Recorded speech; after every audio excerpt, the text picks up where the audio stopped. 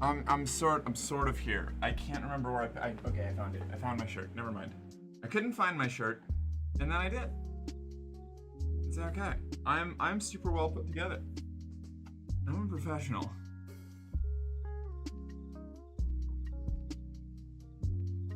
Have a great day. Oh, hi, Jen. Bye, Jen. Mark, hi. I missed you so much. Oh, hi, Ashley. It is Wednesday, my dudes. I feel like there was something I was supposed to do for Wednesday. I don't. Whoa. It's so bright. Gross. Hold on.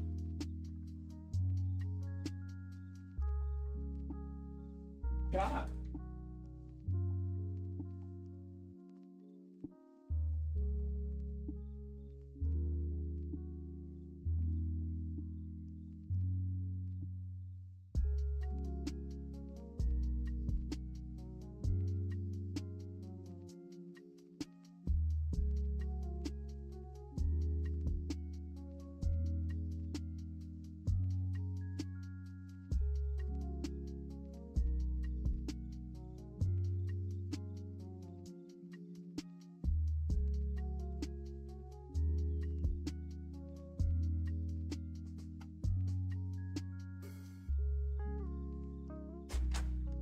Rubbish.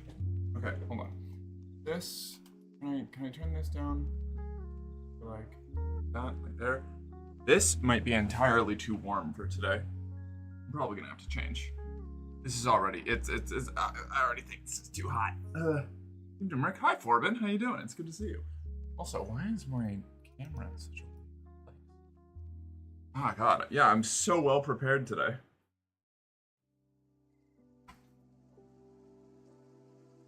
Dude, how many people actually have socks that come in left and right? Like, I feel like a sock is kind of like a sock. I've always assumed socks to be interchangeable, but that may just be me. How can I do this? What's going on up here? Hold on. Wait a second. Also, hi V. How's the moving been? I'm gonna have to change the doctor after getting stabbed, so true. Hides all your left socks. God damn it, Grackle. Every time. Okay, they changed the TOS shirts are optional now. I don't believe you. Don't get my hopes up.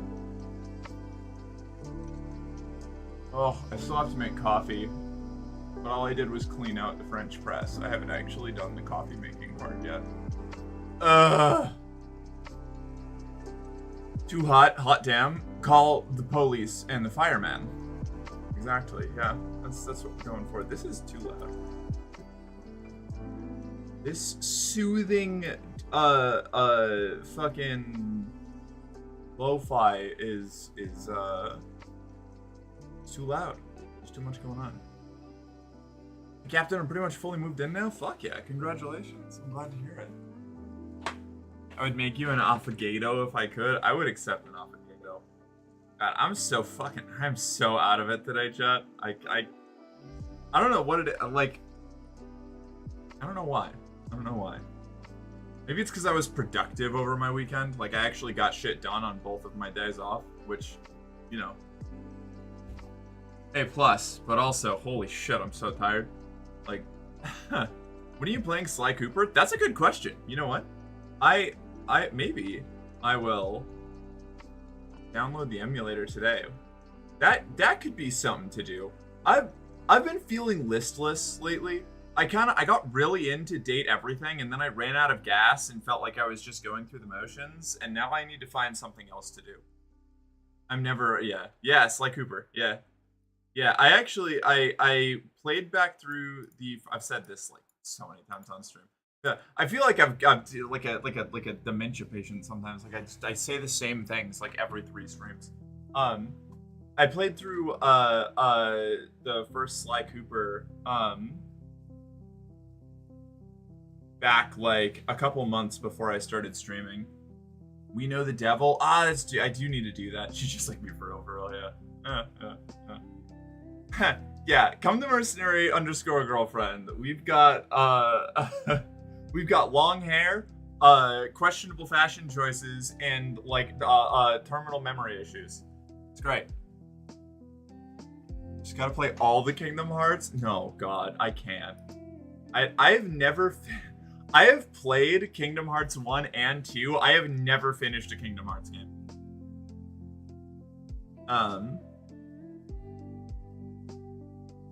Also, I hate to admit it, but the Horse Girl game might end up snaring me. I'm not gonna play it on stream.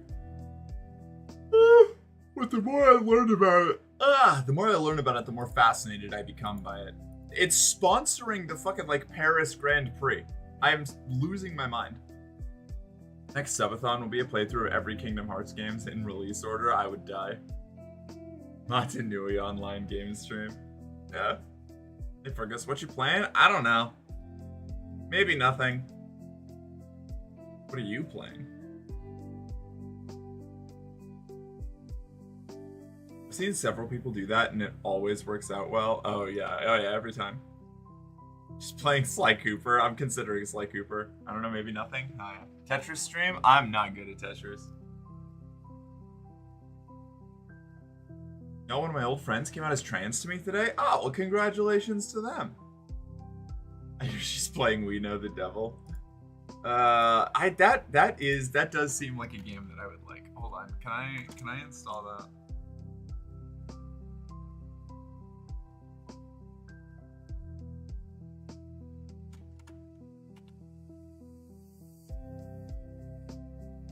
Yeah, I'll pick that up. Hold on.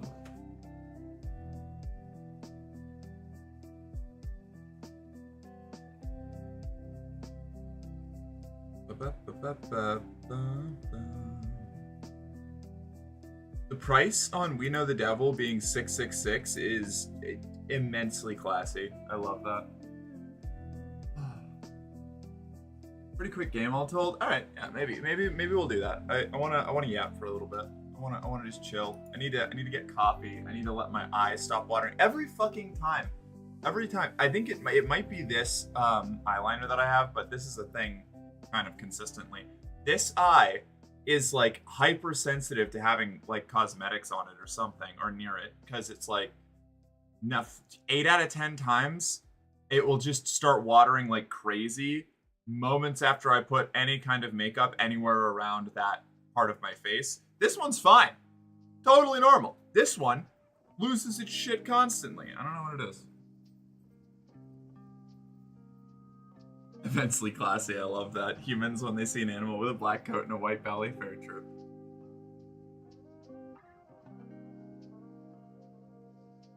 I'm so sad Sly Cooper hasn't been put on PC yet. That's true. Would I get in trouble for running an emulator on that? Maybe.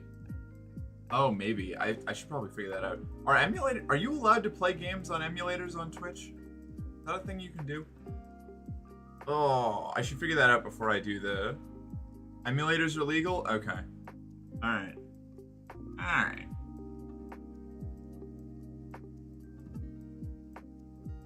Yep. Borderlands 1? Oh, Borderlands 1 is a good game. Probably Cowboy or Dune though? Hell yeah. I don't know if I have... Cowboys or Dune in me today. Oh.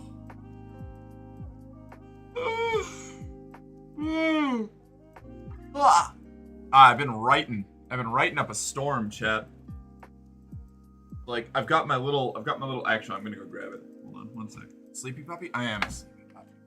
I'm tired.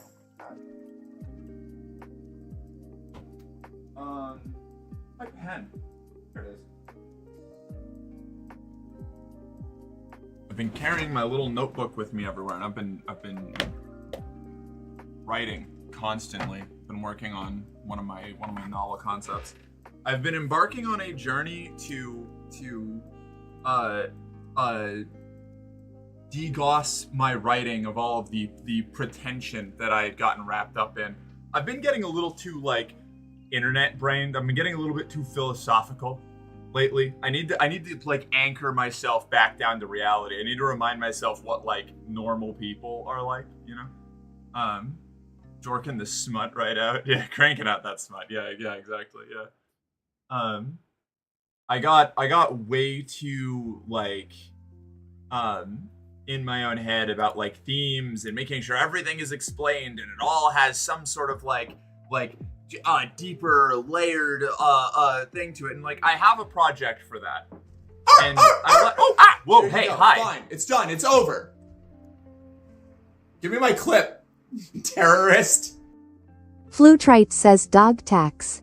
Thanks for paying your dog tax, Jill. I really appreciate it. The ROMs need to be legally sourced. Oh, well, of course. I would always legally source my ROMs. I would never illegally source a ROM. Basically, do you own or have access to the Sly Cooper games you're going to play? Definitely. I would never play a pirated copy of a game. Cranking out that smut. I've been writing up a storm. Me and the other 2 members of the group chat had to drop out, so you write the other 51. The core of writing is doing random self-indulgent shit totally straight-faced. That's what I'm trying to do. That's what the current project I'm working on, like I'm endeavoring to like just be like over the top and self-indulgent and not give a shit and not like you know, not get all wrapped up in thinking about it too hard, you know? I can't play my PS5 right now, and that's all I want to do. No! Hey, what? That dog woman on screen is without a collar? That's true, I am. I don't know where I put it. I'm so tired. Well, maybe this is more of a, maybe this is an actual collar kind of outfit. I don't know.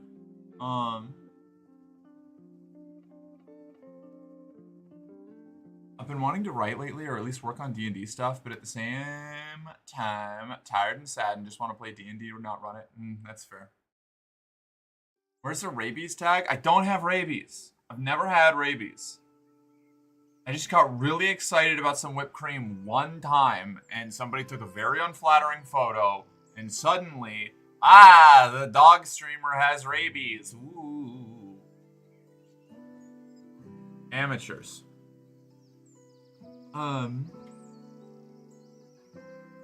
That's true, I am. Moses, when his boss makes an excellent point during a meeting. What, Lily? Go bother your mom. She's right down there.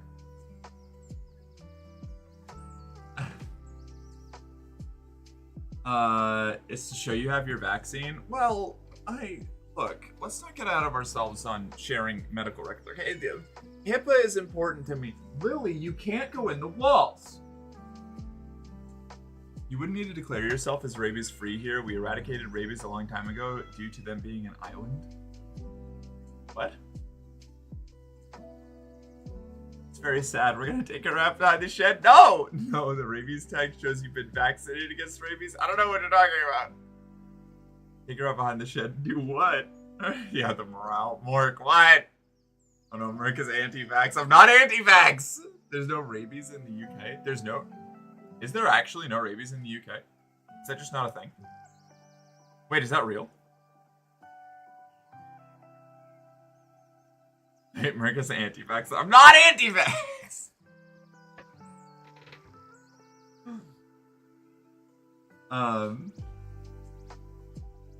Can't say it's against TOS. I'm like taking your shirt off.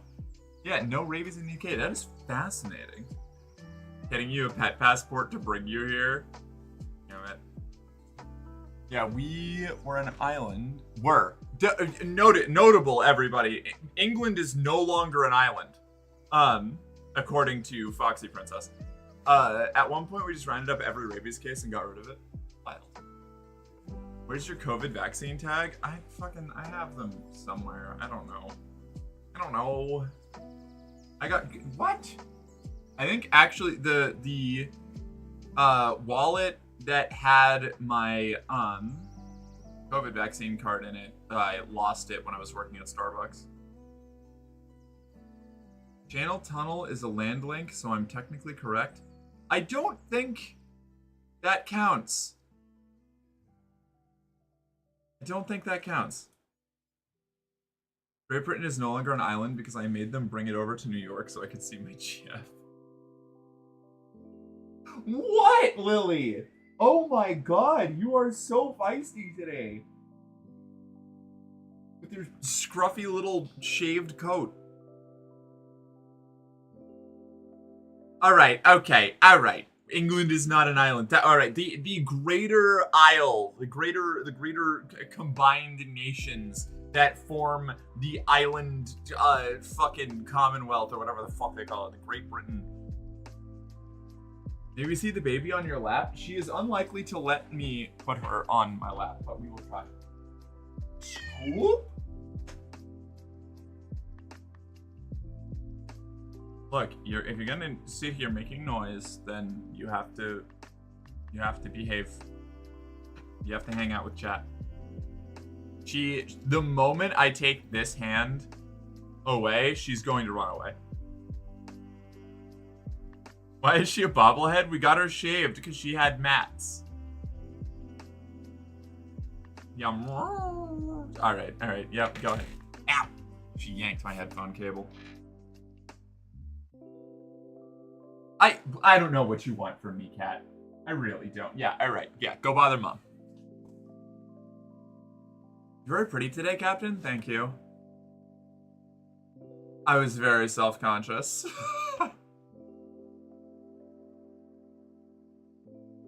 Oh, I need to go make coffee, and I don't know why.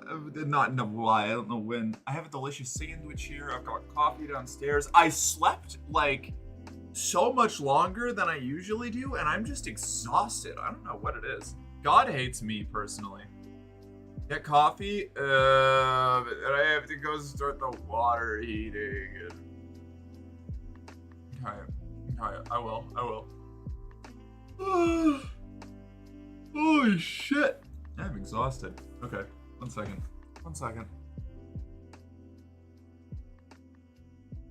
The moment I take this hand away, she's gonna run away. Darth Vader across the table. Dark Vader across the table from Leia. Life Day when he realizes that he should change strategies for talking to his kids after what happened on Bespin. Oof. Dark Vader. Dark gently. Alright, I'm gonna go start the water heating. I'll be right back. Warframe is going to have a module with the new edition of Starfinder. BRB playing Starfinder, I guess. Holistic Detective Agency? Dark gender. I'm dark gender. That's my identity now.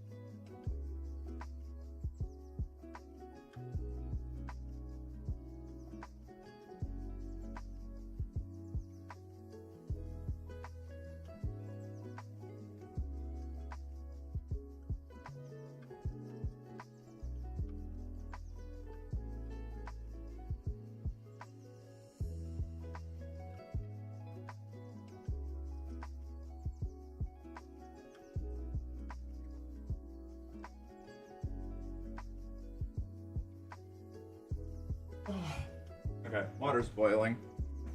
Oh. The chair's so fucking hot. Can't have a parasocial relationship with Merc, so we have one with chair. Yeah. That's the goal. Did you sexy to make me cry like that again, chair?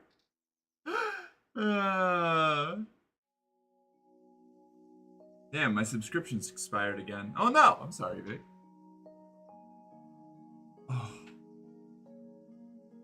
Oh, what else? What else have we got? What have we missed? Why is my OBS being so weird? New coffee, excellent suggestion. Back in tube, good. Also, I saw Dark Gender or Darth Gender or something, and that's so like such a J.K. Rowling villain. You know, like if J.K. Rowling wrote for Star Wars, like Darth Gender would be like hi. Hey. We'd have Darth Gender from a secret planet nobody knows about that's just called Man. That would be the pinnacle of the joke. That would be the bit. It wouldn't even be a joke. She would just play it completely straight.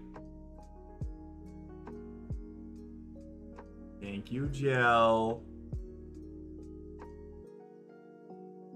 Oh, I have this like this problem where I want to just be doing like I want to be doing just chatting. Remember, Merc, you were playing Sly Cooper today. Okay, all right. I will get. I have like 3 different people telling me to play different things. This is my strategy for freeloading. It's a good strategy for freeloading. I do it all the time. You know, I'll just be sitting here talking about like, oh man, the new DLC for Age of Wonders came out, but it's just not in my budget to play it. And then there's a non-zero chance that I end up getting it. It's great. I'm not manipulating my audience at all. I don't actually. I don't do that intentionally.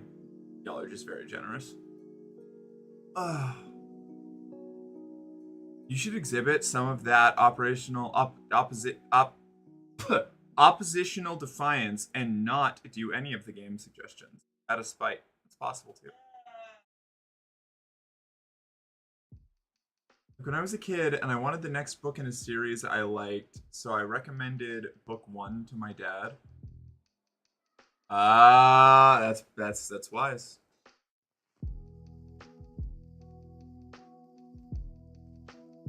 I was like, I got an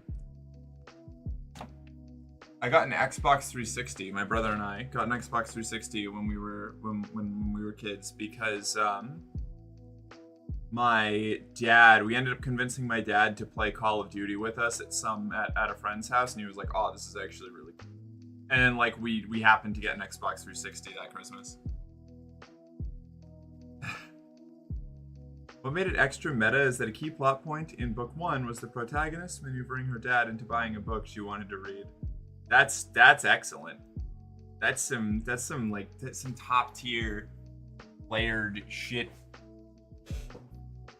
Playing 4D chess.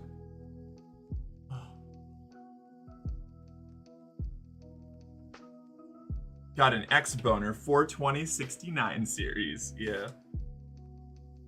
Also, in order to make sure Merc doesn't have rabies, we need Faith to spray her with water at some point this stream. If Merc panics and is afraid of the water, she got rabies, then we gotta put her down. I just don't like getting sprayed with water. It doesn't mean I have rabies. Oh, terrible. I have like 3 strands of hair that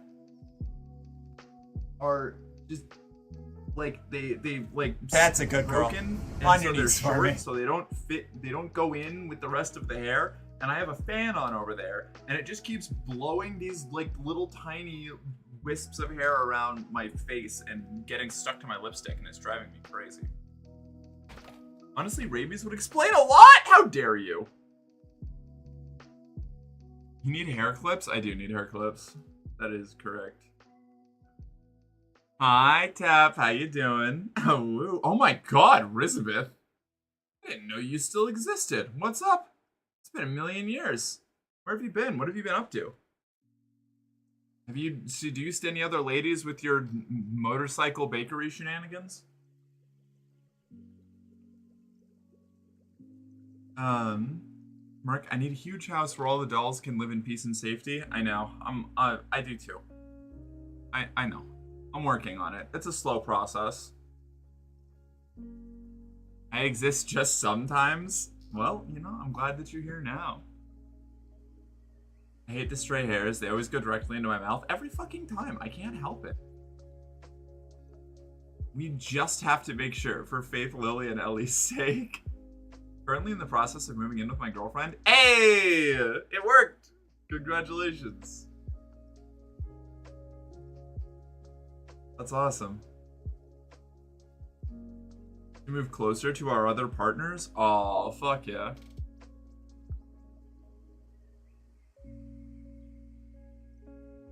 That's exciting. I fully support big moves to be closer to partners. I didn't know you still existed. Moses meeting Hashem after his people had been dealing with 400 years of slavery. Oof. Yeah, fair enough. This is literally one of my dreams. I've thought seriously about starting a nonprofit, Jillian's Home for Errant Trans Women. Do you now? Do I now what? Yes. Yes? Yes.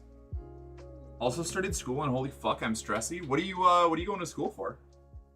What's the subject? What's your or do you not have plans for like a major yet? I don't know. I don't know how school works. I never went to college. Straight, just say yes to anything I ask. I don't know. It's good. Mechanical engineering. That's a good one. That's nice. That's exciting. Oh, Bonesaw, Faith's brother, is going away to college soon to go do physics and shit, and that's gonna be weird. Who's going to feed the wolves if Bonesaw is in here? I don't know what to do.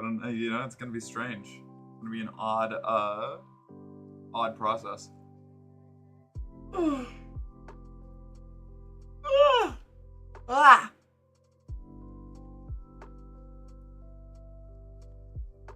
I'll feed the wolves? Alright, good. Thank you, Ashley.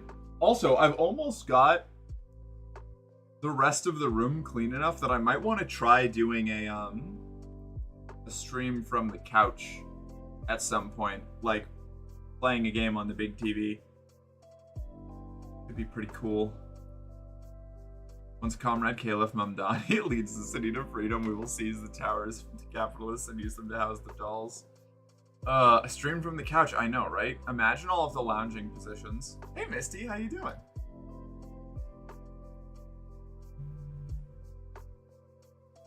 I know how hungry you get. I'm not a wolf, okay? I am firmly domesticated. Allegedly. Don't worry, I do still exist. I do see the stream notifications. I just have like no free time, so I'm not here for long. No, that's fine. You're under no obligation to be here. I'm just excited. I'm just excited that you showed up again, you know? Hungry like the wolf? Occasionally. Oh, I left my water downstairs, and I need to go put the coffee in. Alright, I'm gonna start my coffee steeping. I'll be right back. Don't go anywhere, I guess. I don't know. Goodbye. Stop that, Jill. I'm gonna time you out the next time you say goodbye forever. And then you'll lose your mod status. I'll have to remod you, and it's gonna be a whole thing. I'll pop back in after the move, possibly. Oh, fuck yeah. Rick's abandoning us. We'll die without her. The correct response is see you never. No, I don't like that. I'll be right back. Right back.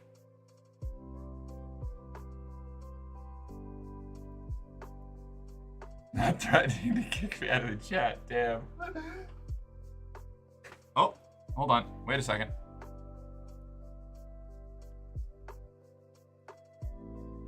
There we go.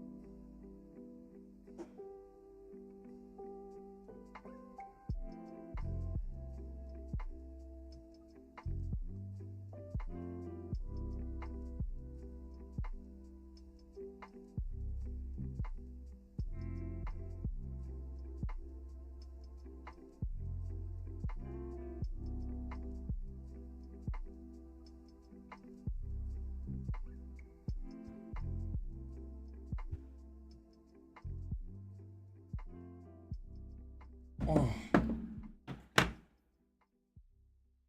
Oh, yeah, let me plug in my phone. I don't need it over here. Ridiculous.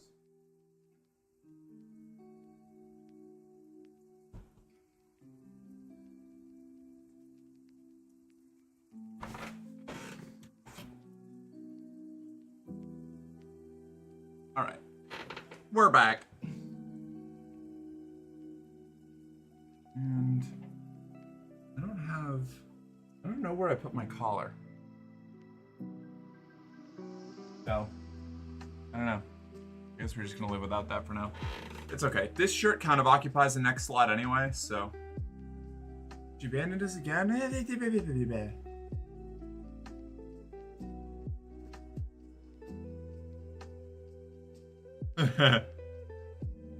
I should get a loft bed, or better yet, a bed full of trans women. Got a cuddle with my friend just last night and she was very nice. Hell yeah. Also, Ashley, it wasn't mean. That was directly, a direct causal response. Let's see. So fucking nice being around other dolls, by which I mean being around people who don't treat our existence as innately a threat of sexual violence. Yeah, that's pretty cool. It's pretty rad. It's nice. The reverse gets pretty stressful. Hey, Serafina, what's up? How you doing? It's good to see you. So did you look into that game I placed in the recommendations channel? Maybe?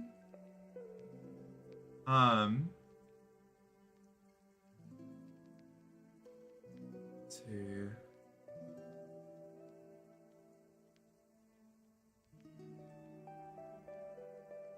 Let me check. I'm sorry. I'm lagging behind. Like my like conscious brain is like a full 40 seconds behind. Oh, I never posted the fucking notification. God damn it. Oh, the bot took care of it. Oops. Well, now I feel silly.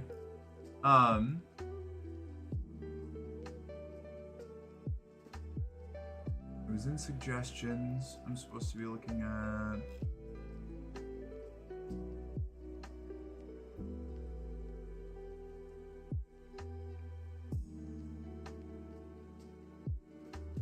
God damn it. This happens every time. There we go. Okay.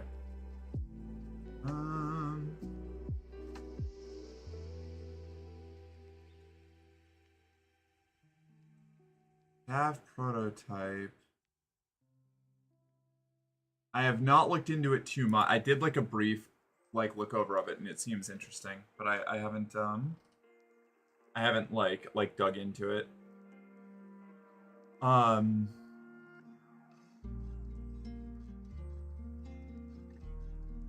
no, I don't know. I such a cute main character. Yeah, seems adorable. But yeah, I don't know. Oh man. I don't really have any I don't have any direction today. So we're just gonna have to deal with me like drifting around without any clarity or focus. At least until the coffee kicks in. That might help. There's a solid chance. I left my water downstairs again. Oh my god. Hold on. She needs milk. I need coffee.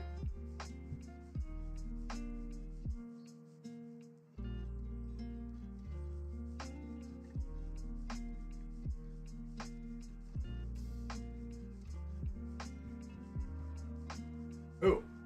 Fun stuff for anybody who wasn't, or, fuck, god, mind space.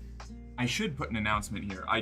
Maybe I'll do this while we're here on stream. But, we're just gonna deal with me drifting around jellyfish. For anybody who didn't already know this, or who wasn't there when I, brought it up earlier, I'm gonna eat your shoes. That's my job. I eat the shoe.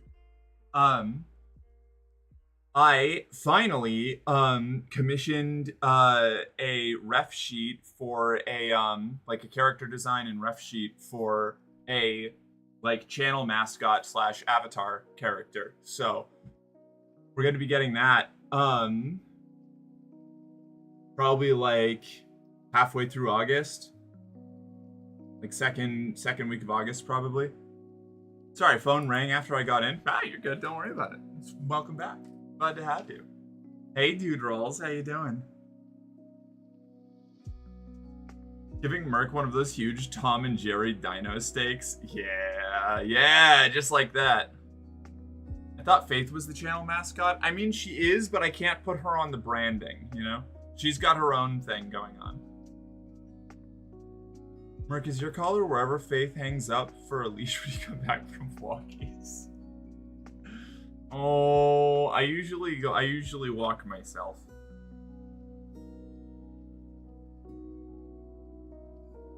I gotta keep it separate so that I can go out when she's sleepy.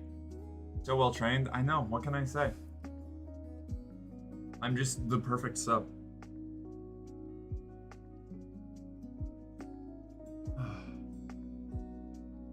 Hey, just a thought. Would you be interested in talking off stream about a trans raid train my friend is organizing first weekend of August? Sure. I don't really know what that is, but I'm down to talk about it. I can infer based on the words that are there, but I'm not familiar with that activity. I keep accidentally getting time in my cigarettes. Sunless Skies character moment. I've been playing Date Everything, and I got Michelin Star Man and Timothy to like me within the first few interactions. This game is crazy. Yeah, some of them, if you just like pick the right set of like dialogue, you just immediately end up dating them. Cool, you use the same username in Discord? Yeah. I do. Should be able to find me pretty easy. I don't think there's any other mercenary girlfriends out there, but except for on fucking Instagram, where a bot stole my username the moment I got popular on TikTok. But you know, it's fine. It's fine. I can be mercenary girl fiend over there. I feel like this could be code or just an actual problem V has. I think it's just an actual problem V has. I'm feeling like feeding my patronage fetish. Is there something you want to play now but have not bought yet? Well, if that's the conversation we're having, hold on, let me take a look. I think there are. I just need to take a peek. I've been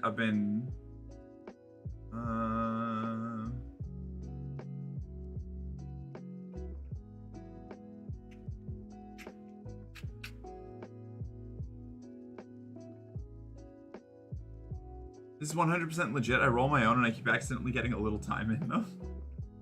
Discord doesn't recognize your username. Is it formatted differently there? Oh, probably. Hold on. Wait a sec. It's just a space. It's not a, well, I guess that's technically my display name. But it should still come up because it's my primary protagonist. So there's no underscore. It's just a space. Give that a try. If not, I'll give you my @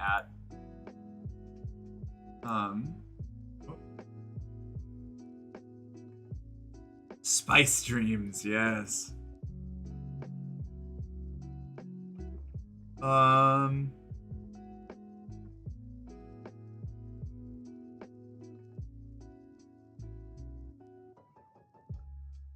there's a couple options here.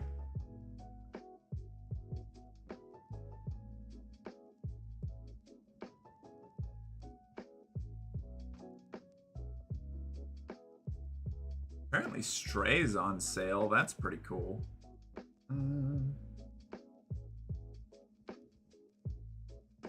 Oh my god. Okay, so there was this game. This is finally out. So I actually I want to play this eventually. It's called Boss Game. It's a lesbian romance boss rush. Apparently very positive reviews too. So it came out and did well. Boss Game, Stray. There's a lot of anime games in here that I am probably not actually gonna pick up. Forgive Me Father's pretty cool. Hi-Fi Rush is pretty cool. I don't know. I've got a bunch of things that are kind of like on the periphery that I haven't pulled the trigger on. Because they're like, man, I really should look through my wish list more often when I'm looking for new content. A lot of these are really interesting.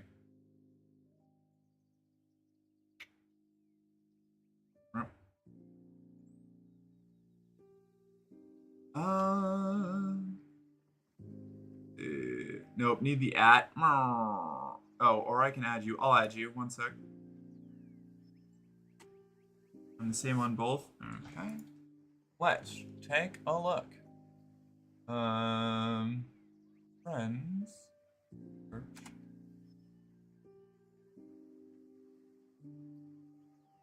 No, not friends. I need to do find user.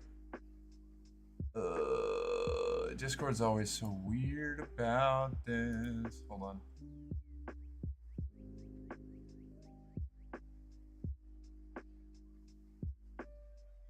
Add friend. There we go. All right. That should do it.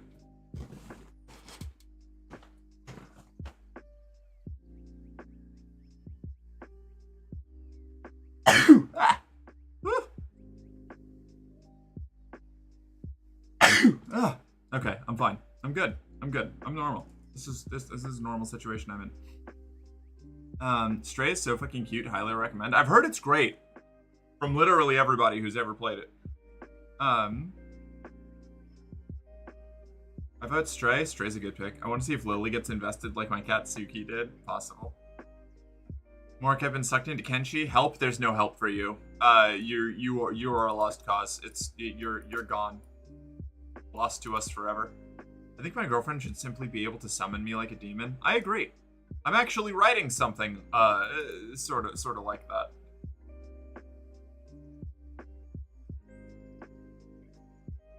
What am I buying you? I don't know. Get me Stray. I'll play Stray. Not necessarily today, but like starting tomorrow maybe. I also want to play Tales from the Borderlands because it's the only Telltale game that has stuck with me this whole time after playing it, and I want to play it again. It's also not super long. That's a good upside. Are you finished with Date Everything for now then? I think I am. Was that a sneeze or a cough? It was a sneeze. It was 2 sneezes. Yeah, I don't know what it is. Like, I got to a point with Date Everything where I felt like I was just trying to finish it. And I don't like the headspace that puts me in. So I'm taking a break from it, at least for now. Maybe I'll come back to it, maybe I won't. Tales from the Borderlands is so fucking good. Loaderbot is my favorite character in all of Borderlands. Hard agree. It's fantastic. I'm thinking I might start that today, just because it's like low investment, and again, it's not super long. Like, I could probably finish all of Tales from the Borderlands in a couple sessions.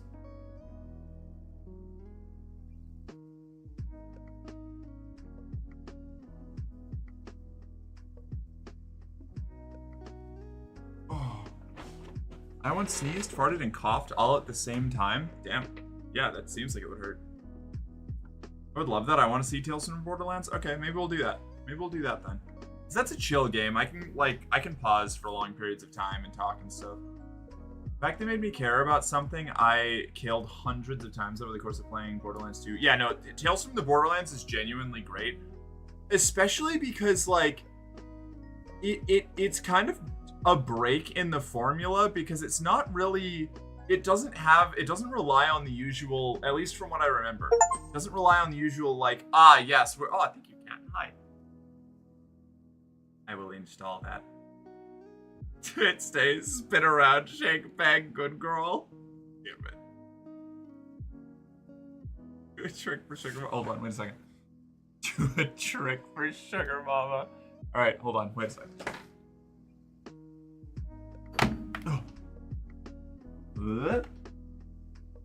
How's that? Is that good? Is that a good spin? Did I do the spin okay? Was that a good spin? Was that a good spin, cat?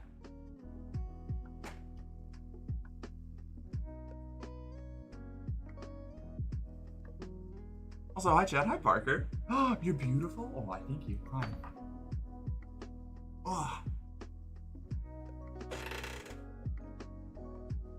Come play WoW with me. You would have to be on an EU server. I cannot play WoW. I tried. I got pulled into WoW for a little bit when WoW Classic was like first getting popular, and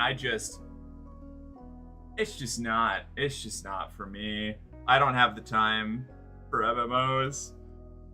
I have 1.5 MMOs in my life, and that's ESO and Warframe, and I still have to take long breaks from them because they just consume my life when I'm playing them.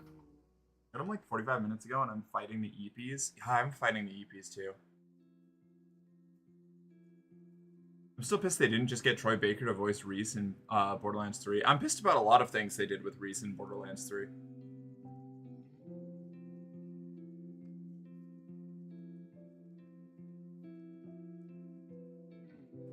I don't know if you saw in gaming chat. I did, yes. But I was carrying an unconscious bandit around, using them as extra storage since I didn't have a backpack. Yeah. Yeah, it sounds like Kenshi. That's typical Kenshi day. Borderlands 3 was just a meh game overall, which is what I've heard from literally everybody, which breaks my heart because I love Borderlands 1, 2, and from what I've seen, the pre-sequel, along with Tales from the Borderlands, so much. And then, like, 3 just... meh. Looks like 4 is gonna be worse. That's... yeah. I think I have to accept the fact that Borderlands has lost its heart. And that makes me sad. Classic. Literally? Literally? Sacrifice them to the bug gods. Yes, to the bug gods.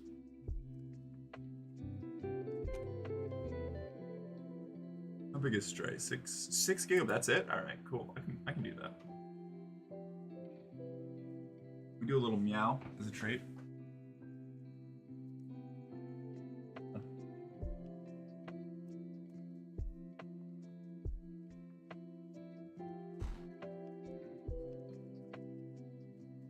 Have you seen the trailer for Dispatch? Is that the superhero one? The superhero Dispatch game? Because I'm already in. I want that. I want to play that so bad.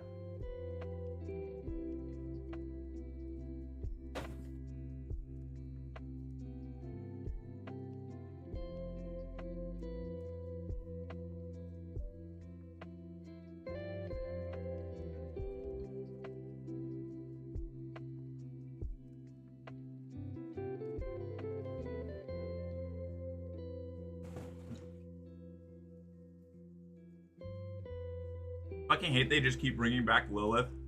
It was literally just a Mary Sue plot device at this point. Yeah, I feel like they've really lost the plot. I don't know. So you chat until you think of a game to play? I'm chatting until I decide whether I want to play a game or not. We're in limbo. I'm installing a couple smaller games to kind of like get something to pique my interest. Really, I'm chasing my passion right now, you know? I'm a little...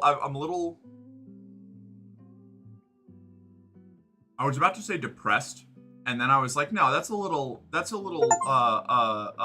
exaggerating a bit, you know? But yeah. I'm in a bit of a depressive state. So I'm trying to find something that catches my attention. They're really like...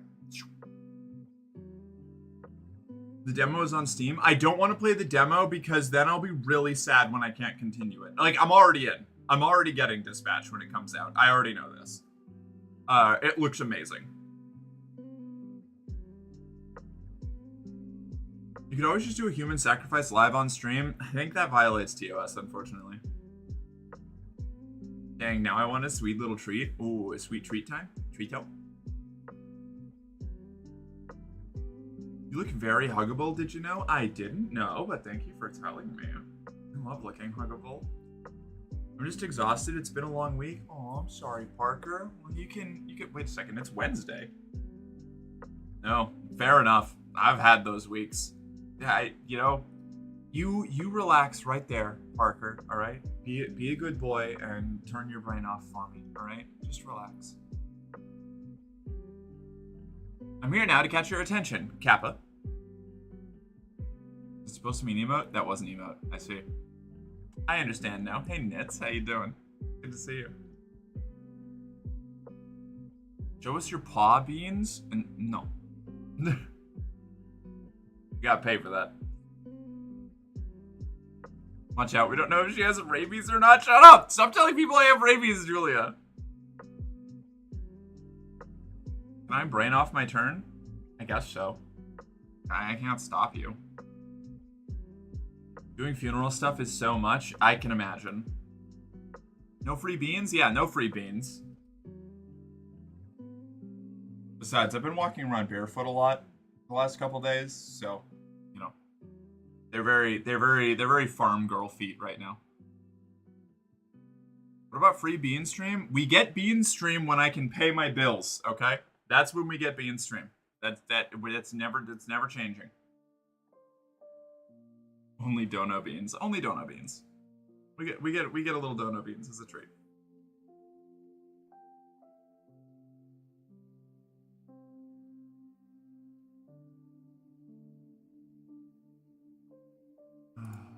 Oh my god. I played a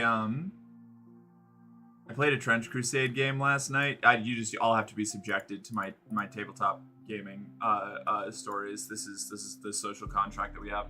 So I played a Trench Crusade game last night against Blacklight, who in our league that we have right now is undefeated. He has won every single game, and he has so much of a lead at this point that we are considering for the final game, instead of having everybody like pair off for like the end game scenario, he's going to do a boss rush where he just fights every player in order, with like from weakest to strongest, using only the resources he's stockpiled, to see if he ends up beating all of us, because he is that far ahead. And ooh boy, our game reflected that. He kicked my ass. I got getting taken out and just put down. It was insane. I'm not playing Kenshi right now. Brain is not sure what Brain want to do. Yeah, that's fair. I did get some beans today too, Luna. Hell yeah, get them beans. Somebody should beat this one's brains out. I'd love to get my brains beaten out.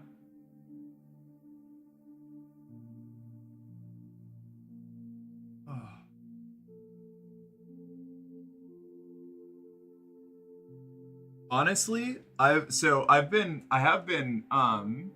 got like a almost a real paycheck from Twitch this last month, which fucking ruled, by the way, which is why we're getting channel art and stuff commissioned. And I've also been able to go out a couple times this month just to like, you know, go out for a walk and like get a coffee while I'm doing errands and stuff, which has been awesome. It's been nice. It's been nice to have those little things back. Like a month-sized paycheck? No. But it was cool. It was nice finally getting to like go out and be a human being again for a little bit, because I've been like super reclusive for the last few months. Just like basically my entire life has just been like trying to work on streaming and then like doing work to make sure that I can keep streaming. And I finally got to we're not to be in stream days yet. I got like a paycheck that was equivalent to like 1 week of working full time at like my old job. So like we've made progress. We're doing good. Big fan, but definitely not to be in stream. We're like a fourth of the way to be in stream numbers. That's really good though. Yeah, it is, genuinely. Like it was awesome. Really? Hi. Thank you. What's up? I feel for you, Mark. You've been doing so much. I really appreciate that. Thank you. It's so... Chat, we're 25% to being stream. Yeah, you're a quarter of the way there. Also, welcome in. Itsy. It's nice to meet you. How you doing? Yeah, it's cool. It's nice having it pay off, because it's just been my entire life for the last, like, year. It's cool seeing like tangible progress. We're at 1 bean. 1 bean! We're getting there. We're making progress, you know? Pretty cool.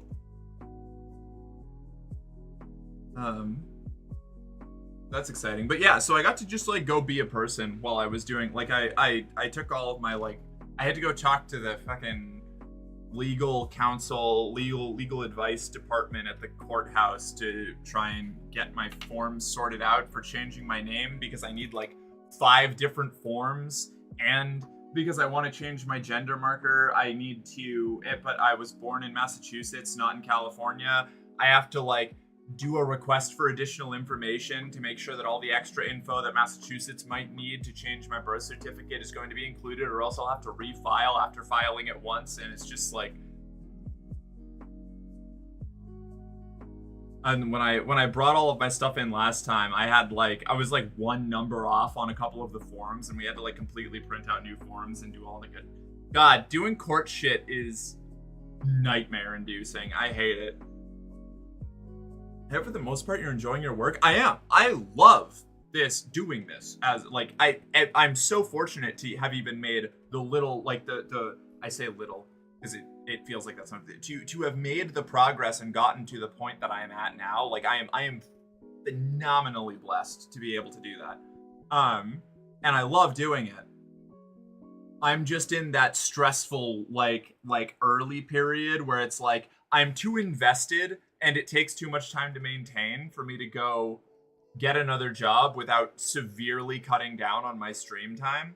But it's not quite enough to fully support me.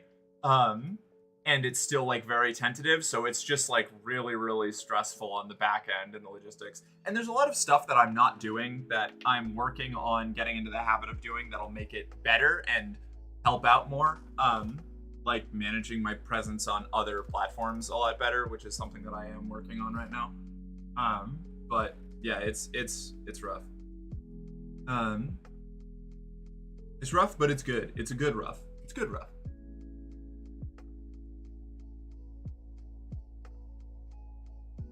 Critic, get a better microphone? Thanks. Yeah, I know. They're expensive. That kind of falls into the, you know, other problems.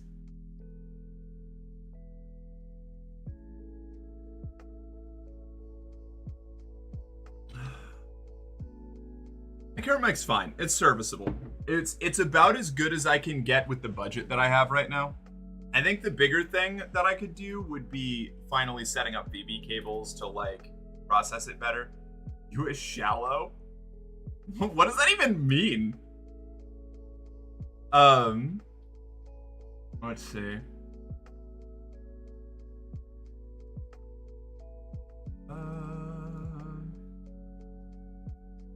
So much. The only info Mass needs for a birth cert change is the name change order. Gender markers are an attestation. Oh fuck yeah! Okay, that's so good. That's good to know. I was in the process of trying to like make up for that.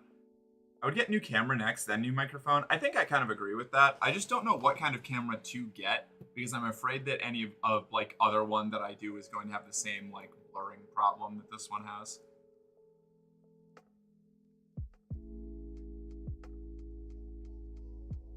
I don't speak, I'm assuming, German.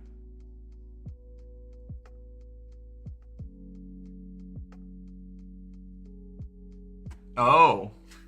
Oh, was it like that? Yeah, that was weird. Hold on.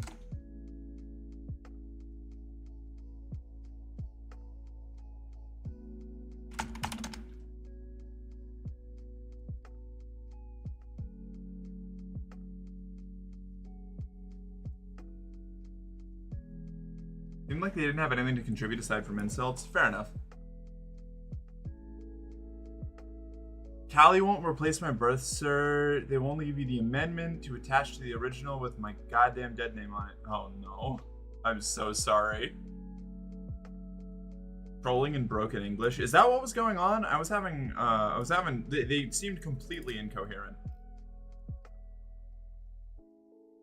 And I hadn't banned anyone in a while? Fair enough. Get a haunted camera which possesses you with a porno ghost. I'm already a porno ghost. Oh. You'd think California would be good about it, but no. So, fun fact, California is a huge mixed bag. California is kind of a microcosm of the US, like, in itself. Like, it's so big and has so many different, like, demographics living in it that there really isn't any kind of political consistency across the state. Newsom wishes he could make fascism work for him. Yeah, no, 100%. Newsom, the more I've learned about Newsom, like, since living here, the more I just despise that man. He is wretched. Do you have a copy of your birth certificate now? I do, yeah. Yeah, I brought it in with me when I was doing my paperwork stuff.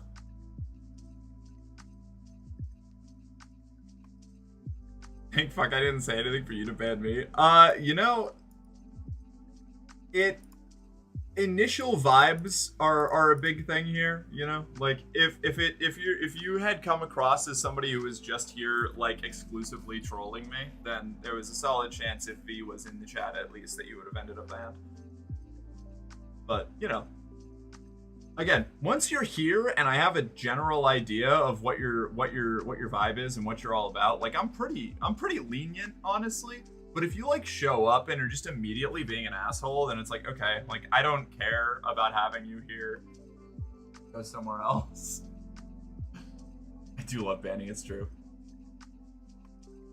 Very good at coming across. Good, classic.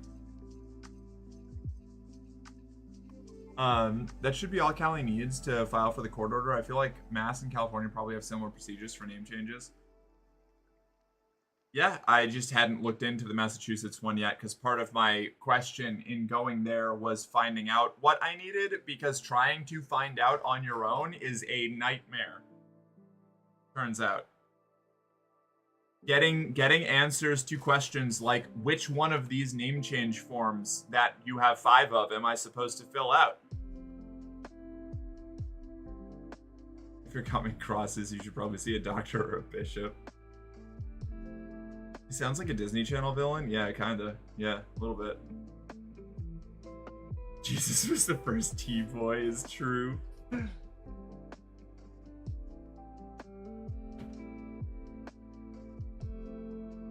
We have room in this community for all interpretations of trans Jesus.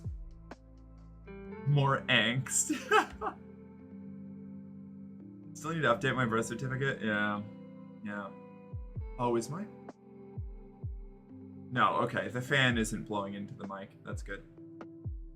I haven't had the money yet. Yeah, I make little enough money that I can submit a fee waiver for it.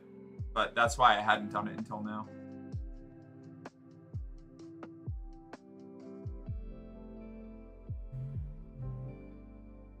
I'm sorry, I'm claiming Jesus for the T-boys. Yes, this is the kind of community conflict that I want.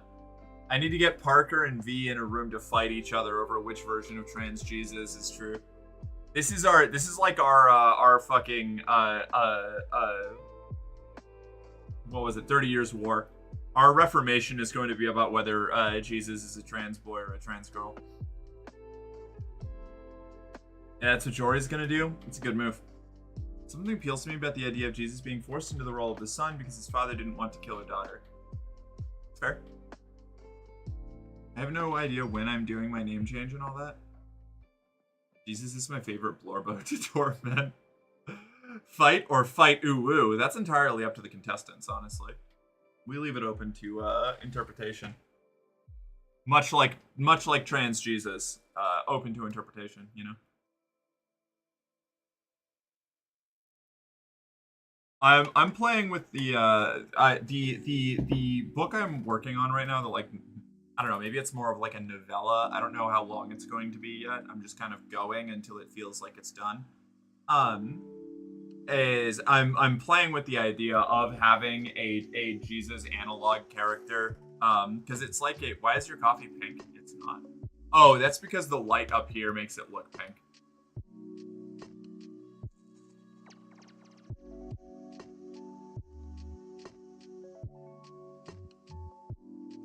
drinking purple? Does it really look that purple?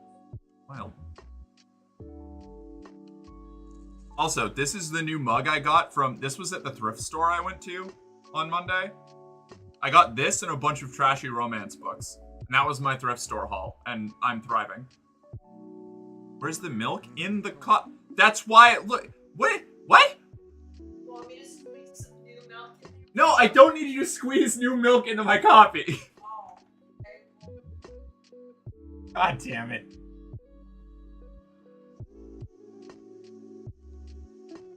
I didn't see you put any in. Oh, that's because I put it in before I came up, so I wouldn't have to go all the way back downstairs to get it.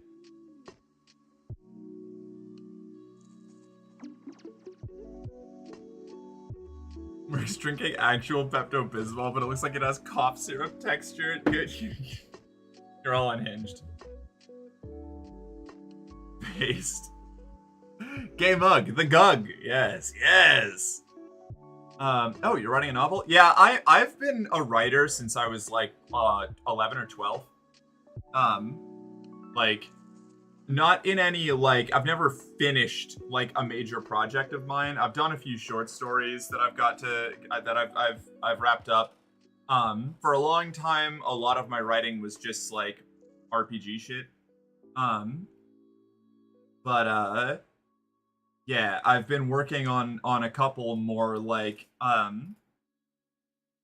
structured projects lately, and one of them is a like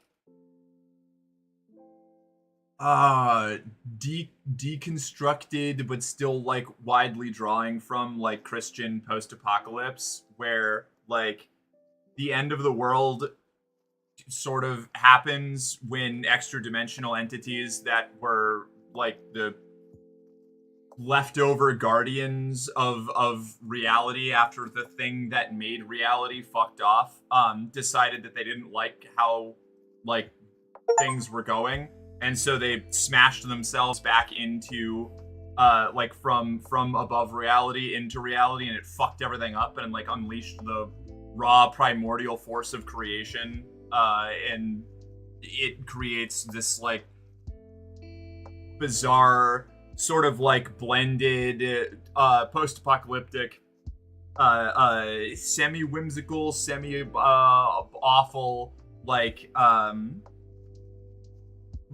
version of Earth that has been ruled by like people possessed by what humans call angels. So it's just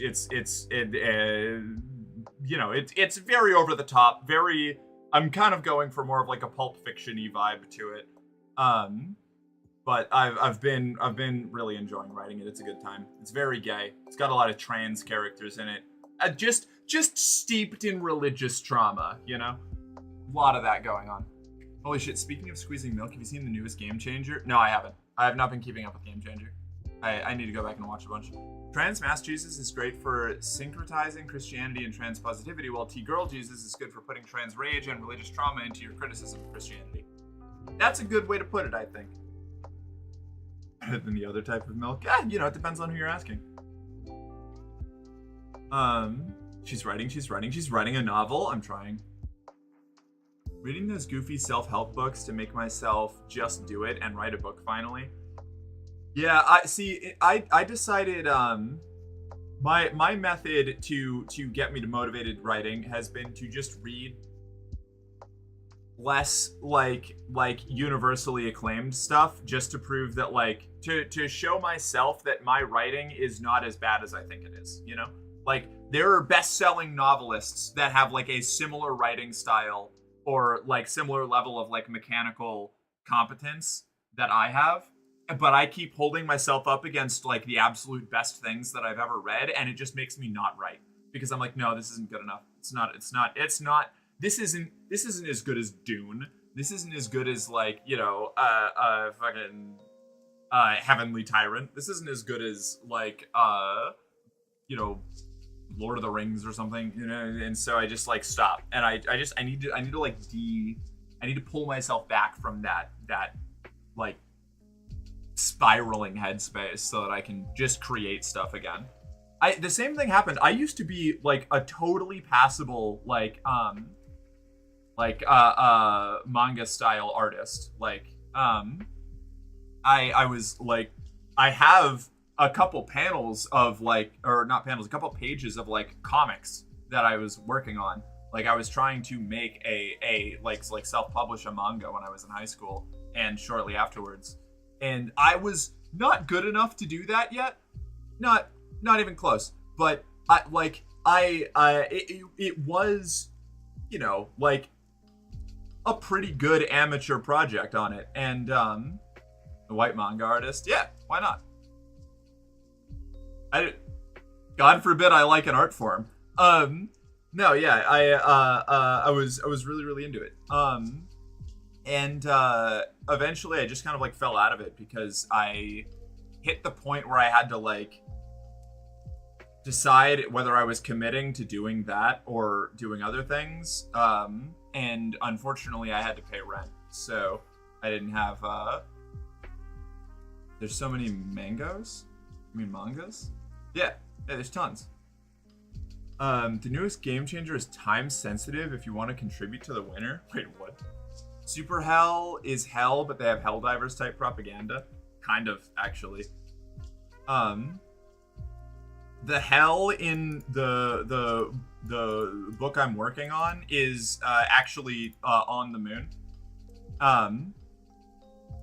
It's the moon's been hollowed out and turned into a prison for uncooperative souls. And instead of being like a traditional prison, they just dump them all there into like this mutagenically charged like planetoid, and they eventually warp into more and more terrible things, and that's how you get demons. Because they're all just trying to like survive and not get constantly torn apart by the other ones that are there. I'm back. Who missed me? Oh, hi. I missed you. Super Hell is regular hell, but you have laundry to do every day forever. Oh god, that is bad. Heavenly Tyrant mentioned? Yeah, I actually haven't finished Heavenly Tyrant because I got distracted in like the last third of the book. So I need to go back and finish that. Peach Momoka is an artist who does a bunch of art for Marvel. It's very much anime inspired. I love her work. I'll take a look.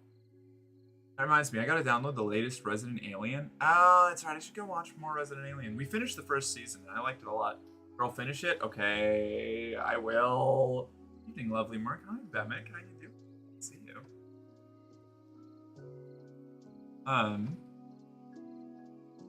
This isn't as good as Harold Pothead. Genuinely, the fact that that series is as popular as it is, even now, after everything that's gone on with Rowling, just makes me even more dedicated to just continue my writing. Whenever I feel like writing, I just get hit with no, that idea's stupid. You know you won't do anything with this. You're going to just give up on it. So I never do anything. Then on top of it, the inspiration is so fleeting right now. That's fair. I run into a lot of that. I find that I'm paranoid. So I have this thing where I know that I have a few pretty good, well fleshed out ideas at this point for like one for a game, a couple novel ideas, like a comic that'll never happen. But I've been terrified of actually putting pen to paper and like working on them, because I get stuck in this idea that like, oh, this is a good idea for a good setting and a good plot line, but I can't execute on it properly, so I'll do it poorly, and then my only good idea will be gone forever as like a bad, shitty novel. And it's like, but you know, the ideas become good in the iteration. Like none of the things I have now that I think are worth working on started out that way. Like they've all evolved so drastically from the initial inception point and have changed as I've worked through them and like written more and expanded on things and tried to think about how it actually gets there. And that like doesn't happen until you start actually writing and trying to put yourself in the headspace of somebody, because like when you're just kind of thinking about it in the big picture, you can get the broad strokes and they'll all seem great, and it'll be cohesive, and then you'll get down to actually putting it together in the like the piece by piece, stitching together paragraphs and sentences, and getting having a character move from one place to the next, and in getting the little interactions written out, you start to realize that some things that you originally conceptualized don't make sense, and so you need to find either a way to make it make sense or change it a little bit so that it does make sense with what's going on. And that's how you get like the actual fleshed out, like good character and plot bits, I think, at least. I don't know, I could be insane. I've never actually finished writing a book, so I'm not a professional. I'm 100% just like an amateur hobby writer.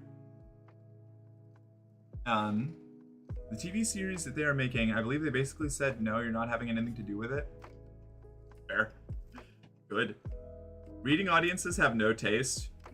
Counterpoint, I think that reading audiences have all tastes. I think the it is not an issue of the people who read books having no taste or discernment, but the people who read books being so immensely diverse in their like mindsets and personal experiences and desires for content that pretty much anything can get an audience. It just needs to be there. It needs to be made. It needs to be done, and you need to find that audience, I need to buckle down soon and write the next chapter of Doll for my adoring fans, of which there are 2. And it's 2 more than I have. I guess that's not true. Jill likes reading my stuff. TV series that they're making, I believe they basically... No, okay, I already read that. To be fair, there wasn't really anything like it when it initially came out. It filled a vacuum no one knew was there. Now people are viewing it through rose-tinted glasses. So actually, to be even more fair, that's not true. It did not fill a vacuum. It was just the best marketed version of an extremely popular kind of fictional story at the time. To the point that several authors have come out since that were already writing that genre of book in that time frame that are pretty convinced that she plagiarized, if not plagiarized, directly took like major plot inspirations and things from them, because they were already popular in those circles. Honestly, fair, I didn't know there were other books like it. It turned the I was watching a video about it recently, like the history of how J.K. Rowling manufactured the idea that she was like creating something truly unique when she was just like the most business savvy like person in the genre.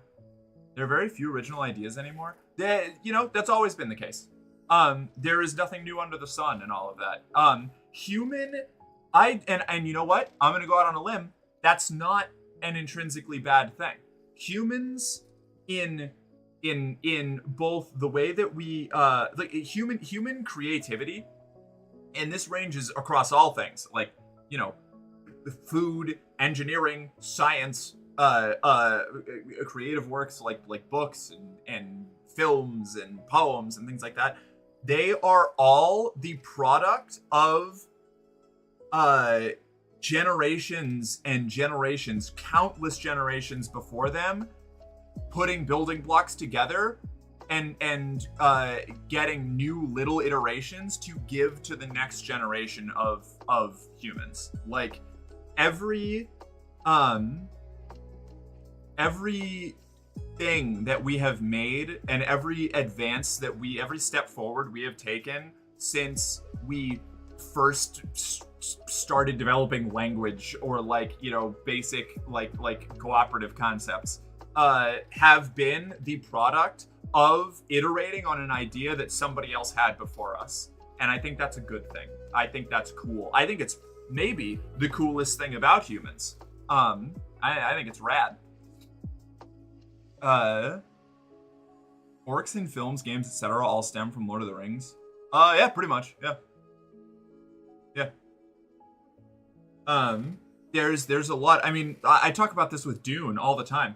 Dune is directly inspired, like, or if not directly, then like, you know, 1 degree of separation inspired almost every, like, not almost every, a vast majority of like popular science fiction, like pop science fiction, at least in like America and England, the Anglosphere, if you will, the English speaking European descended national sphere.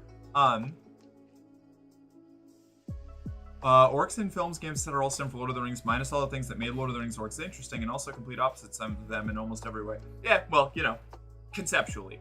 Elves, less so.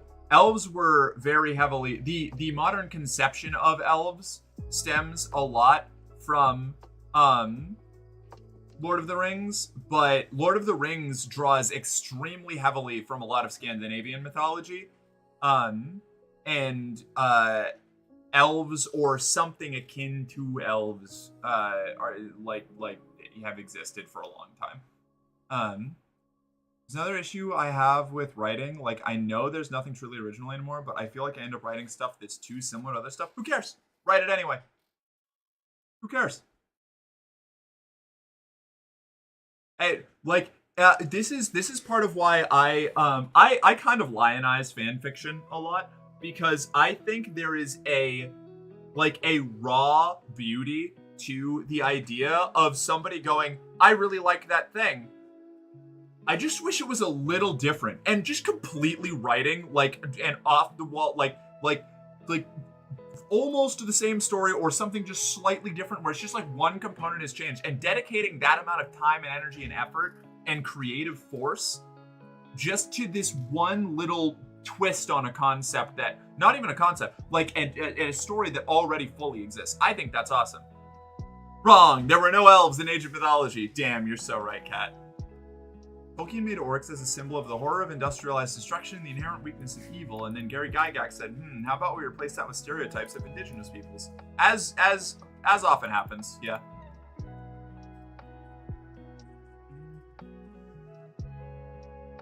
Although, you know, Tolkien, if I remember correctly, did have a bit of the using stereotypes of indigenous peoples to make his point to his work as well.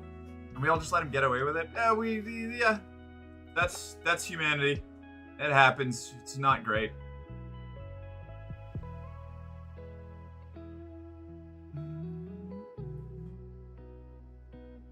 Like, I believe the I shouldn't be getting into this when I haven't got my citations and sources up, but yeah, I don't mean to lionize Tolkien or paint over his flaws. Yeah, no, fair. Yes, I think that, yeah, that there is a reason the modern. Wait, sorry, what were you saying, huh?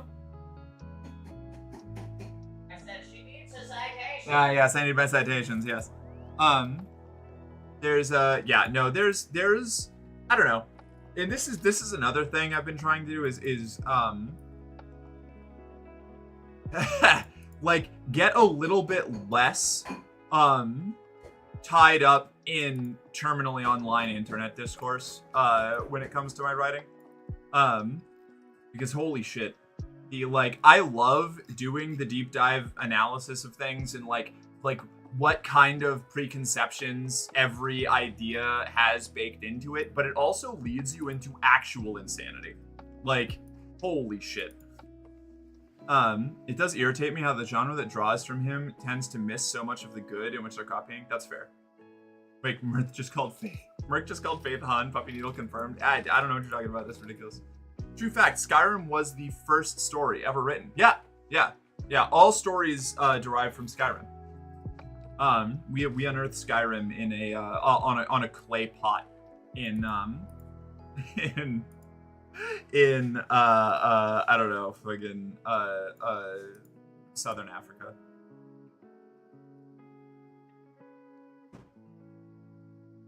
And that's why Skyrim's story is so boring.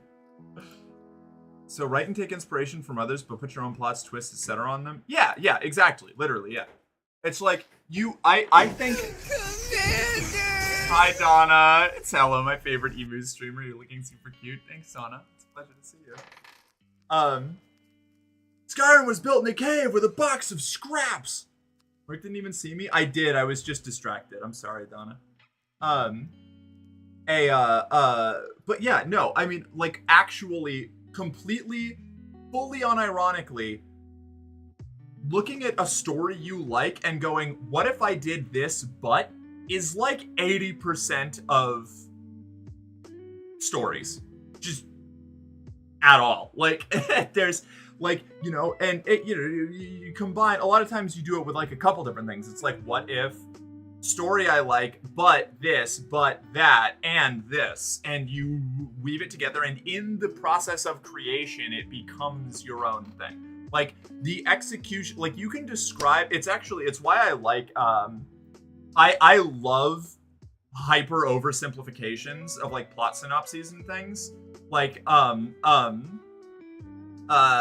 I can't recall any of them now, but it's like,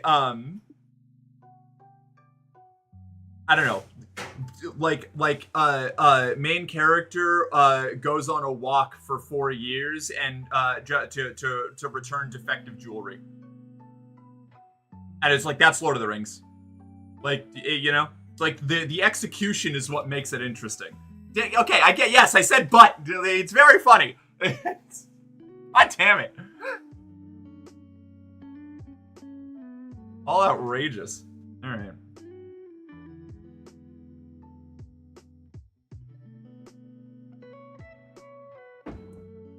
Did I hear butt? You did. Yep. It's just, it's a butt stream now, you know? It's just, it's... finally flash stream? No, you don't get to flash stream.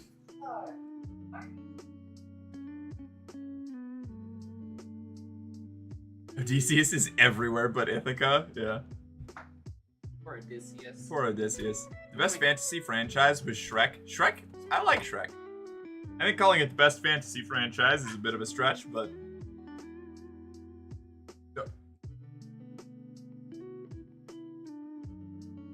I was like constantly double. You are going to get me in trouble one of these days. What do you mean? Why would I get you in trouble? I'm not saying shit. All right. I kind of want a coffee now. Good. You should. Coffee's great. I got promoted to news director at PEJN. I don't know what that is, but that sounds fucking awesome. Congratulations. Actually, they changed the TOS. The Shoop can absolutely flash the stream. Did you ever see Hoodwinked? Yeah, I like Hoodwinked. At least the first one. At least I liked it when I saw it when I was a child, but I don't remember. There won't be any consequences, yeah. Very pretty lamb you have there, Captain. Thank you. Thank you. I'm very proud of her. She's an excellent addition to my collection. Did Faith just threateningly aim a dildo at you from off frame again? You know, that's within the realm of what happened, you know? It date part 3. The dates were eaten by the Shoop. Oh no. Oh. I'm trying so hard, Jill. I'm trying so hard not to look at my numbers.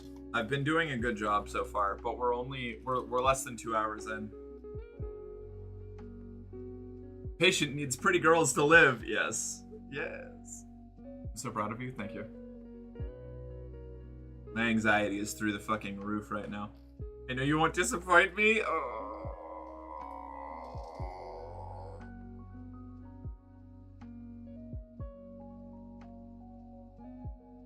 So you all need to live. Ah, yes. Very good. I don't want to go to bed. I don't want to go to work. I just want to... Yeah, fair. Oh, man. I am so out of it today. Like, I'm doing pretty okay now. I've got some coffee in me. I've been talking for a little bit. I get to yap about writing, which I love doing, but I'm very self-conscious about because I feel like nobody wants to listen to it. But, Merc, check Discord's general chat for the butts you ordered. Oh, no. Oh no. Oh, Cat, you also got me Vampire the Masquerade? Okay. Alright. That's such a good game. I've heard that's a good game. I love that game. Okay. Alright. Okay. I played oh god, what's it called? The really fucked up ones. Oh, the ones that live in the sewer? No. No? No, mentally fucked up. I forget their name. Oh. I was like, I can play a vampire that suffers from a plethora of mental illnesses. Sign me up. Rad. It was really fun. I used to know a lot about the Vampire the Masquerade like setting because I've been friends with multiple people who are really into the TTRPG and were trying to get me to play with them, and I was like, okay, I'll play if you've got a game running, and they were like, oh no, we don't do that, and I was like, what? I think the name starts with M. But Malkavian? Yeah. Ah, all right, yeah. It's just been so long since I've played a Vampire Masquerade IP. I'm waiting for the new game to come out. I can't fucking wait. I'm interested. I'm hoping they go the full immersive sim route like they did with the old one. Bloodlines 2. All right. Sorry, V. You wanted a little. Now bark for me. What? Bloodlines 2 comes out in October this year. Oh fuck yeah. It was. Oh shit. I have to get ready. I have to figure out something to do for my birthday.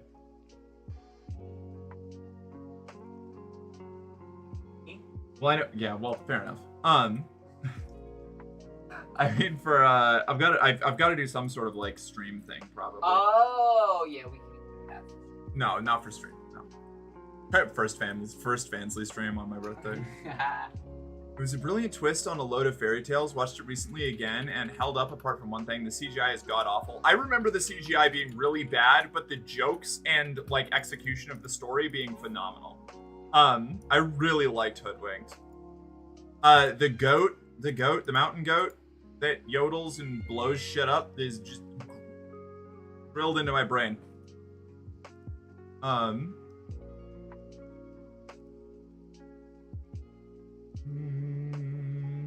Want to cuddle some girls is? That's a good pick. Whoa, vampires. Yeah. That guy has earned like a permanent space in my memory. Like, I forget all kinds of shit, but that's one of those little flashpoint moments that will it's just ingrained in my head. Like, that's a core memory now. Oh, happy birthday, Captain. Wait, oh no, a month from now.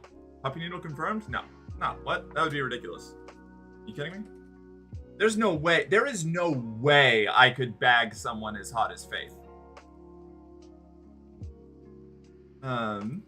Oh yeah, I gotta check the Discord for the butts. I swear. What's this gonna be?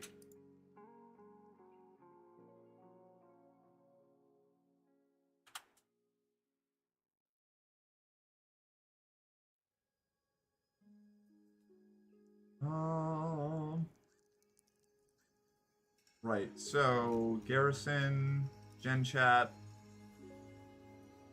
I'm not watching whatever this is. I don't know what that is. I'm not putting it on. I'm not doing it. The mountain goat was the mountain goat. So true. I'm gonna go turn my brain off. Bye. Have fun.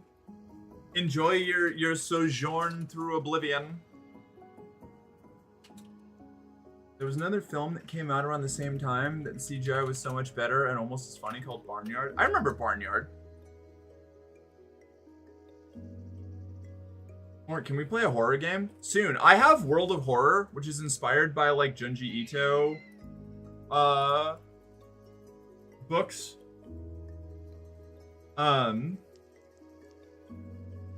And I really want to play that. I've had it installed for a while. We also have We Know the Devil that I just got, which I don't know if that's horror, but it's horror adjacent.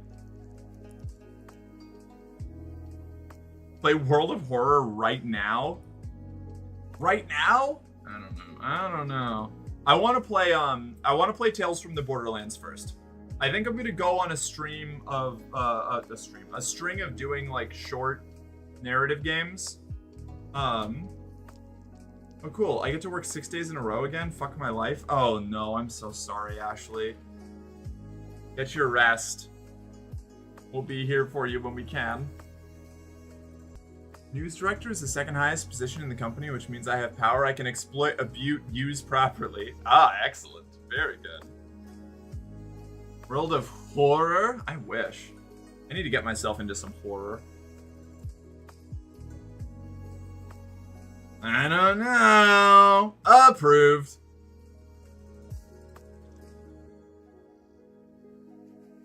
That also means I can screw other people over. Oh no, I'm gonna sink the company. Do it.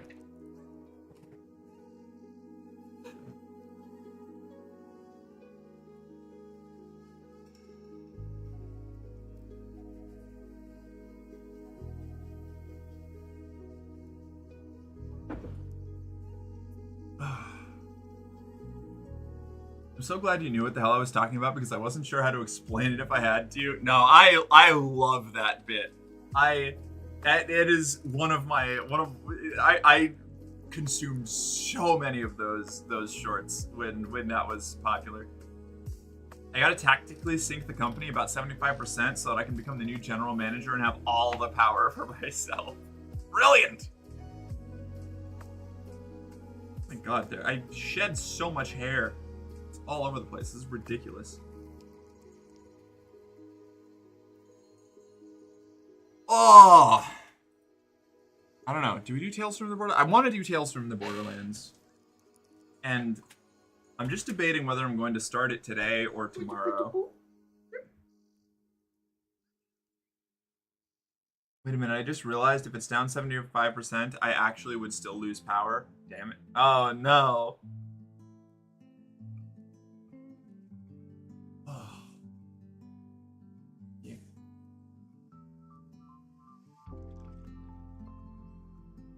I have too much power currently. My gambits are now almost always losses.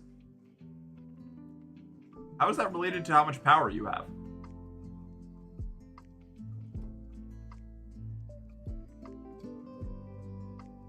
Oh god, it's just the urge to check my numbers midstream are calling to me. I can't do it. Oh, they're good. Don't worry. That, you know, I know you're just saying that, and that you haven't even looked at them. No, I have. I don't. They're good. All right. They're good numbers. All right. Okay. All right. All right. I'm a deeply paranoid human being. It's a problem. Don't worry, both of us are still here.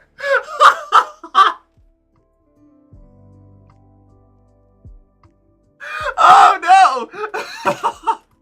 That's a good one. I like that one, Chris. That can stay. That was a good bit.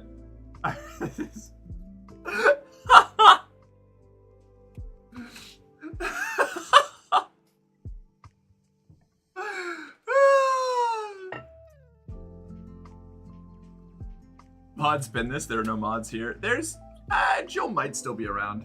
V might still be around. Who knows? Merc, help. I had a mandatory all-hands meeting at work and missed my favorite streamer. He was going to show Godzilla vs. Mechagodzilla on stream today and I missed it. How am I going to go on? Go watch the VOD. There's got to be a VOD, Nicholas. Go watch the VOD. I'm here, bitch. I figured. What? Oh, the wee beast. I'm so antsy. This sucks. I feel that.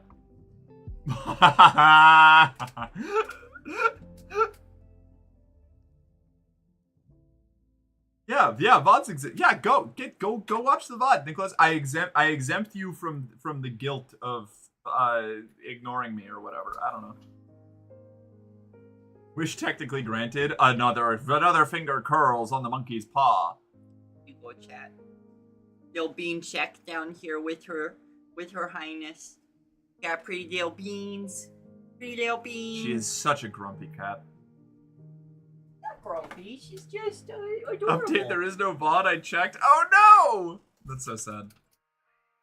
I do have cranberry flavored vape that I got from a dispensary in Maine. I'm gonna go smoke that. Yeah, go for it. In about 2 weeks, my boss is gonna realize what happens when you give me the power to make important decisions. Is it gonna be bad? That person's shirt was awesome. Oh yeah, that's my roommate, my definitely roommate Faith. The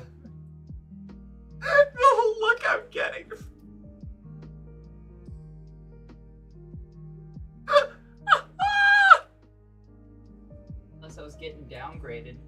No, of course not.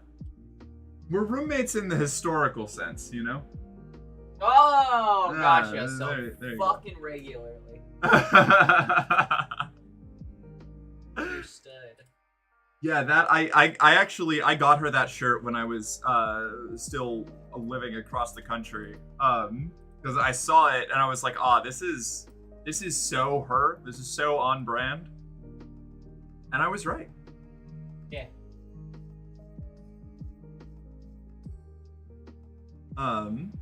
In about 2 weeks. Okay, boss. Tickle the beans though. Hey Serena, how you doing? Want to go on a fucking date with someone? Like, oof. Yeah.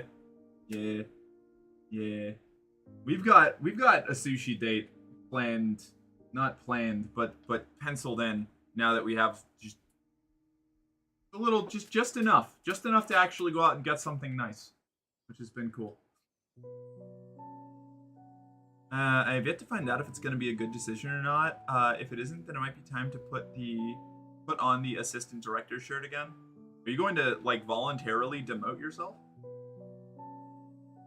An honest to God fucking date, you know? The kind of thing where maybe some romance happens and you don't have to constantly reassure the other person that of course you're not trying to do more than have casual fun. Yeah, no, that's fair. What if I told you there was a game where you could date everything? It's just not the same, you know?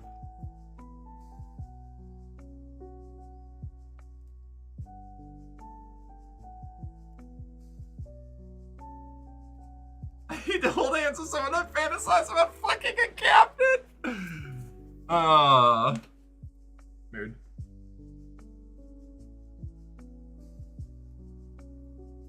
Oh.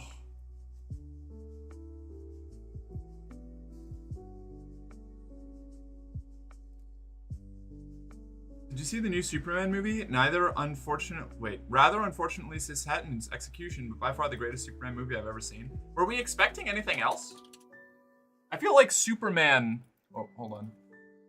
At least, like, Clark Kent Superman is, like, the cishet, you know? Like, that's the one... That's, like, the one... It's like him... I don't know, like Peter Parker Spider-Man and... I don't know, like, Green Arrow are, like, just, like, the most canonically heterosexual people. And just tonality-wise as well. And that's not even me dunking on them. I love Spider-Man. But also, like, I just, you know, they just absolutely, they're canonically straight and they read as straight to me. And I just, you know, that's fine. Spider-Gwen, however, obviously queer as shit. I wanted super queer, man. That's, you know what, fair enough. I want a, what is it? Who's Superman's son is,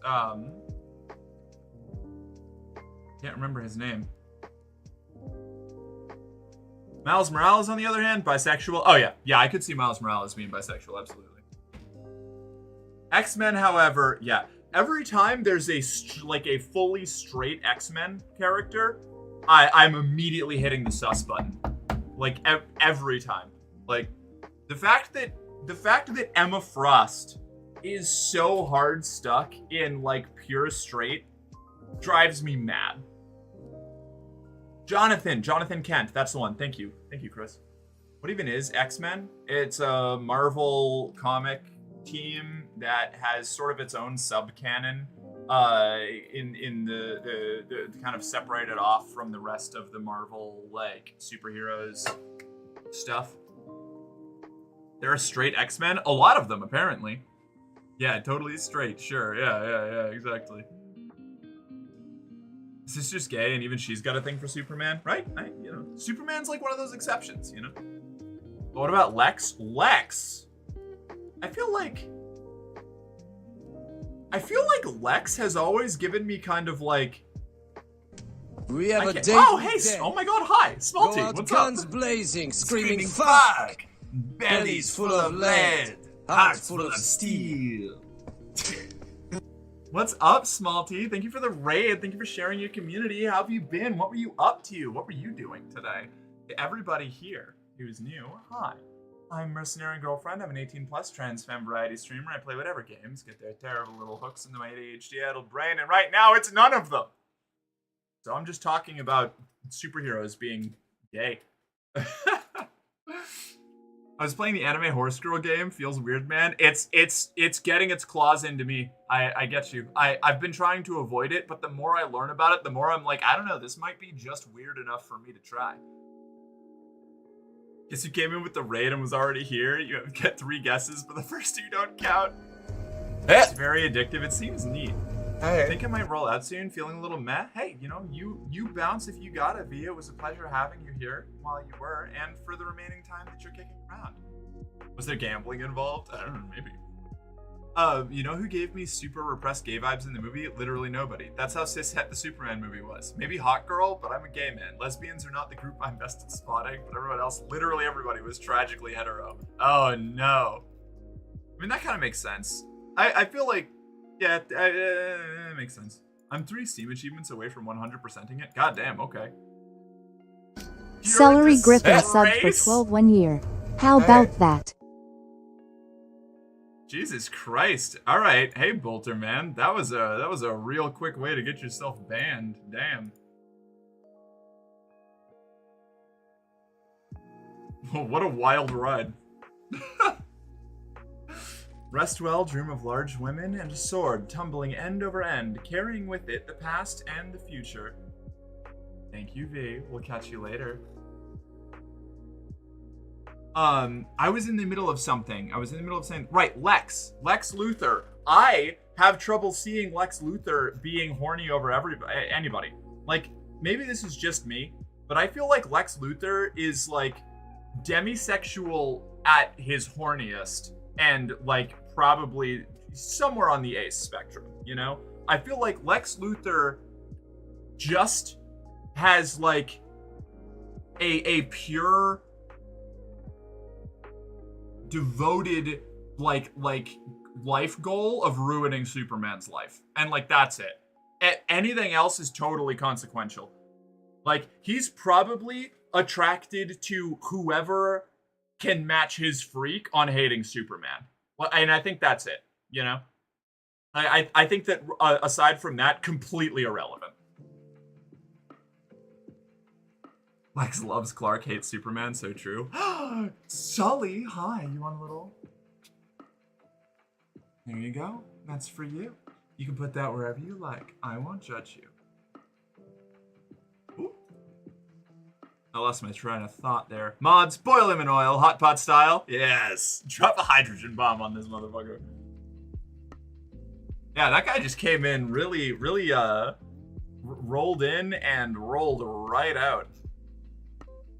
The gaydar seems to work almost exclusively on women, but I think it's working properly. Fair. I think the most underrated Superman film is Superman Returns. It was a continuation from Superman 2, and Brandon Roth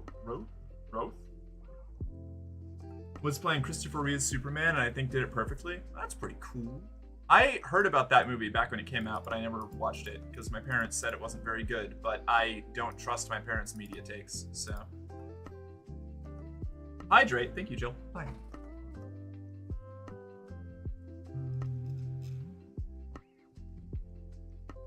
My gaydar works exclusively on men, so maybe we can team up.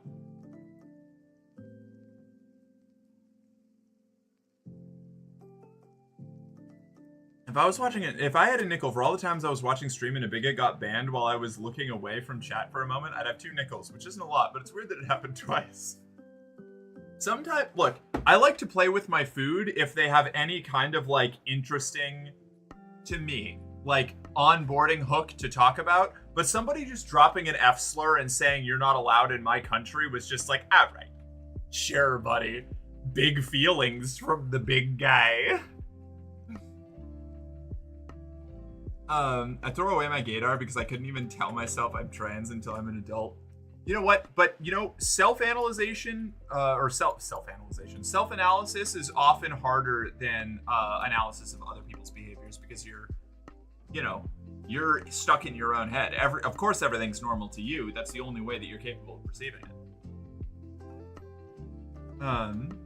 Lex Luthor is the kind of person who would come home after hating Superman, ranting to his wife about Superman, and his wife just talks about different shit to get him to be more like he was before he knew of Superman. See, that is a very realistic take on what Lex Luthor would be like. I want, if I was ever going to pair Lex Luthor up with anybody, I would just want it to be somebody who is just as weird about Superman as he is, you know? Like, they come, like, have you seen Invincible? If you've seen Invincible, Powerplex and Powerplex's wife. Those two, deeply unhinged people. Their entire personality and life is dedicated to hating Invincible. And it's not healthy. It's not good for them. It ends terribly. But damn if it isn't a fun dynamic to watch. I just love the drama. Go watch it now? No, I'm streaming. I'm at work, Chris. I can't watch it right now. It's happened more times than I can count, and it makes me sad because I wish I was looking, then I could laugh. Yeah, it wasn't a particularly funny one. I've never seen Christopher Reeve's Superman, but I've heard such good things about his performance that I want to see them. I should probably take a look at that, yeah. Drop what you're doing and go watch it. We'll wait. Yeah, BRB. I'm cutting out the 2 primetime hours at the center of my stream to go watch Superman Returns. I was amused by the troll's spelling though. Yeah, the fuck. Right? Yeah, can't even spell. Can't even. It's cretin. If you're going to insult me, at least do it correctly. I should get that as a fucking like redeem or something that I can play up in the corner, just like the Mike Wazowski clip. Has there been more trolling / bans lately? I feel like I've seen a lot more in the past week / 2 days, especially. Today, we've got more today than we have in like a week previously, which is maybe a good sign. But did we shout out Small T? I forgot because we had the fog boy swinging in. I have to do a stretch. Did I read your previous comment? I was outside in the thunder. I don't know, maybe. There was a lot going on. Didn't Deadpool fuck a furry in an alternate universe? I don't know, probably. Deadpool's canonically pansexual, so that would shock me literally not at all. Where was I? I've got... Need to uwu. I need to stretch. Epic crossover. Nickel for every time. Go watch it now. Never seen Christopher Reeves. Where did I miss? Across Twitch? Oh, probably. I don't know, maybe. I'm not... I don't know. I spend so much of my time streaming myself that I don't spend a lot of time...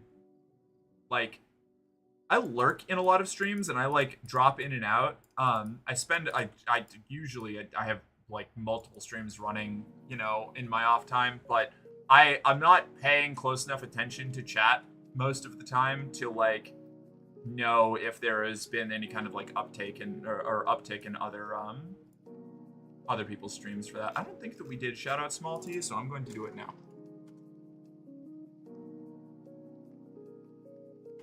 Is that it? Yeah! Alright, sweet.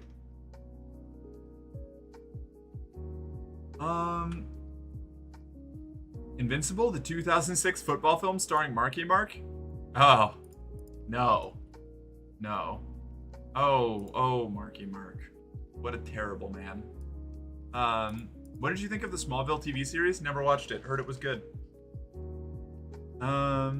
There's a special place in my heart for the competitive transphobes. What do you mean? Like the ones who are trying to actually, like, prove something? I'm doing okay, but in the last... Okay, that was... Sorry, Mork? What's up? What happened? Nothing to be sorry about. It was just a dude showed up and I banned him. Although there was 2 of them, so that is kind of neat. Honestly, I get a little bit of satisfaction from just like blowing them out of the water. Like, again, I started streaming on TikTok. Nothing Twitch can throw at me will be even remotely as bad as my average day over there was. Like, that was terrible. Oh, let me tell you. Lex Luthor, but he's got a husband who hates Bruce Wayne, but loves Batman as much as Lex hates Superman. I love that. That's a good pairing. Christopher Superman really is the definitive in most people's views, but only bother with number 1 and 2. Number 3 is good, but it's more focused on other characters than Superman, and it's not as good as the first 2. Don't watch 4, it's so bad. Oh no. The smoke. That smoke was so good. What smoke?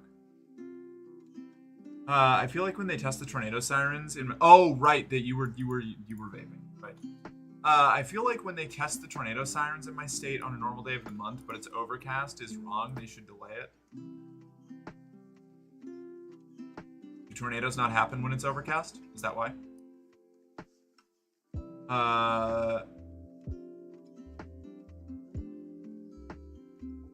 Let's see. I feel like if you fuck a real furry, then you're automatically some form of queer. I don't.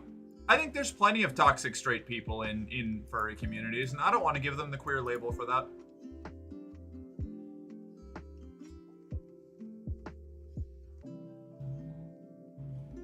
I got called a femcel for the first time ever yesterday. I think I need a medal. Hey, congratulations!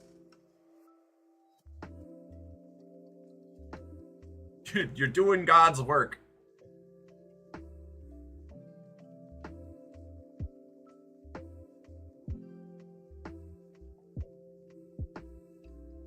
Drop what you're doing and go watch it. I can't just go watch like 5 hours of Superman content in the middle of my stream. You know who else gets satisfaction out of blowing? Me, again. A trick question. All of the answers are me. Lex Luthor X the Penguin. Cursed. I'm in. That's some fucked up AO3 shit, and I'm down for it.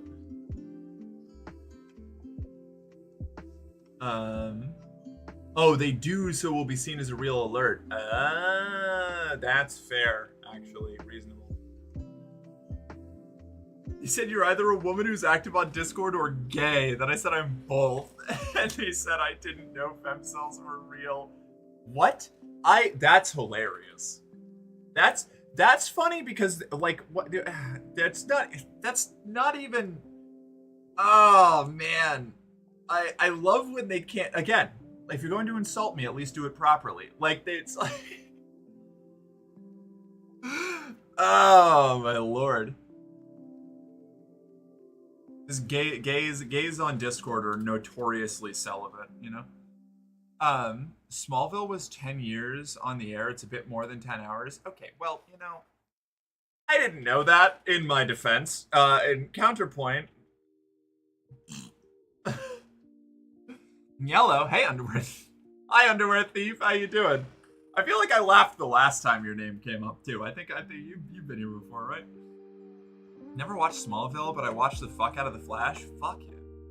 I liked the first couple seasons of The Flash. I think once we got to like the alternate timeline with like Zoom, I started to lose the plot a little bit.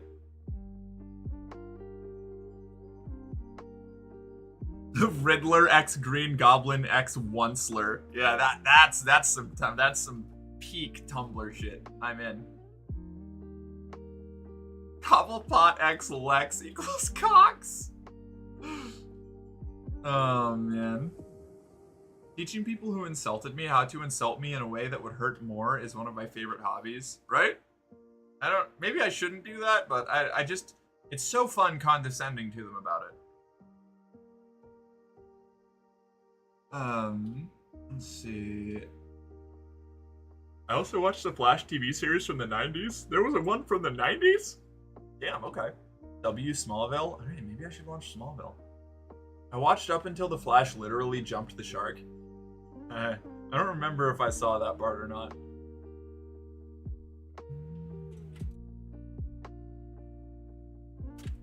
The Riddler X the Green Goblin X the Onceler, the Griddler, which would also be the mascot for Denny's. Zoom was season 2 and TBH is my favorite season. I feel like it got repetitive when season 3 happened and the villain was another speedster, but this time it's Barry Allen with a big scar on his face. That was the one that I stopped in. Thank you for reminding me of that. It was season 3. I got halfway through season 3 and I was like, no, I don't think so. I don't believe I care for this. It's kind of like I stopped watching Supernatural like halfway through. I think it was season 6 or season 7, where I was just like, I think I'm good. I think I'm out. I think I've experienced everything this has to give me. And I'm gonna go watch something else now.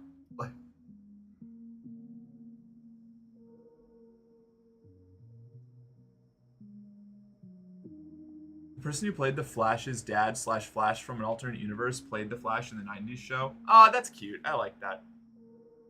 You're ugly. Actually, my hair isn't anywhere near long enough and I forgot to wear the right shirt today. Kid, if you're going to insult me, at least play off of my insecurities like a high school bully, okay? God. Put a little effort in. I like season 4 more than a lot of people do, but after that it got kind of boring compared to the Legends of Tomorrow and Arrow. Fair.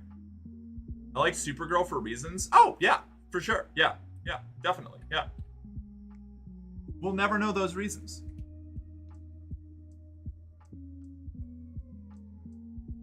Legends of Tomorrow was a good show with actual queer representation, and I'm mad they ended it and the other Arrowverse shows when it had, if I remember correctly, a cliffhanger. Aw, bummer. Synth flop, cough, Doom Patrol, cough, cough. I watched the first 4 or 5 episodes of Doom Patrol with a friend back in Massachusetts. I really liked it. I thought it was fun. Don't nobody say Arrow. I watched the blonde girl stood up from her wheelchair and walked away like, what the fuck? I don't remember that. I've never watched Arrow. I don't know anything about Arrow. You fool! I've turned my high school bullies into a kink. Oh my god, me too! Relatable! I have concerning tastes. If you're gonna diss me, at least make it a diss track so I can be potentially fire. Like, hot damn, yeah.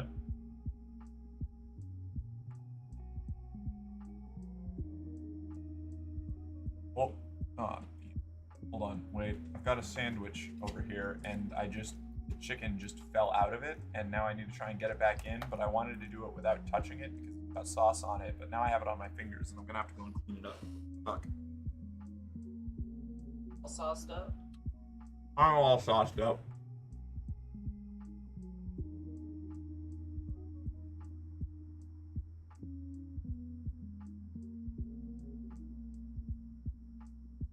Season 1 is perfect. It kind of starts going further downhill each season unless you're really invested in seeing how the characters' stories turn out. Aw, sad. I still gotta watch the last 3 episodes of Doom Patrol, but I love that series. Also loved the Titans. I haven't watched the Titans.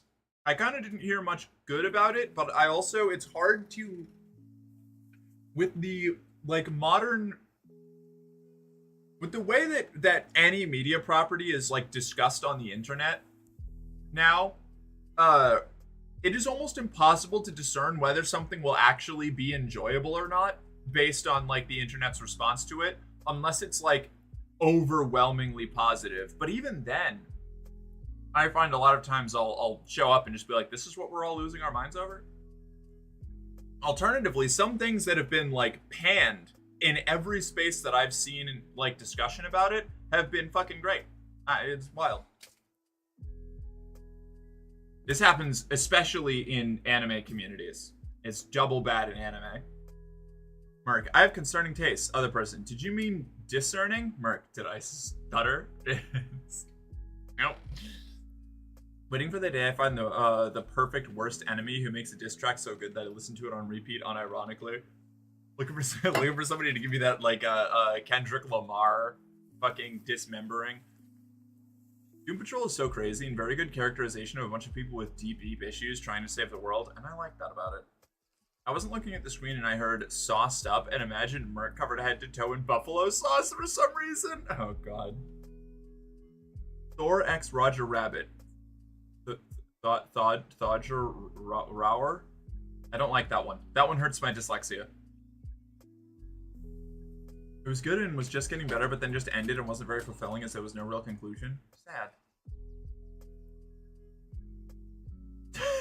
10, this made me look around my room for several seconds. Oh no. I need Jessica Rabbit level hot GF so that people look at us and think I'm funny. That's like one of my favorite tropes Probably because it is like in no small part, like just I don't know. I love the like super like hot, puts a ton of effort in like conventionally attractive lady with just like the goofiest little gremlin dude possible. It just fantastic, excellent, perfect. I'm here for it. And that probably leans into the whole like demisexual thing, but here we are. Jessica Rabbit and Shaggy. Yeah, right? Yeah, that kind of shit.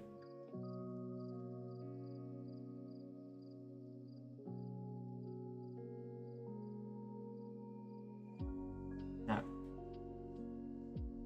I gotta go get a paper towel. I've got sauce on my fingers. I'll be right back.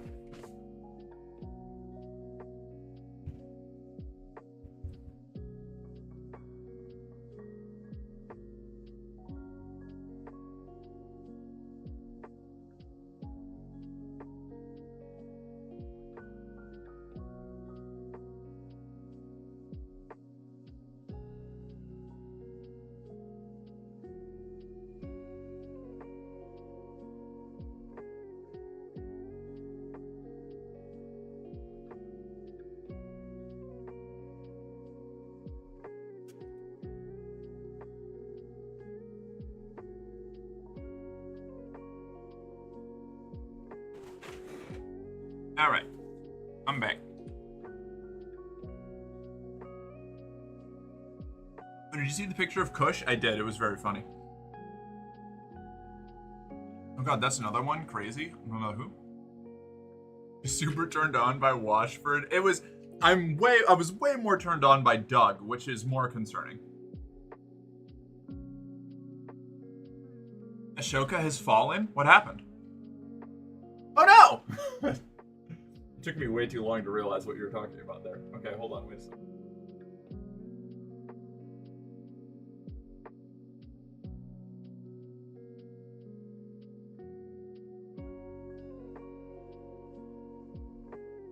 Here we go.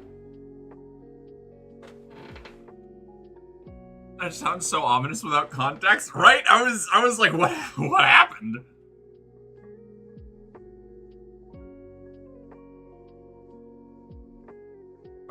Me after pulling out the mechanical claw to slowly pry my future boyfriend away from the 87th M7 run that day so I can cuddle. What is M7?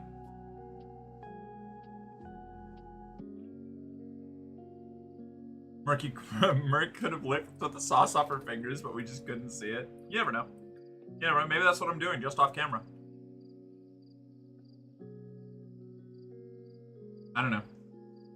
I'm being a little more careful than usual with anything that can be construed as sexual content, because Jen just got a 1-day ban for sexualized content recently, and whoa, they wouldn't like there was no like clarification on it, on like what caused it, so like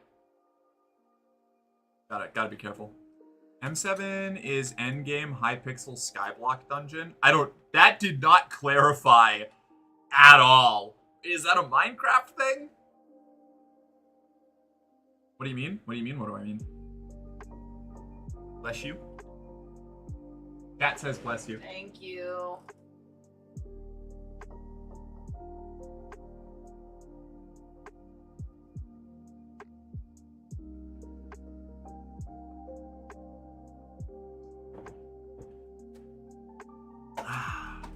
Yeah, it's a Minecraft RPG? Ah, gotcha.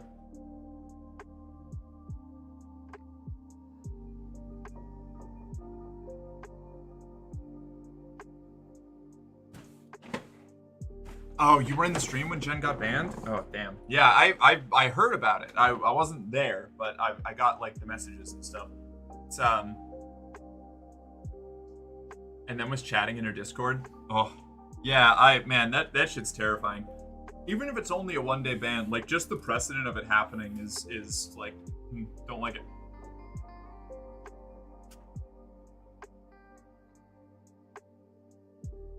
nerd. Yeah, Kat. All right, yeah, you're in a position to judge.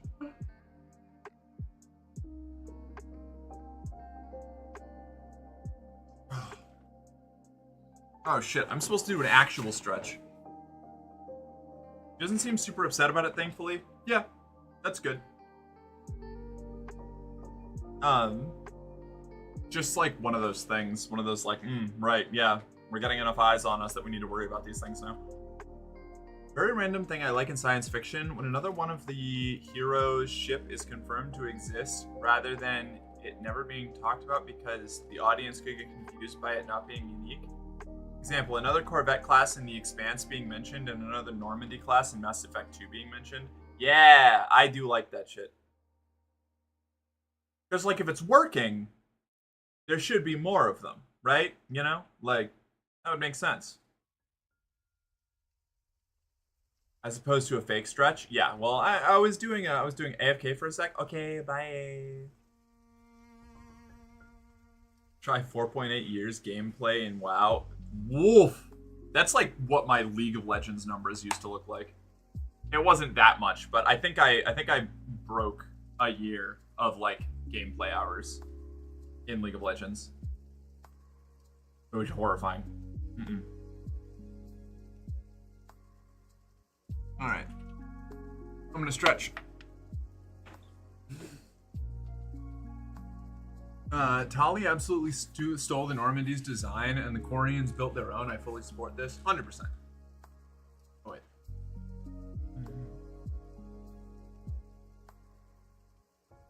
That's 4.8 years constant play from the last 18 years. I applaud your dedication. I don't have that kind of focus. Systems Alliance must be mad as fuck that Cerberus just took their most valuable small ship class and made it better without their knowledge, right? I have like man. I both really like Cerberus as a like antagonist, like anti-heroic ally in 2, but still definitely being the bad guys, but like there's a bigger bad guy kind of deal. I like that. You know, they're the good guy in that game only by the only in contrast to the fact that the extinction of the entire galaxy is the enemy, the bigger asshole. And I conceptually like them as the villain in 3, but I have a lot of problems with the execution that they do with Cerberus, and I will read those comments when I get back. I can't see it from here.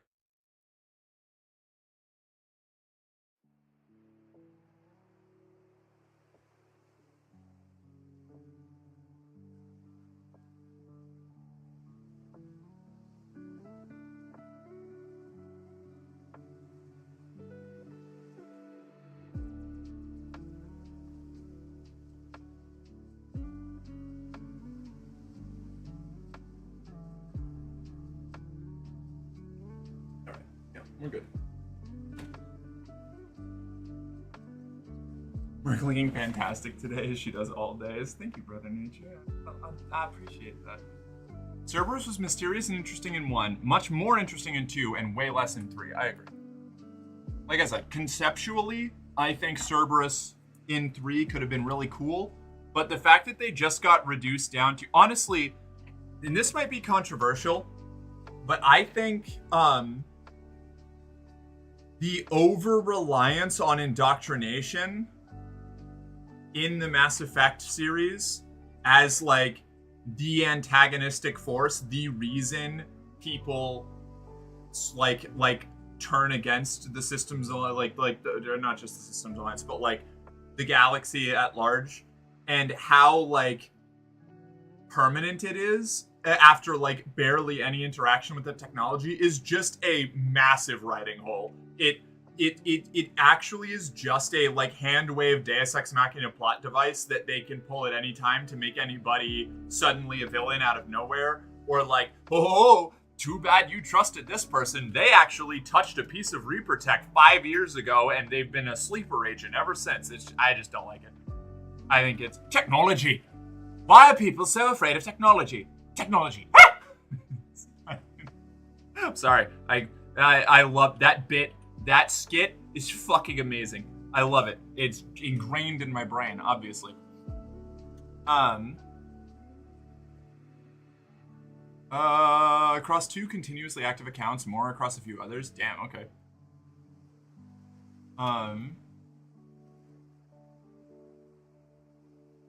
Let's see. Yeah, BioWare kind of skipped the are they corrupted or just misguided part and made them unapologetically evil in 3. Yeah.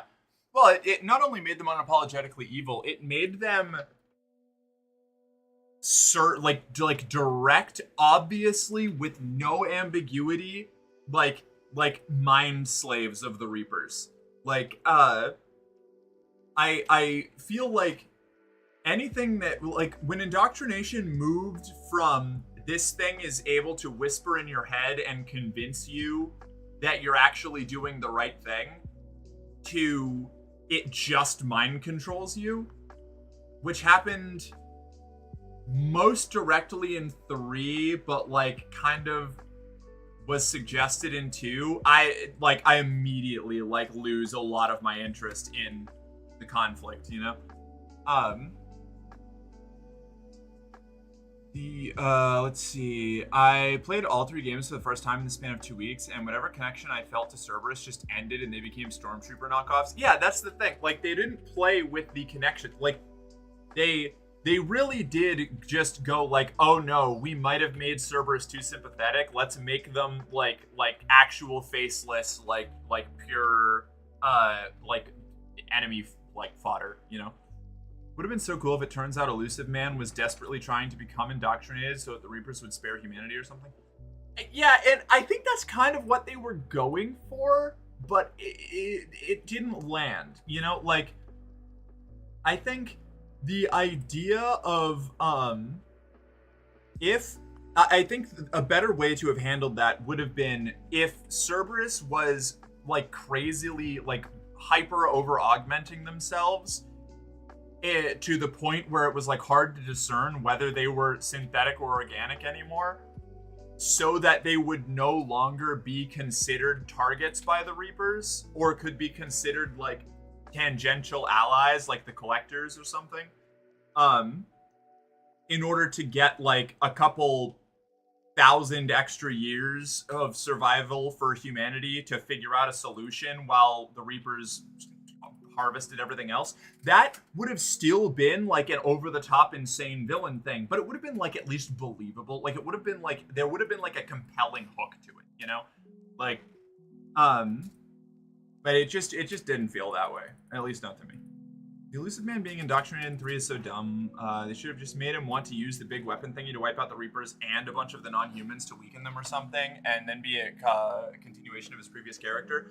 Genuinely, Cerberus should have taken a like 40k / SCP Foundation approach of using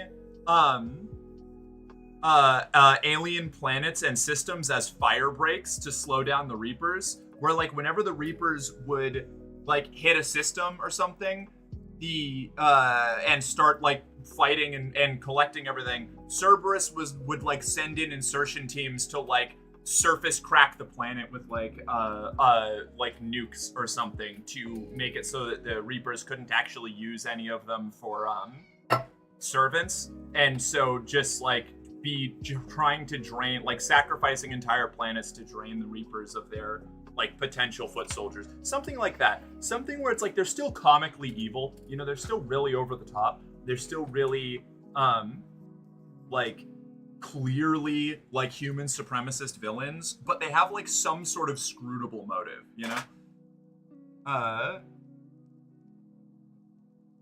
Oh god, if Cerberus tried merging humans with the Geths, yeah, something like that. Or like if Cerberus was working on a program alongside the like here's another one. This is just off the cuff. This is like Cerberus developed the Lazarus program. They can basically reconstitute a human body like and completely resurrect it. Why wouldn't they also try to figure out like uploading human consciousnesses into machines or something, like into like survival data banks? with like cloning facilities all around them to like reinsert human consciousness into the clones. That's weird, super high concept sci-fi bullshit that Cerberus would do. And it would just be like it would be like an ARC program, you know? Like that would also again be pretty evil, but pretty cool. What's up? Hi.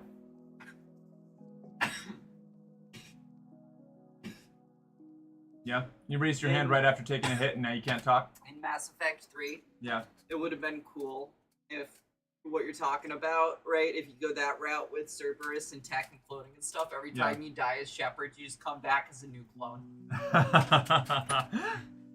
Yeah. You don't like reload your save or anything. You're just a new Shepard. I have a that like video game concept I was talking about that I have like the design outlines for that I've been putting together has that kind of thing where the character every time you die you like are canonically just resurrected as a clone of yourself, and it plays around with the weirdness of that concept, which I love. I love that shit.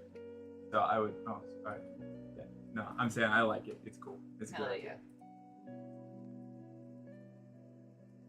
We talking Mass Effect? Yes, we are.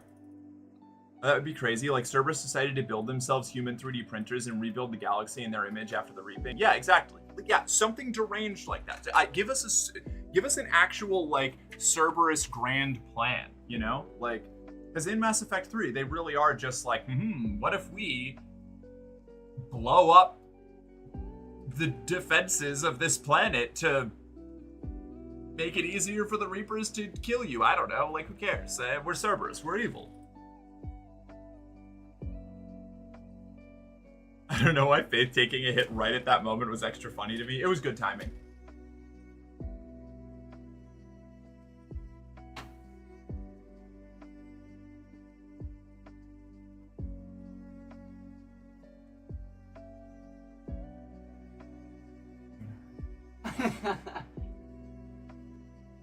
It is. We should always be. Rest is fun. That's fair.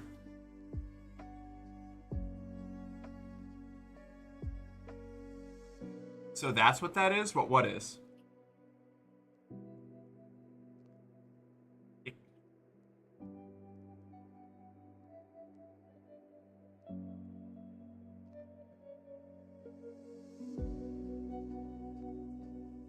What did I miss?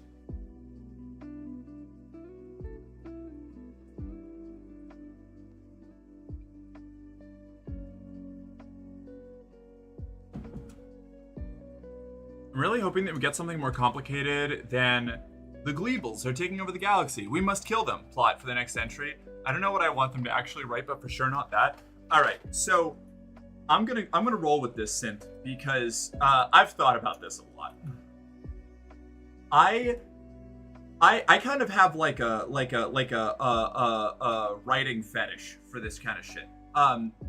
The what comes after story is one of my favorite things.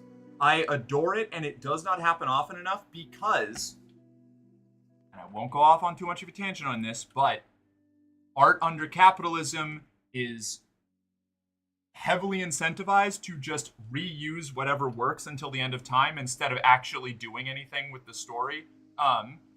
So we don't get these often, but something about like a Mass Effect game that took place in the direct aftermath of the Reaper invasion and dealt with the collapse of the council as a governing body, the fact that every species major like military force is trapped in the Sol system, depending on the ending that you take. And even under like unless you do one of those where like you have control of the Reapers or something, like what is the political situation of the galaxy look like?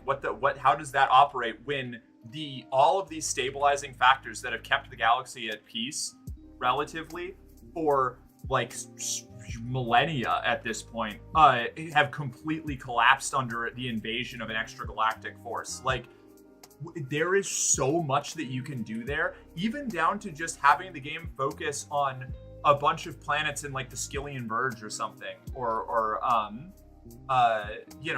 out where already like things were not great, and now like the Systems Alliance and the Council and even like the Batarian homeworlds and things are all fried to hell, and Poor now everything's Batarians. just like, huh? Poor Yeah, poor Batarians. Batarians. I mean, They got real fucked They over. did get fucked over, and I don't want to say they deserved it because nobody deserves that, but like, they were also real assholes. Yeah, that's true. They are.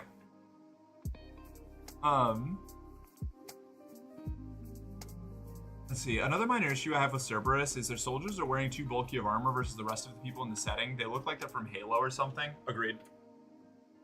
I don't know what will become of Shepard. I just want Liara to be back whatever amount of time has passed. I think that would be cool. I think that Liara should be the only recurring character. It should take place like 100 years after the fact or something, and everybody else is dead. I don't know. I guess the Krogan could live long. You could potentially have Grunt or Rex show up again, but who better prepared to leave these wounded worlds than a new all-powerful Citadel government? Nothing bad will happen, promise. Yeah, exactly. So like shit like that. Maybe the new Citadel government are the bad guys. Like just full on. Like the whole like trying but like failing, overly bureaucratic, like generally aimed in the right direction, like government that used to be there is replaced exclusively by the survivors of a galactic war who are all way too weird about it. Maybe the whole plot of like a sequel game could be fighting against the council, especially if it's the ending where the council ends up through like God Shepherd or whatever having control of the remaining Reapers, you know? Like there are so many things that you could do with any of the endings of Mass Effect 3 to make an interesting follow-up, but they just don't. I don't think they're going to.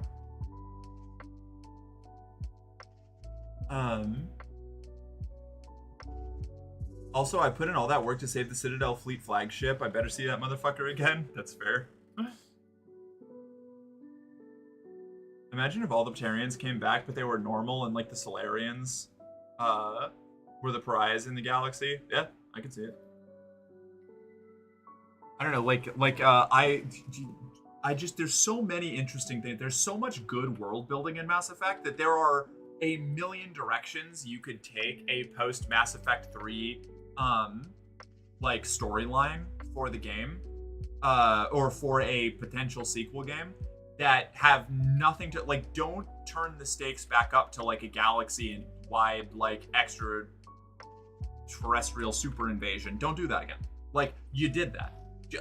Scale the stakes back, like focus on smaller stories or like trying to survive in the aftermath of an almost apocalypse. Like there's some awesome material there, and I just don't think that we'll ever see that like executed on. It's kind of like why they should bring back Kai Lung and not explain a single thing. Oh yeah, great decision.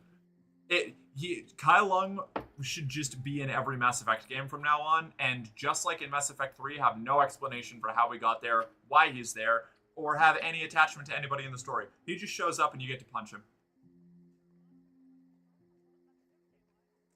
Make him our professors.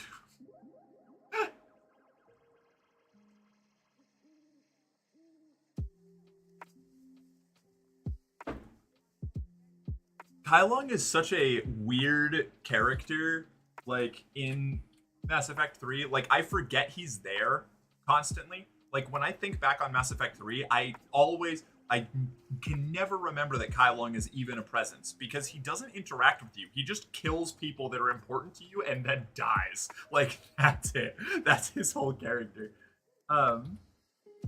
Game where you solely fight mercenaries and the villain is a guy who's fighting to take over a weaker galaxy. Yeah, something like that, you know? Like, it's like he's from the wrong game, 100%. Welcome back, Kat. Yeah. I mean, come on, the most cherished secret asset of Cerberus didn't get the Lazarus treatment. Fair. But yeah, no, I have this same problem with Star Wars. Star Wars does this a lot. And Star Wars is at this point essentially like and it kind of always has been this. It was just really well executed. It's a pulp popcorn fiction. Like it's not meant to be anything really groundbreaking anymore. Like the effects and stuff, the approach to it was at one point. And sometimes they do some good shit. Like a lot of the effects, even in the sequel movies, really good. They look really cool. Very good spectacle movies.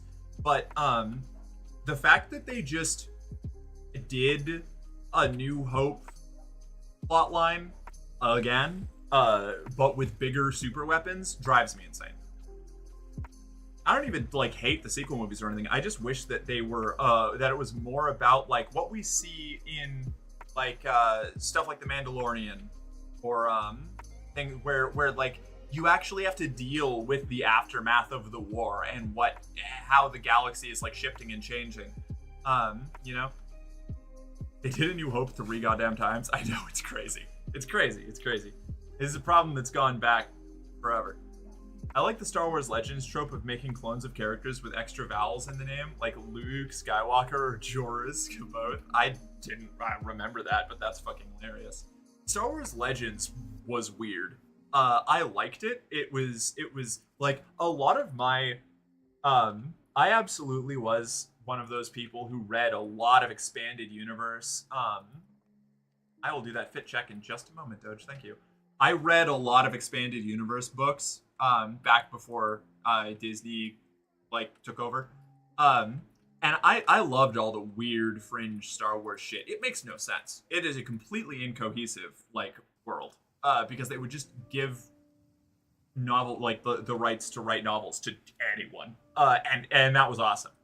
Star Wars used to be, and it still is to an extent. It's just it's harder with the Disney like pipeline of things to kind of like find those cracks anymore. But Star Wars used to be such a crazy like canonical fan content kind of like property, you know? Like you'd read a book and it would just be like, all right, in this one, Luke Skywalker's kid gets captured by Imperial remnants who want to experiment on Force-sensitive children, and their best friend is a deer girl who is also kidnapped by this weird thing, and Luke Skywalker is off having a philosophical debate with a Jello man who can absorb people and send them to alternate realities, and you're just like, what the fuck is going on?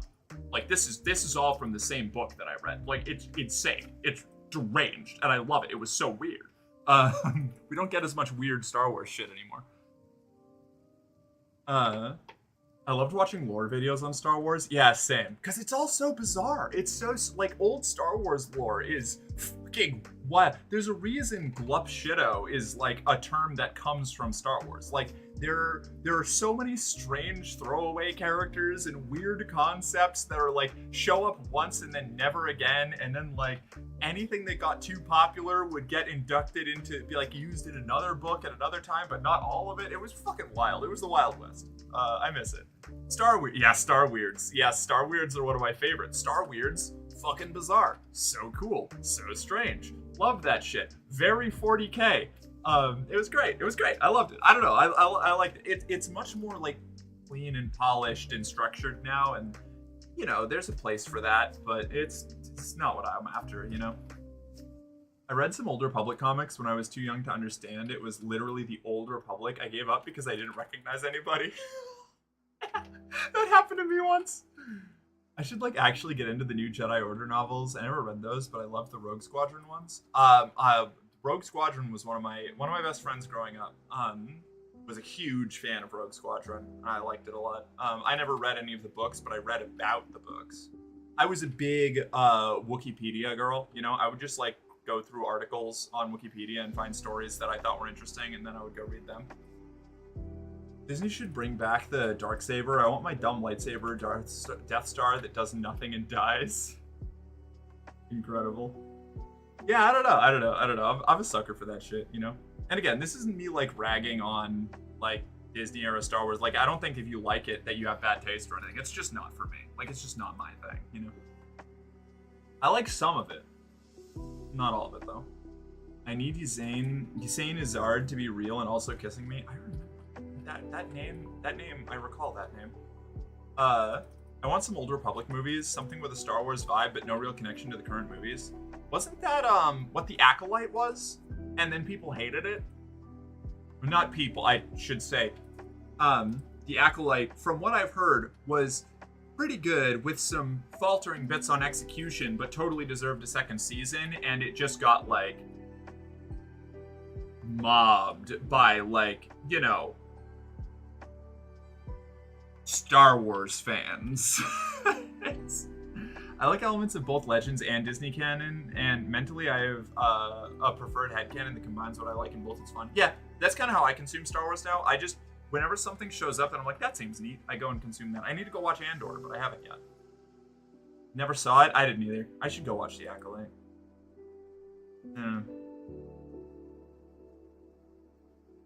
I think one of my big things, like, I'm one of those people that actually really at the time really liked The Last Jedi, because I was like, hey, they're doing something weird. They're getting a little weird with it. It's just not a perfect movie by any means, but it's Star Wars. I don't care about the details that much, you know. But when they, you know, when they did the whole, like, oh yeah, Rey is nobody, I was like, fuck yeah, let's get out of this bloodline bullshit. Skywalkers do everything. I hate it. And so I was actually really psyched. By the end of that movie, I was, like, excited for the next one. And then they just erased literally everything that happened in Last Jedi in the next movie, and I was like, okay, sure, why not? Like, why did I even watch the last movie? Like, what's even the point? I did too. It was the only one of the trilogy that felt like it had teeth before Rise of Skywalker yanked those suckers out. Yeah, that's how I felt. Yeah, that's how I felt about it. Like, Rise of Skywalker felt like, like Last Jedi, not a perfect movie, but it had something. They did something with it, you know. And I was like, fuck yeah, this is good. This is great. And then they just undid it all and went back to like palatable, like oat mush, you know? I don't know. Like, Rise of Skywalker is just uninteresting to me, personally. That doesn't mean that if you like it, you're terrible. But, it just, like, it felt like they were intentionally, like, ruining any potential interesting plots. Except for Babu Freak. Babu Freak is the one redeeming quality of Rise of Skywalker. I love him. He is my son. And he makes the funniest joke of the entire sequel trilogy. The funniest joke of the entire sequel trilogy happens because of Babu Freak. Jedi, gone. You know, Jedi are so cool, guys. Yeah, JK, Jedi are so cool, guys. Yeah, right. They just rolled back all of it. I really like The Last Jedi. I do too. I genuinely like The Last Jedi a lot. The you are nobody line, like, I got hyped. I was like, holy shit, I've been waiting for this for so long. This is so cool. I love this. It made Rey's character a character, which they hadn't done a good job of, which I'm so terminally bummed about the execution of Rey's character in the sequels, because I want her to be awesome. I was so psyched when I found out we were going to have, like, a lady running through stuff. Oh my god, hi Rey, what's up? And I don't know, they just, like, what it felt like to me was that Disney was too afraid of swinging for the fences and missing, so they just didn't do anything with her character,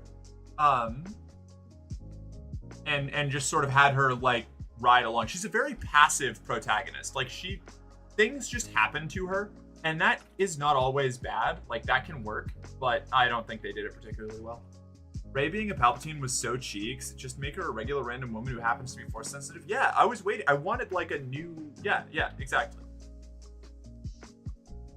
Looking at reviews of The Acolyte, they at 4 to 5 or 1. Either people love it and it feels like Star Wars, or they hate it because it had a different take on some random lore bit that the story changed. Yeah, that was kind of what I heard about it. Like Star Wars super fans sunk The Acolyte, from what I've heard. Which, you know, maybe you can put me in that category since I'm sitting here talking about expanded lore and like character plots and stuff. But, like, you know, I'm also a very, like, live and let live about what kind of content gets made and people like. I just, have ways that I would have liked it better.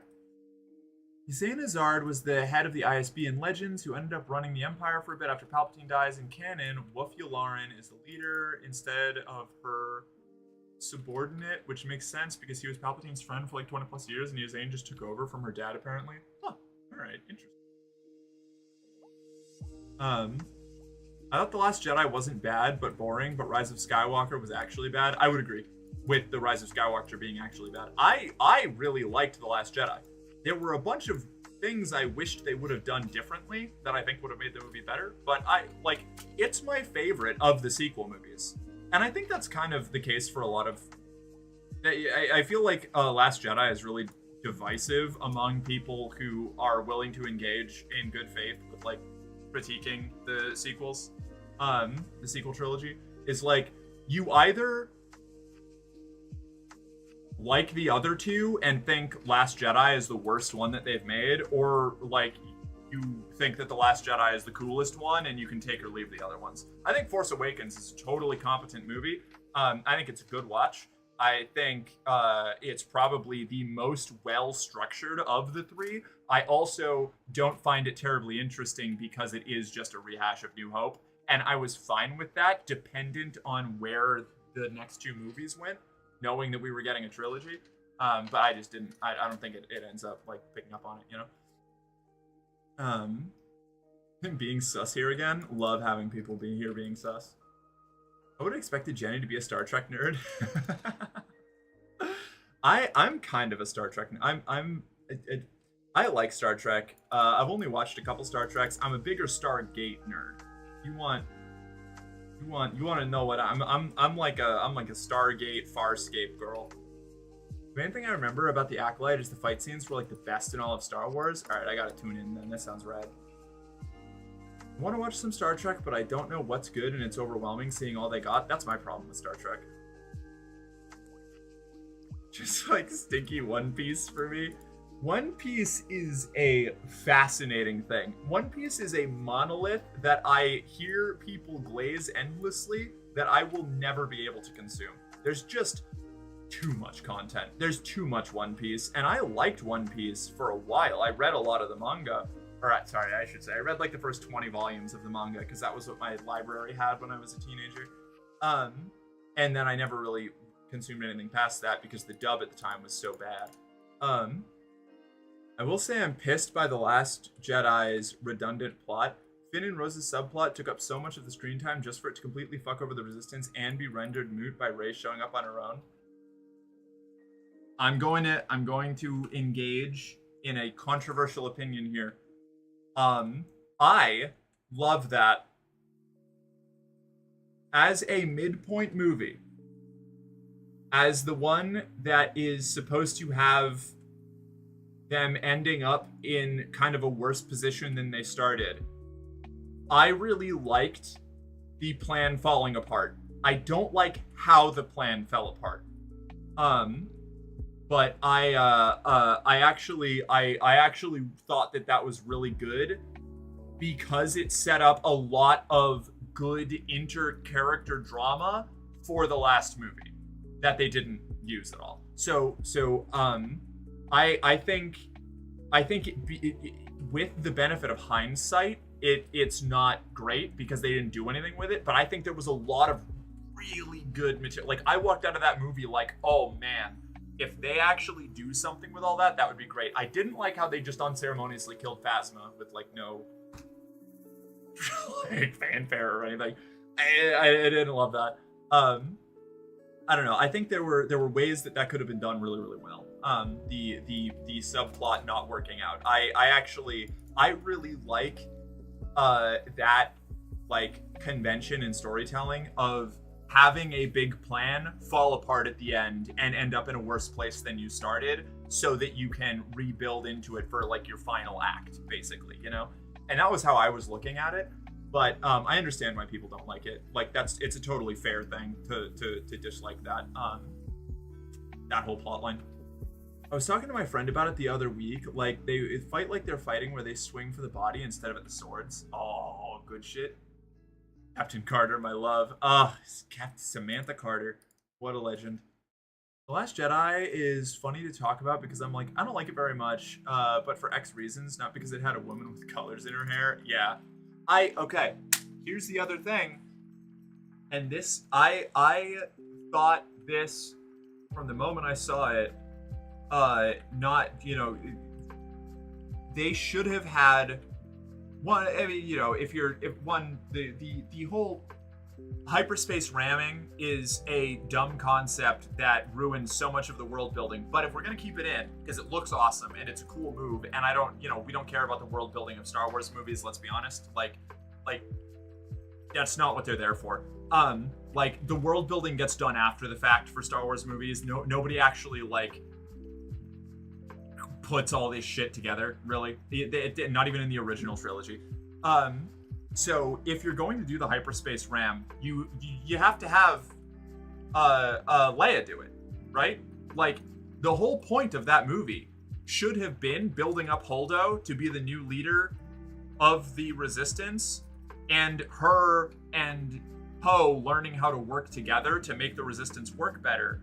And like, they're supposed to leave at the end and have the last, you have the last of the legacy characters out of the picture for the final movie, where it's all just the people who have inherited the mantle of responsibility, right? Like, that's just like the logical, like obvious storytelling thing that is obscured by the fact that they need to have the merchandising rights for the characters and all that.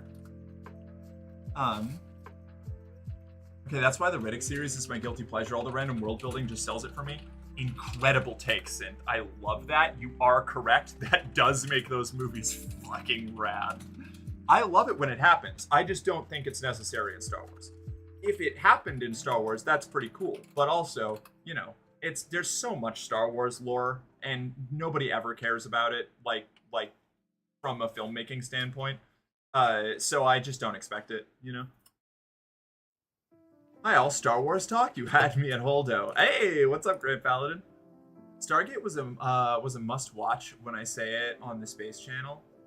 Oh yeah. We have a date with death. Oh my God, Joan. Go Hi. out guns blazing, screaming fuck.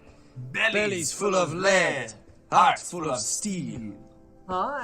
Thank you so much for the raid. Oh my God, Blue Dream. This Thank way, you for following. please. What's up? And don't drip on the Caravaggio. It is a pleasure to have you here. What were you up to, Joan? Thank you for the raid. Ah! Oh my way. God, there's so much going on. And don't drip on the Caravaggio. Thank you so much. Okay, good. We got a shout out. For Joan. Excellent. What were you up to? What were you playing? What were you doing? This way, There's so please. many people following. And Oh don't my drip on the God. Caravaggio. Hi. Perfect time for the fit check. Oh shit, you're so right. Let me do my intro. And then I'll do that fit check. That's a good girl. On your knees for me. This way, please. And don't drip on the Caravaggio. Oh my God, there's so many of you. I'm gonna have to do the thank you for following afterwards. This is crazy. Hi, what's up, y'all? Hi, everybody. If you're new here, am Mercenary Girlfriend. I'm an 18+ trans femme variety streamer. I play whatever games. Get Clap. Get pregnant. into my ADHD-addled brain right now. That's none of them. We're talking about Star Wars and plot writing and fan fiction. All that good shit. Getting into writing conventions and talking about plot structures and shit. Oh my God, Tep, welcome in. Welcome in again. Yippee, hey, yeah, hell yeah. Thank you all so much. This is with Joan. Thank you so much for the raid. Let me see, did I miss a message from somewhere? Oh, just the Joan, okay. This Joan way, raid. please. What were you up to? And don't drip on the Caravaggio. Thank you so much. I'm gonna do that fit check and then I'll do my welcome to the party. All right. Okay. Hold on. Anybody who was here that hasn't followed Joan, you should go follow Joan. Joan's cool as fuck. It's...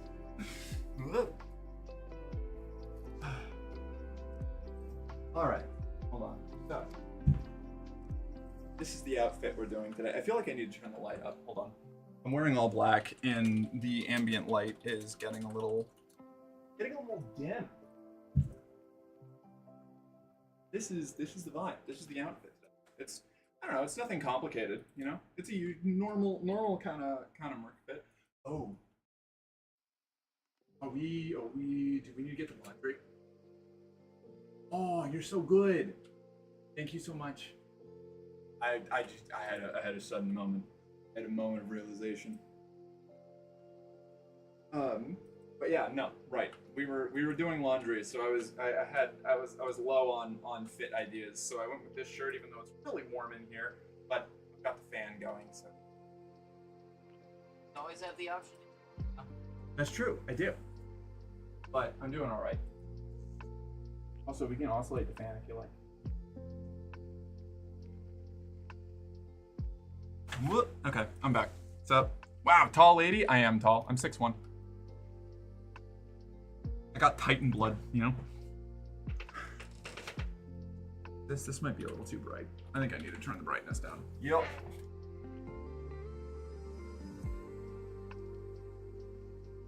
There we go. 2 favorite streamers rated my favorite streamer. Today is a good day. Fuck yeah. I'm glad. To everybody who followed, hi. Welcome to the company. You're one of us. Now, report to the arsenal for your standard issue equipment. A morale officer will be with you shortly.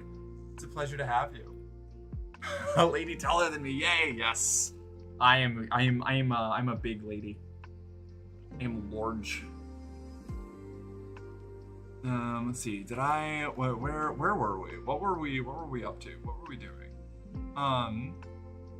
Right. Admiral Holdo hating Poe that much felt so out of nowhere when I first saw the movie. But apparently, out of all the people who they lost taking out Mandator 4 and in the hangar of the Raddus were specifically like 90% of her specific fleet. And I was like, I wish they hinted that in the movie. It would have added texture to it, right?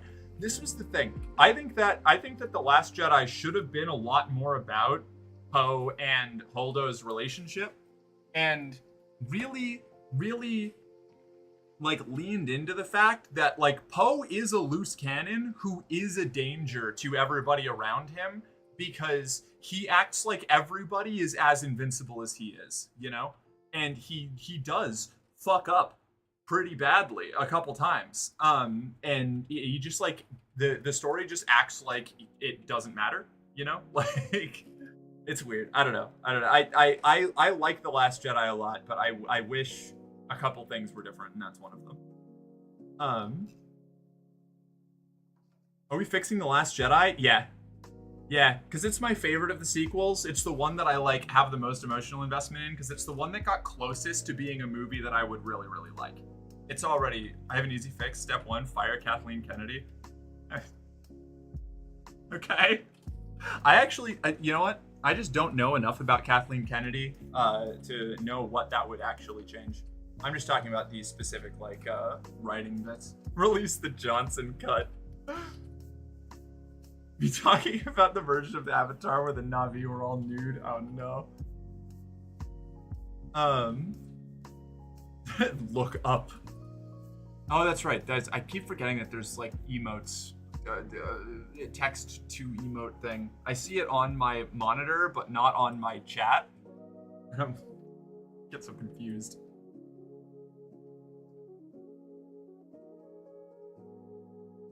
But yeah, more broadly, more than just talking about fixing The Last Jedi, we've been talking about kind of alterations that could be made to a lot of different like favorite properties of ours. We were talking about Mass Effect earlier. We moved into Star Wars and like the old expanded universe, how it kind of had like a fan fiction approach to everything versus now where it's a lot more like everything has to be a certain kind of way, you know? The last battle in The Last Jedi was originally a take on what? Coruscant? Originally, took place on what, Coruscant? And Finn was leading the people? That would have been cool. Bark for the Raiders? Oh man, did I miss a bark? I did. Okay, all right, hold on. Little. There. I probably should have waited till there wasn't an ad break, but yeah. They could have reused the "there is another" trope too. What? She's the one in charge of the entire thing. She's the one who decided that Finn's backstory. Wait.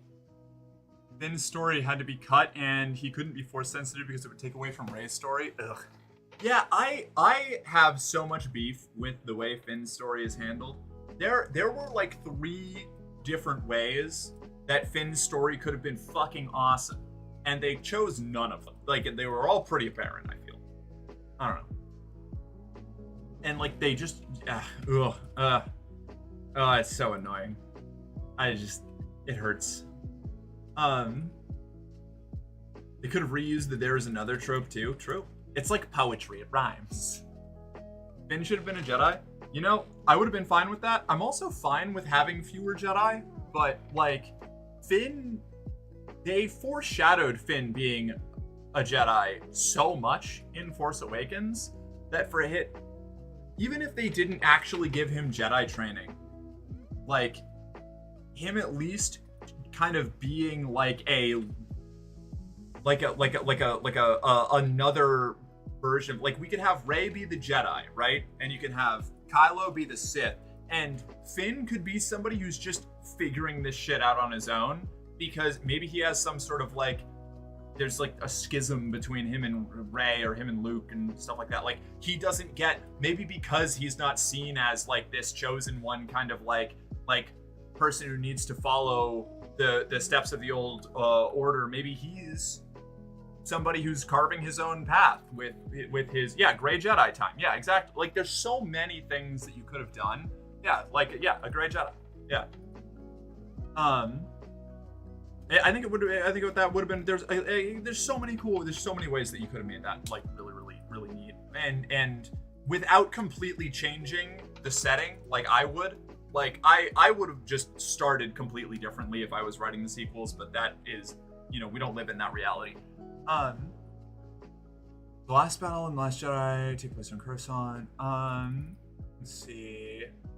I thought RJ's decision to not keep Luke as a nostalgic static hero of legend was pretty gutsy. Not a super fan of Hermit Luke, but the concept of Luke failing Ben Solo was great. No, I liked it too. And you can, arguing execution is a totally different thing, but I liked that. I'm one of the 6 people who liked the idea of Luke falling into the same trap as his predecessors, like getting too wrapped up in being the hero, failing one time in a pretty big way, and then deciding that he is incapable of doing it anymore because he's afraid that he's going to become like his father or like the people that came before him, Like, I think that's interesting. There's a lot of meat there that you can chew on.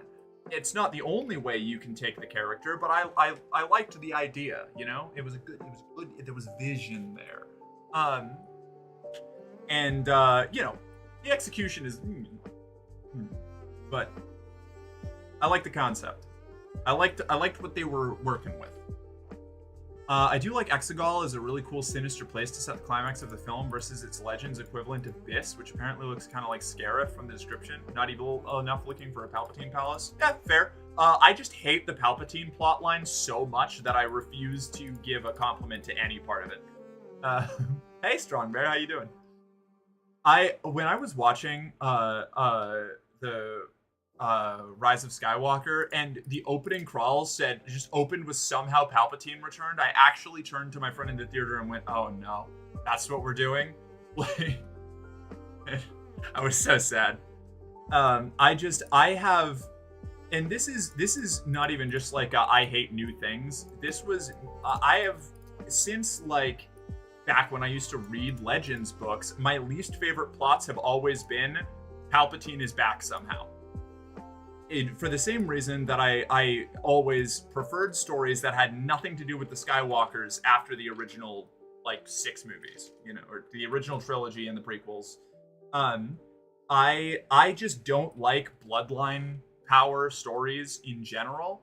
I prefer stories that are a little bit more egalitarian in their, like, at least their starting points, It's why I like, I've been talking about this recently, why I like cultivation fantasy so much is because it's this idea that anybody can seize power with enough of a dedication, luck, and a little bit of a confluence of destiny, And that's really great. But when you end up with, like, every entry of an entire franchise coming from the same family with the villain always being related to the same person, it's like, what is everybody else in the galaxy doing? Like, what? Like, there's reality bends around these special boys with special blood, and it drives me insane.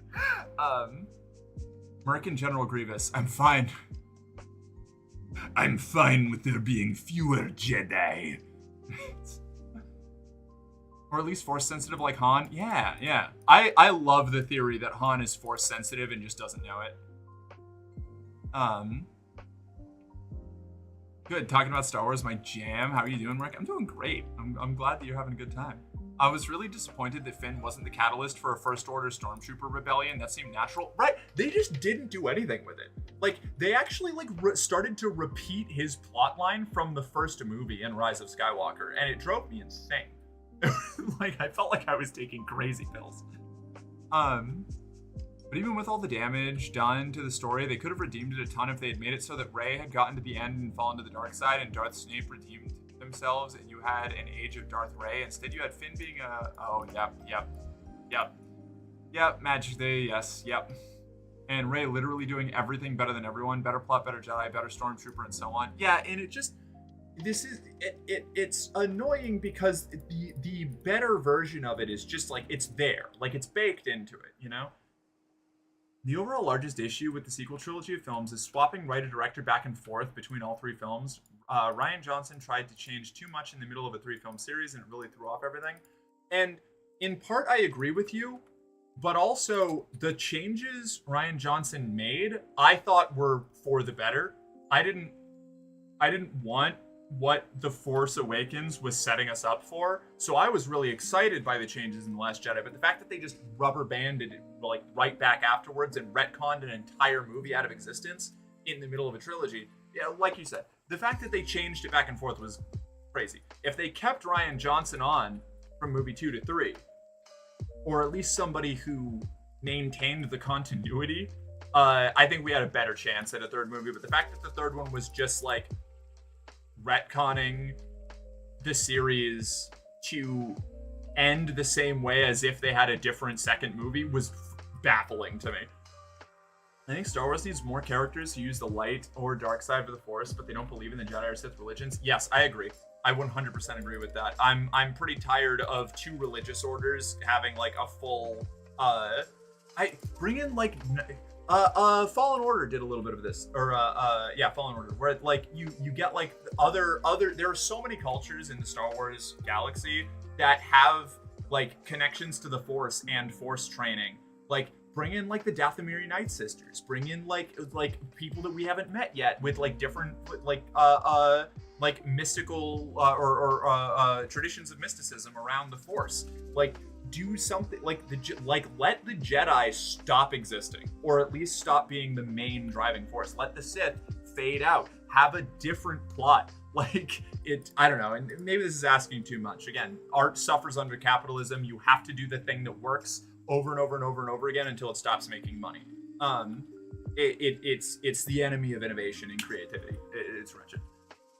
It was tragic. Yeah.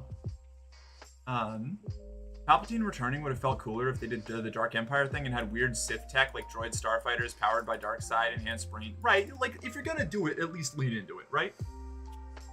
More third-party Force users like the Night Sisters. Yeah, exactly.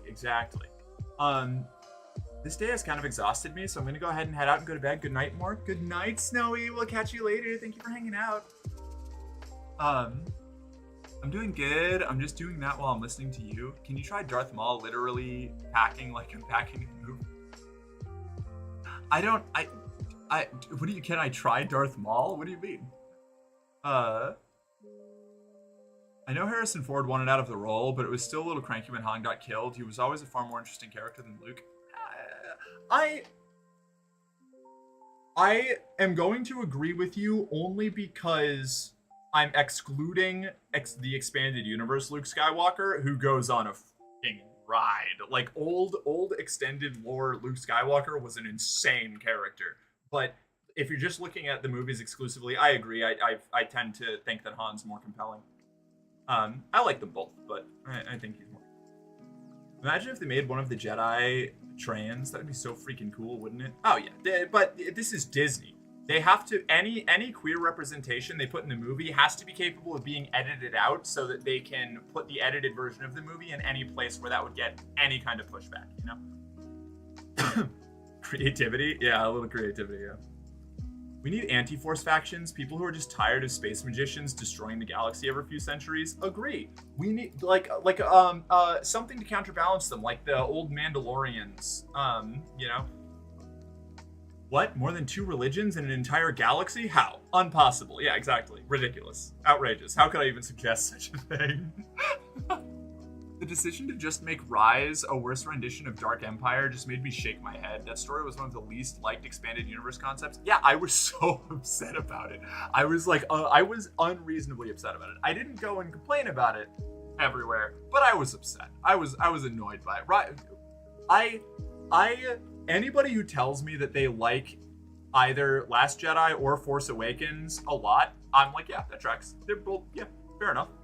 Anybody who tells me that it's their favorite, either of them are their favorite Star Wars movies, I'd be like, I really don't agree with that, but there's enough there that I can see that being somebody's favorite movie. Rise of Skywalker is like a testament to bad writing. It is like it's like what you would show to like a high school class to teach them how not to do a plot structure. Like everything is just, I felt like I was going crazy that whole movie. Like I thought I was losing, except for when Babu Freak was on screen. He is my son and I love him. Only redeeming aspect of Rise of Skywalker in my opinion. The like 3 minutes that he's on screen, I adored that movie. I loved the entire thing. I am the problem. Expanded universe books and comics were so fucking good. They were weird, and I like my fiction to be weird. Make Mandalore great again, yeah. Doesn't Darth Maul have a deep voice? Sorry, it's my brain going a million miles. I'm just getting everything ready for the last couple of days here in Texas, literally packing up everything that is my life. Well, we have a lot of people moving this month. One of my mods, two of my mods. 2 of my mods are moving. One just finished, and one is like on the way to his new place now. I've got a bunch of people in the community moving as well. Bring in the Yuzon Vong. The Yuzon Vong are like, I feel like there's no way you'll ever get an on-screen adaptation of the Yuzon Vong, but they're really weird, and I really like them. Also, I don't think I've ever actually heard Darth Maul speak, because I didn't watch Solo, and I haven't got that far in, what is it, Rebels he shows up in again? Or does he show up later in Clone Wars? I haven't finished Clone Wars, I only got a couple seasons in. There's one trans clone trooper, and that's all as far as I remember. Yeah, and I know people are very excited about the representation there, but I read the excerpt where like the trans clone trooper is like, I don't know, revealed as trans, and I thought it was really ham-fisted. I wish that it would have been a little bit less on the nose, but you know. Can we fast forward to the chapter of capitalism where all movie companies collab with each other like Fortnite for their sequels? Wait, no, that's not a better thing.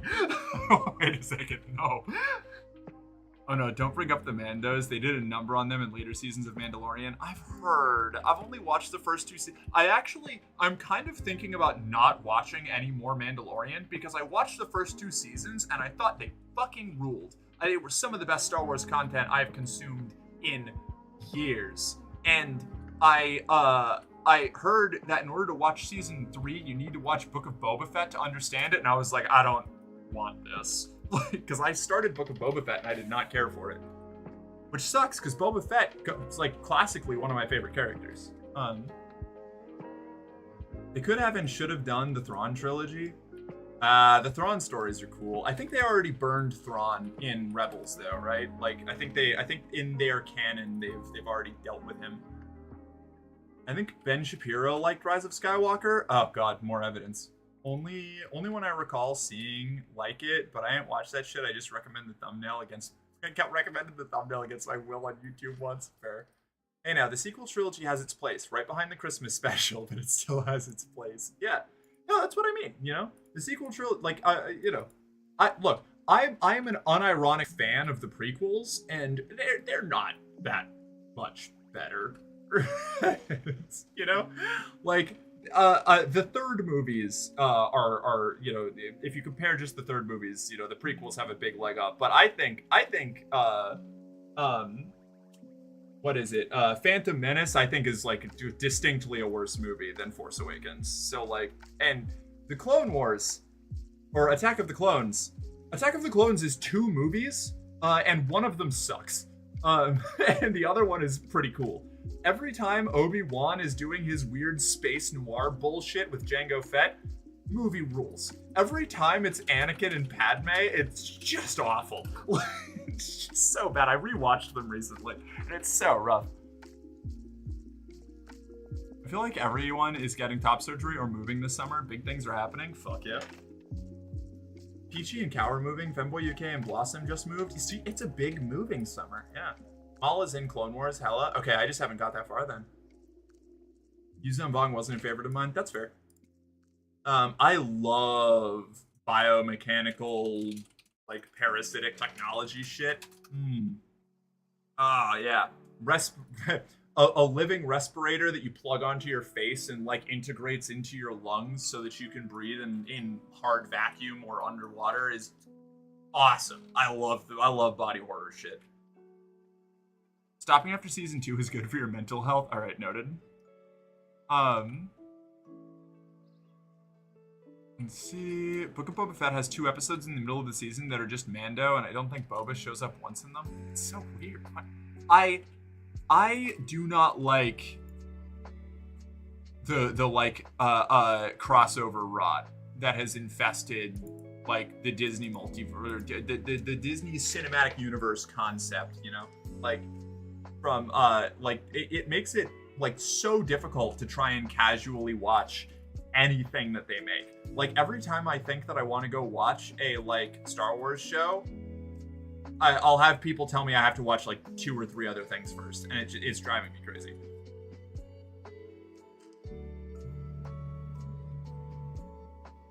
Not a fan of the prequels. They are much better.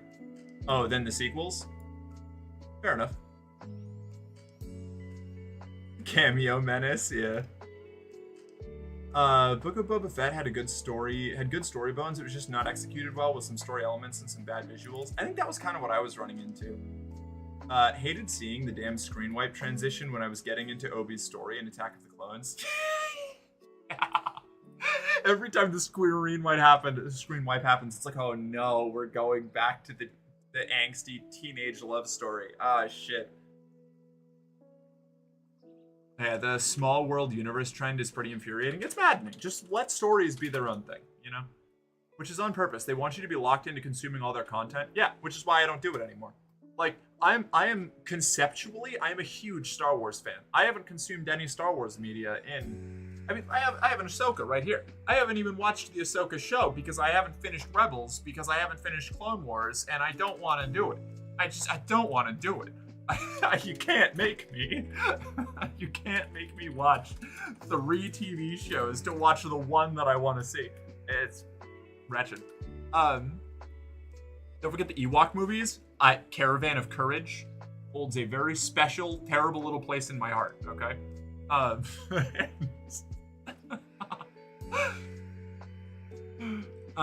Honestly, a Star Wars plot I want explored is Project Blackwing. What was that one?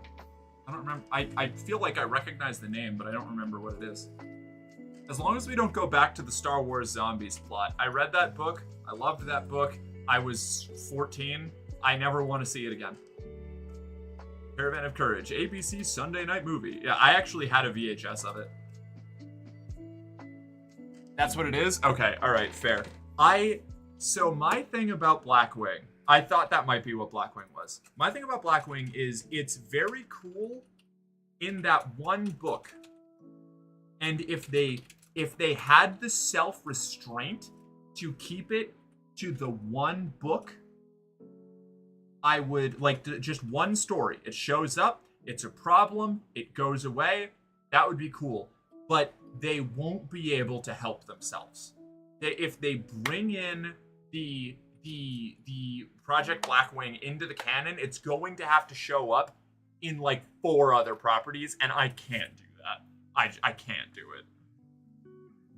Look, just because you have a life and a wonderful partner doesn't mean all of us do. Some of us need this extended universe to consume. I just don't want it to be Star Wars. Fair enough. So here's the difference. I don't hate references, cameos, and like appearances as long as you do not need to consume the original content they're from in order to understand the rest of the plot. Like, there was a cool example I saw of it. I haven't seen either of the movies this is from, but this is a good example of it. There was like a S.H.I.E.L.D. or an FBI agent in, I think, one of the Ant-Man movies who asks Ant-Man how he did a card trick, where he like makes a card appear in his hand. And it's played as a joke, and that's funny. It's just this tiny little thing. And it comes back like multiple things later when that character, that one like side character FBI agent, shows up in, I think it's WandaVision way later. He like walks up and does the card trick to hand them his FBI like card. That's cool. It's just a neat thing if you don't have the connection. It's still a cool, it works on its own. But if you've seen the other thing, you're like, hey, I get that. That's cool. That's neat. That's the kind of like cross-referencing I like. And occasionally maybe like a big crossover between major plot lines that then like go back to being their own thing without worrying about each other, you know? Lol, spoiler, I guess, but Ahsoka has some stormtrooper zombies. Do they really? But they use like Night Sister magic. Oh, okay, yeah, that is different. That is different. Night Sister magic has been brought up a couple times, going back to like Fallen Order. I'm definitely going to start watching Star Trek from the beginning of TNG right after I watched the current series of Resident Alien, Foundation, and Strange New Worlds. Hell yeah. Resident Alien, I watched the first season. I said this earlier. Loved it. I love Resident Alien. I need to watch the rest of it. It was really, really good. I haven't seen Foundation. I keep hearing people talking about Foundation. It sounds cool. I don't really know much about it, but go watch it now. No. But yeah, it seems neat. I don't think I've heard of Strange New Worlds.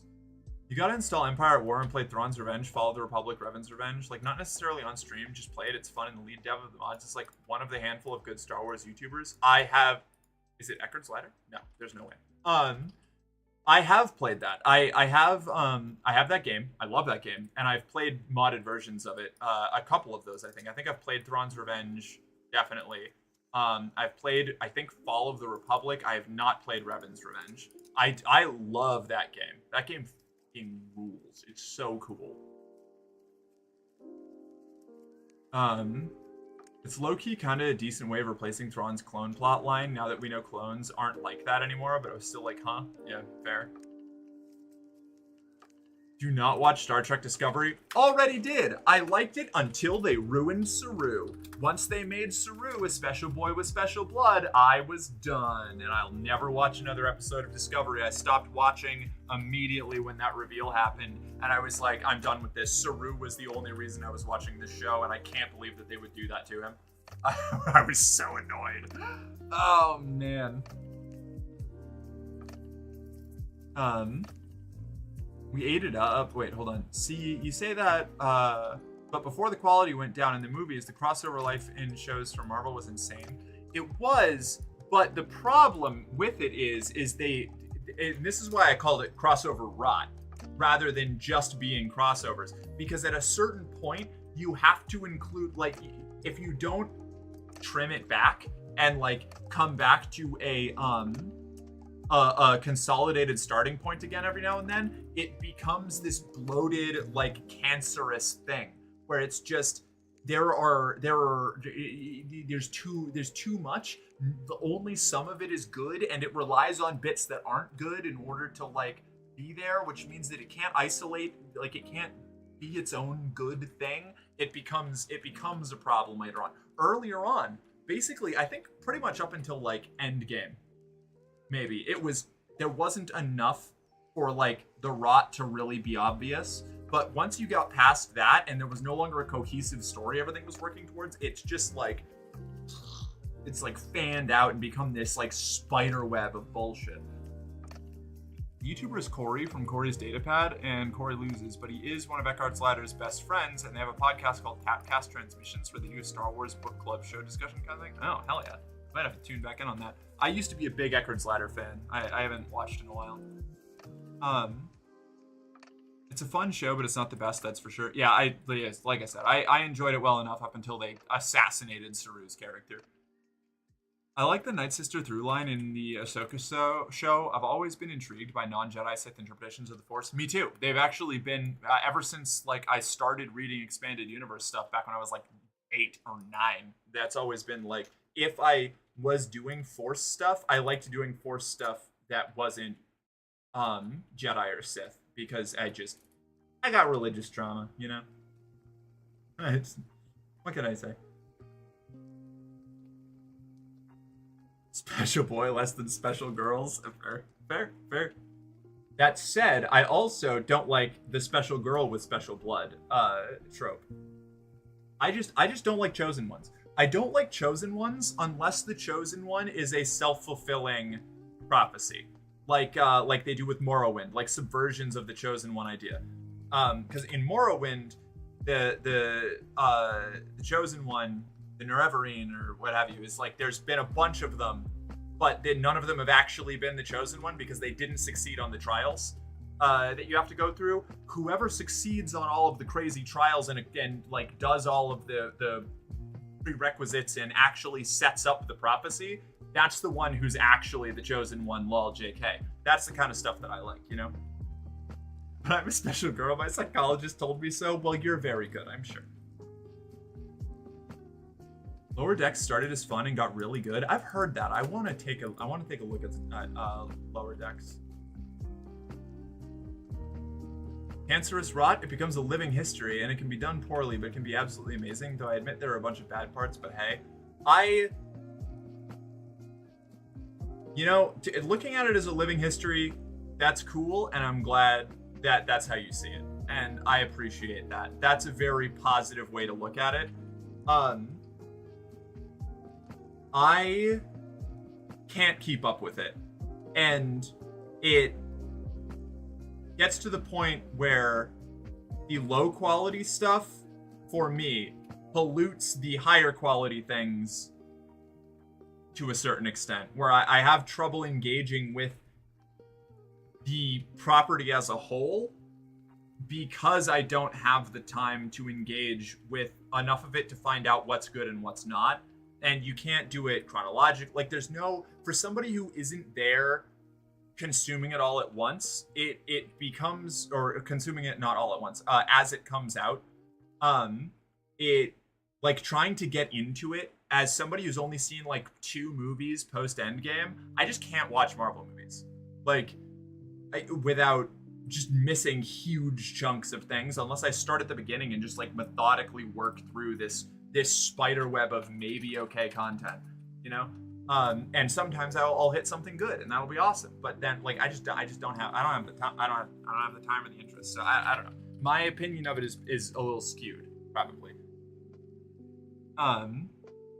When you need one of the conspiracy theory boards to keep track of stuff, it's too much. I got boxes full of Pepe. Yeah. Star Trek Discovery is not Star Trek. If they had made the Klingons like that in TNG and had the storyline from them in Enterprise, etc., then they could have gotten behind it, but the 2 things screwed it for me. That and they had holocommunication 200 years before it was introduced.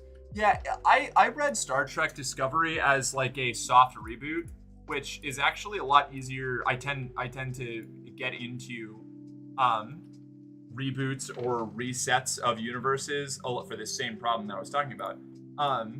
A lot easier than I do continuations of massive things. It's I don't know, it's easier for me to process. Having a person on the ship with cybernetics in them before they should. Right, and that, I think, I'm pretty sure Discovery was, like, pretty explicitly, like, a new sort of establishing a new timeline or a new universe, but I could be wrong. We need more standalone content. Thank you. I guess that's where I'm at. I am a huge fan of being able to finish a story.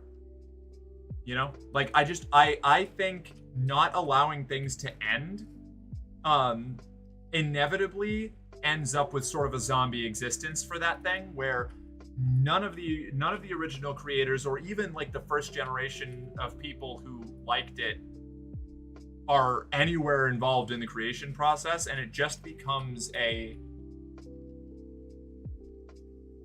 market driven, you know? Like in a lot of cases, this is not universal, but in a lot of cases, once it gets to that point, you're so far removed from any passion for the project that it just becomes a product. And art as product purely, like art as product first, is something that really bugs me.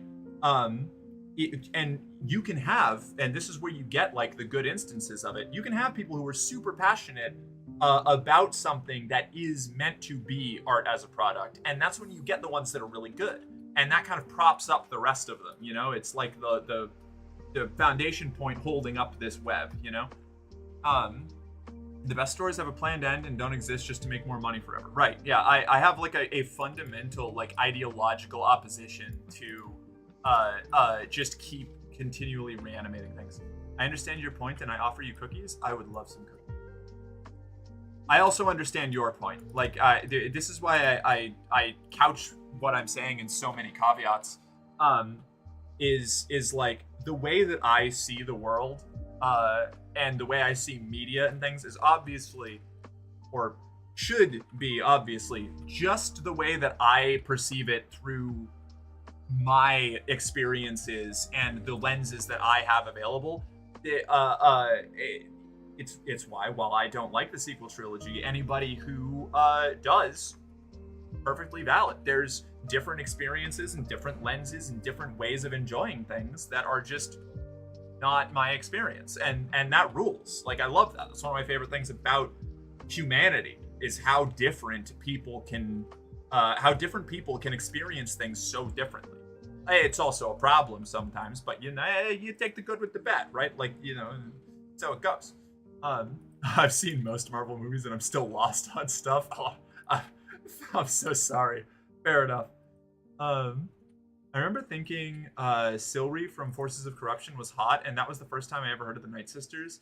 Might have been one of the influences on the type of people I'm attracted to. IDK. Hey, Brother Nature, you're right. Silri is hot. Silri is incredibly hot. I did know about the Night Sisters before that, I think, because I read a whole bunch of the Obi-Wan Kenobi and Boba Fett like young adult like novellas. So when Silri showed up, I was like, that's my bitch right there. I'm here for that. Only good thing to come out of Discovery is Strange New Worlds. Hey, Saru had a phenomenal plot line and character progression right up until they decided that actually he was genetically made to be brave. If you just stop right before that episode, Discovery at least has a good character plot for Saru, you know? I got a massive one for that. Dark Matter was a TV series that I loved, and the final episode of season 3 just ended, and they never finished it. It was so good. Wait, what? Star Trek Discovery is its own universe in my view. I thought that was the intention, but I don't know. This is the thing. This is the creatively can be part of the problem of these like sprawling franchises is you end up with so many conflicting interpretations of the world and the rules of the world, and so much content that sets specific rules for things that it becomes almost impossible to create something consistent with that without being like a historical expert on the thousands of hours of media that's come before it, you know?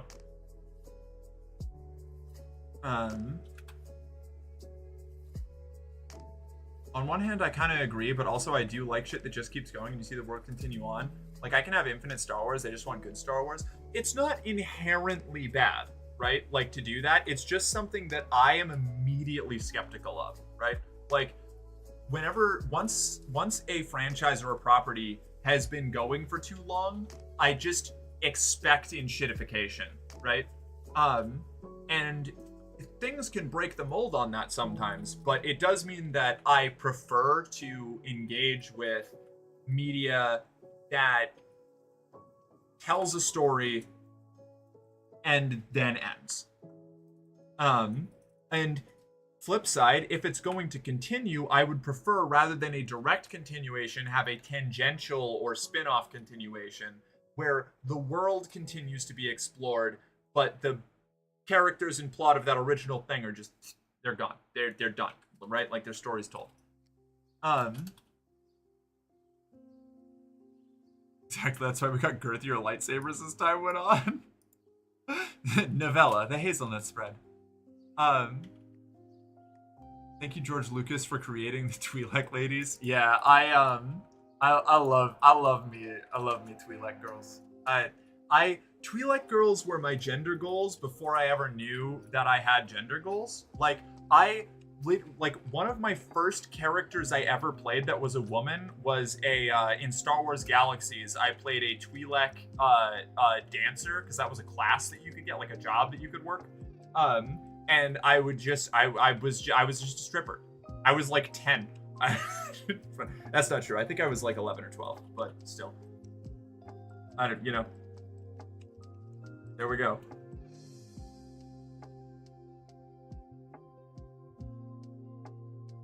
Hello, hey Ruby, how you doing?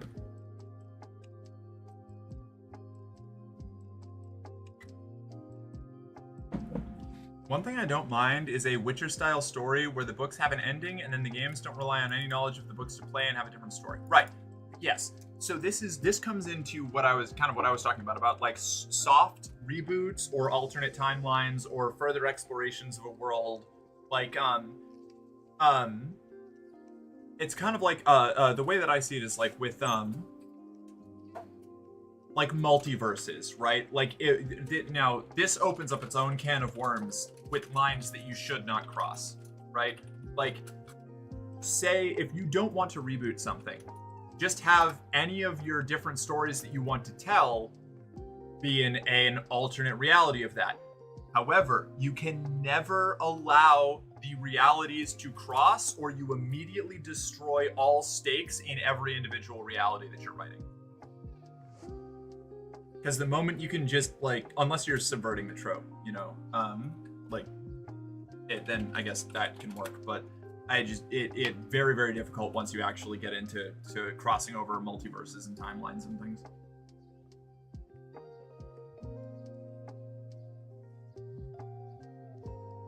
The most George Lucas shit I ever heard was that if he made anything else in Star Wars, he wanted Darth Talon to be in it specifically because he thought she was hot. I want Darth Talon to be in it. That was what Darth Talon was one of my first ever, like, oh, I'm attracted to this lady kind of things that I ran into, when I was like 10 or something. Like, well, however, I don't remember. Trying to dig through the memories of my childhood is like shuffling through pieces of a broken mirror. I don't remember most of it. So I can't place it in the timeline anywhere, but I know I was not in high school yet. Yeah, no, I've been a huge Star Wars dork for a long time. I watched Farscape when I was young, and they showed it at like 2 a.m. in the fucking morning in the UK. And they showed the last episode of season 4. It was a massive cliffhanger. Yes, the credits came up and said to be continued. I was disappointed for a minute, as I have to wait for ages for the continuation, but then the announcer just stuck a knife in and said, unfortunately, that's the final ever episode. Yep. Upside, they did finally make a sequel to it, like a sequel series to conclude it. It's a miniseries called The Peacekeeper Wars, I think. I still haven't watched it because I've been watching back through Farscape with my partner so that we can eventually I can watch Peacekeeper Wars. What's wrong with the girth? I watch a ton of React content, and watching someone struggle to come into a series and just not know or understand things hurts my heart. But when you watch someone watch a story and go, I'm gonna watch it all, and watching them fangirl out for every tie-in and thanking God that they watched everything. I'm watching a woman watch all the Marvel franchises. She's so empathetic, it's cool, but I also sympathize with your point. And I want you to have things that make you feel happy and feel good. Absolutely, yeah. And yeah, fair enough. I guess I just, I just lack the attention span to be like a super fan of something that requires a lot of different content things. Because I've tried to get back into comics a couple times, and every time I try to pick I like X-Men comics. I like X-Men comics a lot. I've only ever finished one run because I can never find an onboarding point. You know, I have to look up. I have to go to like fan communities and be like, where is the best place to jump into X-Men to specifically experience this one arc that spans 4 or 5 years, and it's like, whoa, man, it's insane. And I'm glad for the people who get to do that. I'm glad that exists. I just, trend away from that. The Girth Master lightsaber. Keep the universe themes and aesthetic, but eradicate all recognizable life. Then Star Wars may continue. I was also Twi'lek in Galaxies, but I was a musician. Oh, I wonder if we ever played the same stages. OMG, I found my retail box for Star Wars Galaxies about a week ago. No shot. I was so sad when they shut that game down because it was like 8 months after I started playing or something like that. It was tragic. Y'all, this is super off topic, but they're releasing a Lego Game Boy set. I want it. Wait. Doing better. Had a day off from 4 days straight work. Back to it later today. Well, I'm glad you got a day off. I hope that you're doing okay. That the work cycles can really dig into your brain. I remember when the Force Unleashed had the unstable lightsabers that just looked like fat lightsabers on my standard def CRT TV. Oh man, that's great. Terrible day to be my wallet. You played Galaxies as a kid too? Let's go. I was on a Clip server, peak MMO, nothing will ever compare. Galaxies actually ruined my ability to enjoy most MMOs because it was so much of a life sim that I expected that from every other MMO that I went to go play and never got any of it, and so I just never played any other MMOs, basically forever. It was rough. I loved it though. I adored Star Wars Galaxies. I worked for my parents doing whatever I could to get the money to pay for my subscription for the couple months that I got to play it. Gotta turn my light up a little bit. There we go. I adored that game. It was way too complex for me. I did not understand most of it, but the fact that all that complexity was there was fascinating to me. And now I play Paradox games. So, I've always been very holistic, very, very, very normal, standard brain up here. Got my brain stopped working. What was the TV series based around the solar system from a few years ago? Are you talking about The Expanse? Oh, wait, do you mean literally about learning about the solar system? That could be Cosmos.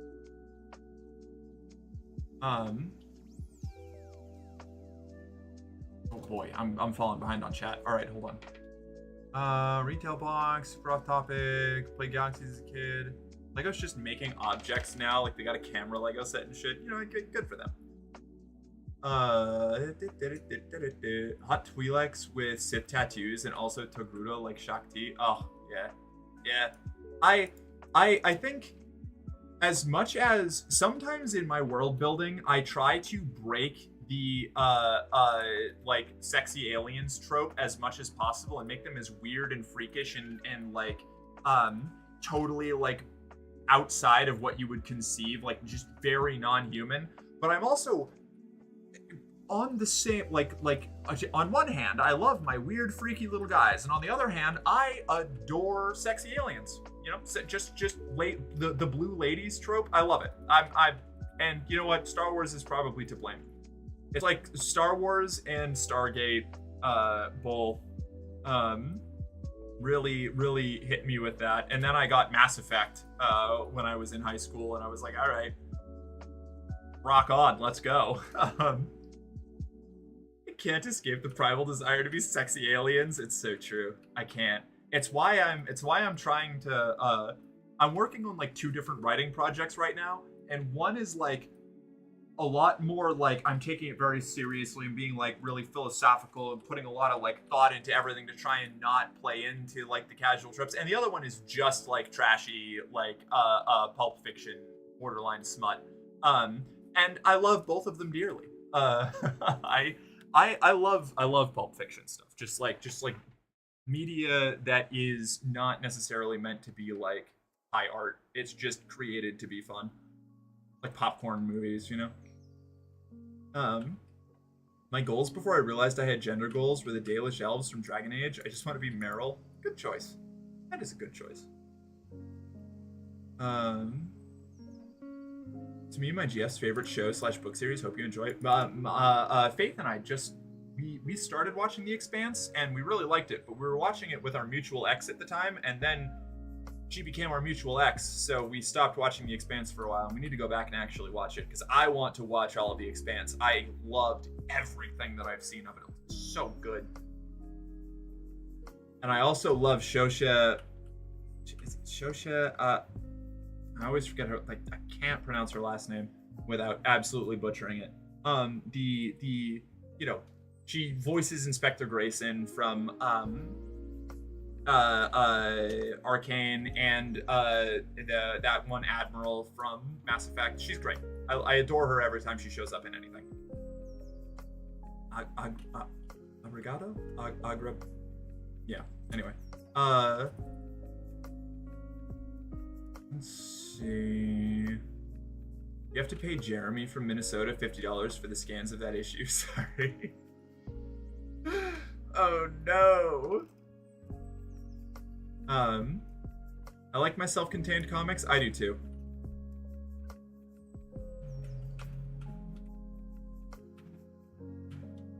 Wait, you lost all of your online friends? Wait, what? Did I miss something? Oh, Galaxies. When Galaxies closed down. That's such a good point. Let's see. It's Thursday on, Friday off, payday on Friday, finishing 2 computers by Sunday. Fuck yeah. Hey, beautiful lady. Hey, Jim. How you doing? It's good to see you.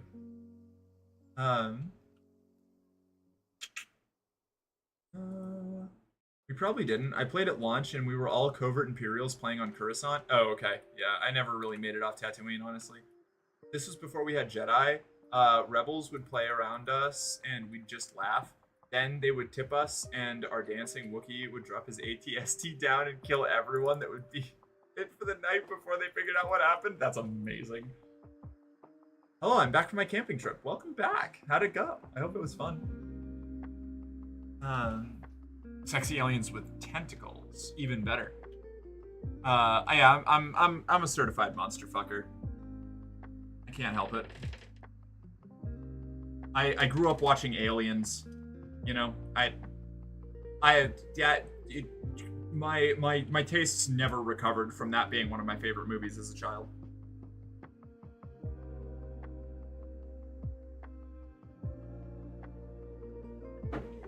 Oof, my condolences. Yeah, it was one of those. What's that song you listen to? Why'd you have to have such damn good taste in music? About like having an ex who listened to all of like your favorite songs and like you can't listen to them anymore for a while. I think it's fine to have a variety of hot and weird aliens. Maybe some hot weird aliens is a treat. Yeah, anything that I write is gonna have a lot of hot weird aliens. Give the tentacle fans some sexy weird aliens too. Why not? Yeah, exactly. Yeah. Cthulhu-looking alien BioWare now. I want mind flayers in Mass Effect. Shorey Agdashlu. Thank you. I need to get that ingrained in my brain so I don't keep looking like an idiot every time I try to talk about her.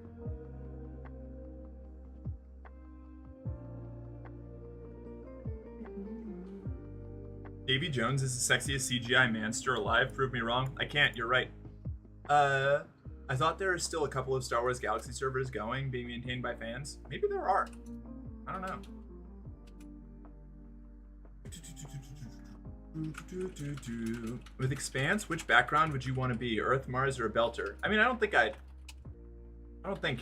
you'd want to be any of them, but I definitely relate to the Belters the most as somebody who, until pretty recently, has spent most of my life as like a semi-nomadic like scavenger, without even like. I feel like that's not even much of an exaggeration. You know, like I used to travel with Renaissance fairs, and I'd move states every year or two when my money started to run out from whatever job I had picked up, and I just rebuild my life somewhere else with whatever I could, wherever I could crash. So definitely Belter is the most relatable to me. I fuck with the Belters. Remember the Star Wars Encyclopedia with 0 pictures, so I had to imagine what shit looked like until I discovered Wikipedia? Yeah, I remember that too. What are your thoughts on Species, since it was H.R. Geiger DNA? I don't think I've seen Species, but now that you've brought it up, I'm going to have to watch it. Hold on. I love anything with H.R. Geiger DNA, generally.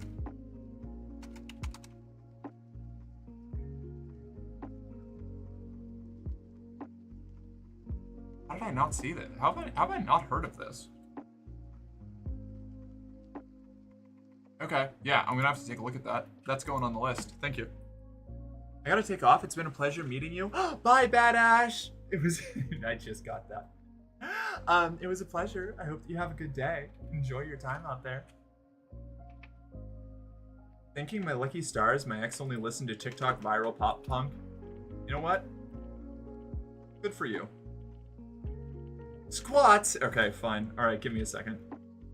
Did I miss anything else? No, Dead Species, Star Wars Encyclopedia, Expanse. I'm caught up. I am so good at this.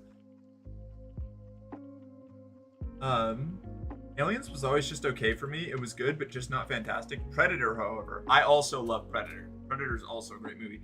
Aliens? I don't know if Aliens created the very specific set of kinks that I have related to that genre, or if I just naturally gravitated towards it, but I've always had a fascination with the xenomorph life cycle ever since I was a literal child. I don't know what it is. It just got me, you know?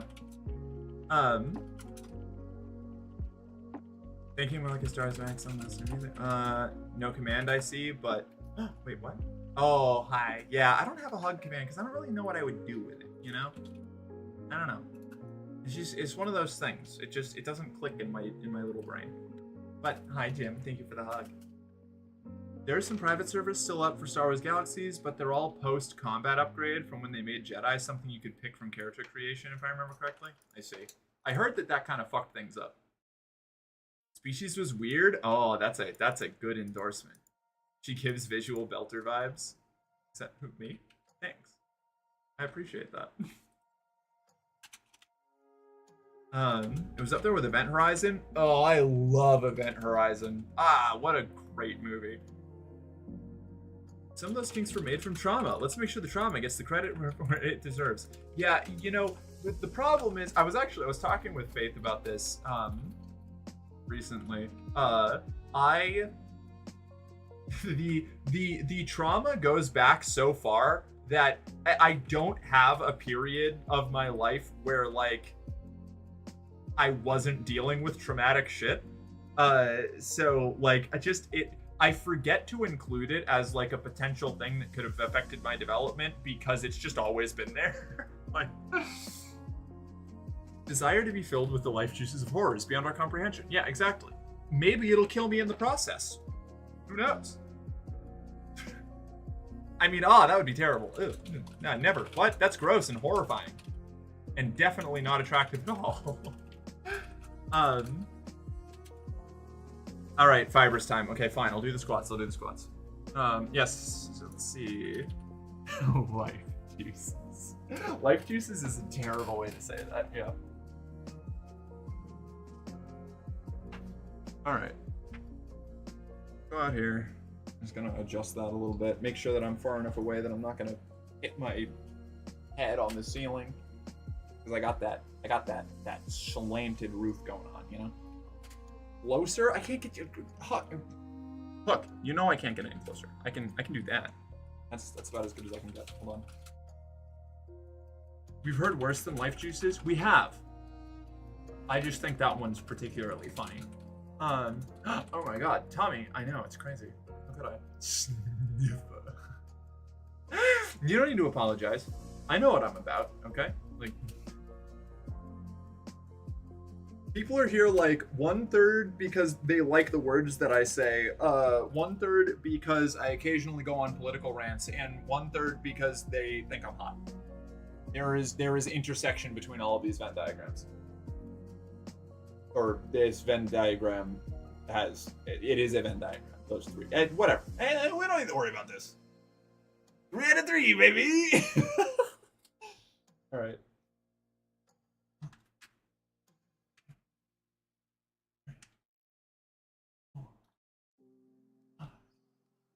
Six, 7, 8, 9, 10, 11, 13, 14, 15, 16, 17, 18, 19, 20. There we go. Okay. We got you, and of course it's all true. Oh, thank you. Love the fit, by the way. Thank you. I haven't been able to wear this one for a while because it's been so freaking hot out. Also, I need to turn down this ring light. It's blinding me. There we go. Ever so slightly. Is that good? Is that still fine? That's still fine, and it doesn't hurt my eyes. Did you say 15 twice? No, I said, I think I went, maybe I did. I went from 13 to 15, then corrected myself to 14, then said 15.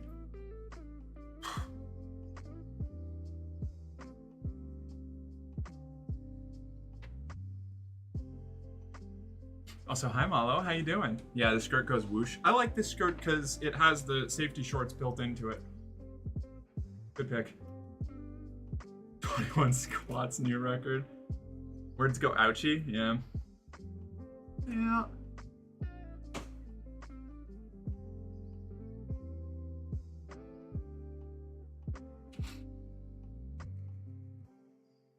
This is not far enough over. One sec.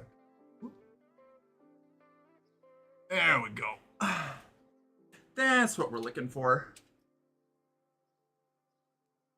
Thanks to everybody who showed up and been hanging out today. I was in a weird headspace going into stream. Y'all have made this a delightful experience.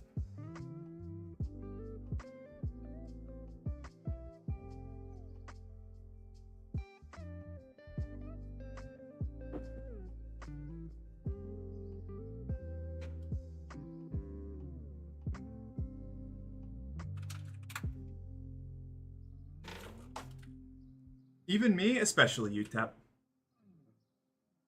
You came in here. You came here 3 separate times. You know, that takes dedication.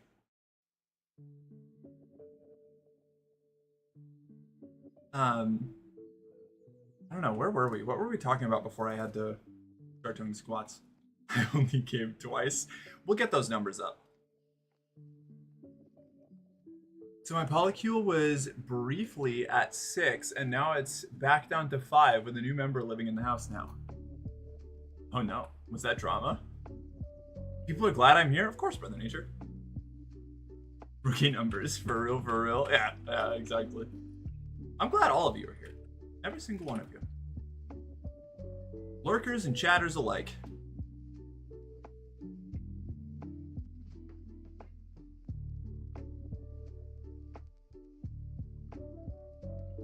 Look, without the progesterone, I don't know how we're doing it. Fair. Yeah, it was drama. The MILF got angry and jealous and self-destructed. Oh no. He appreciates you? Thank you, Tap. I appreciate you as well. for a load. Look, Chris. I know it's tough, but you Yeah, guy, you gotta get out of the rage comic headspace. It's not gonna help you out.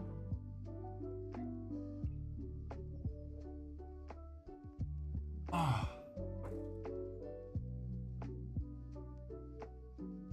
I hate my thumbs. I'm a fan of my thumbs. They're usually pretty good thumbs. Assembling a polycule of 2 million. All the clone troopers are in it.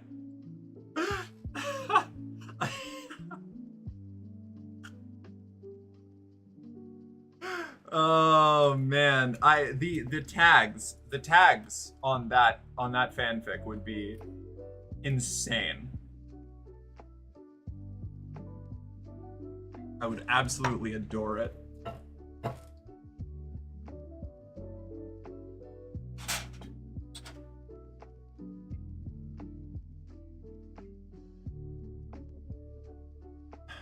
I have a genuine question for trans sex workers.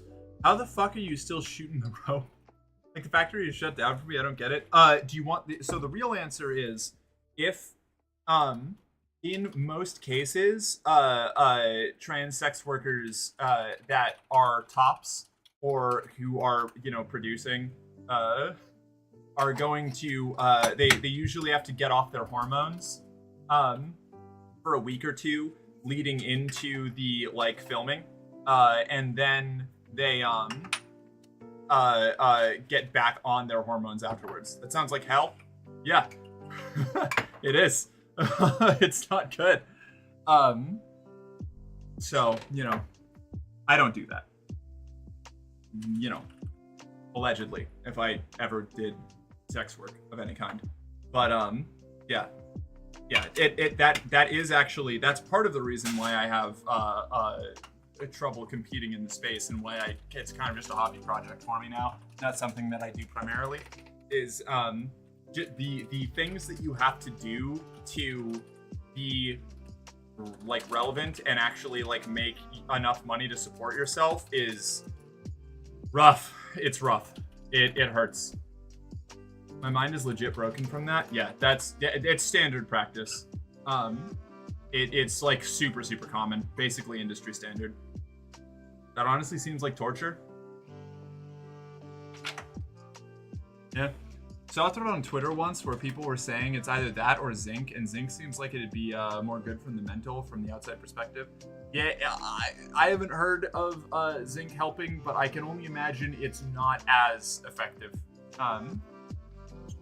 I don't know, man, maybe I should look into zinc. Who knows? Talk about loving yourself.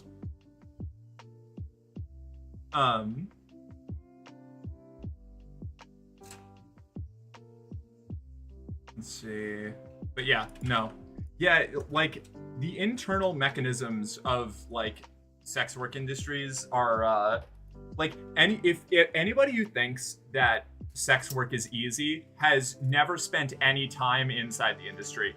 The shit that people put themselves through to like become and stay relevant and actually get paid an amount that they can support themselves on is a lot. And the people that you see who are like huge, extremely successful, like raking in money for like teasing pictures of them are a vanishingly small, like minuscule percentage, you know?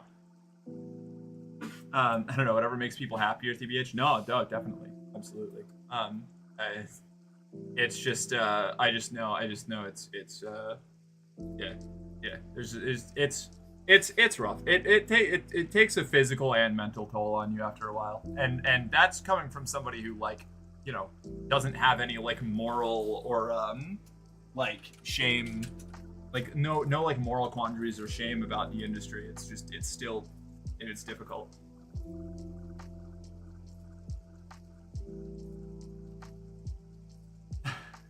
You got auto modded. Oops. There you go. Yeah. Not well studied. That's about it though. That's what a lot of that's kind of what I would assume.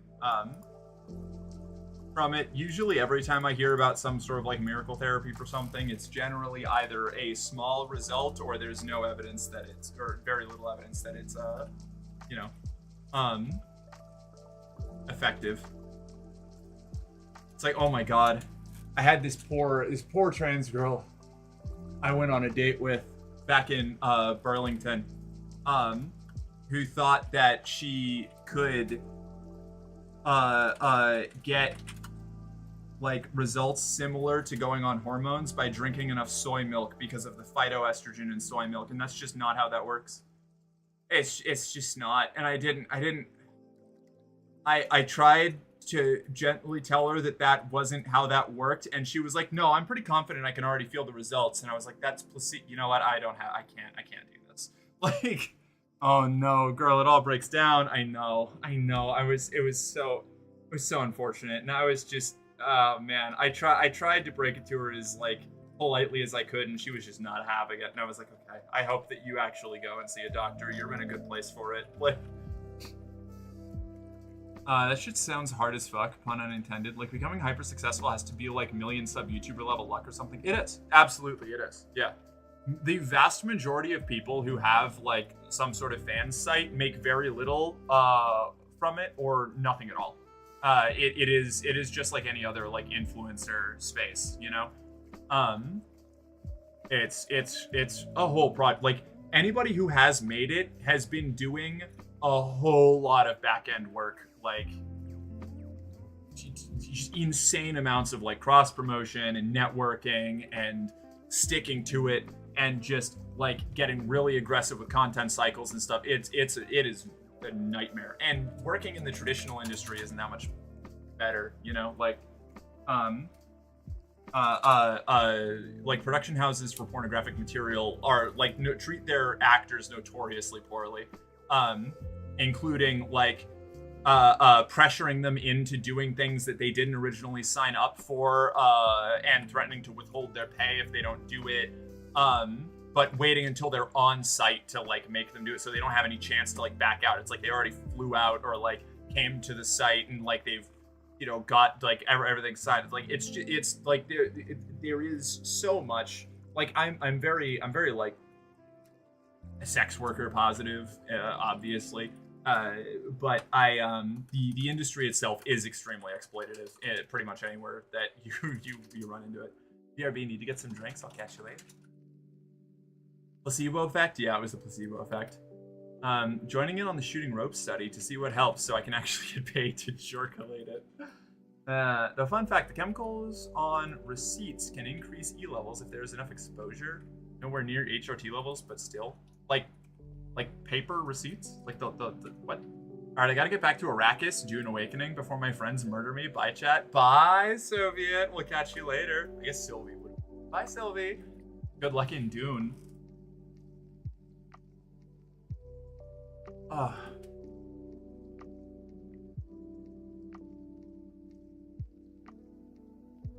Yeah, anyway. Do we have other beloved media franchises that I can talk about how I would rewrite? I liked that conversation. That was a fun conversation.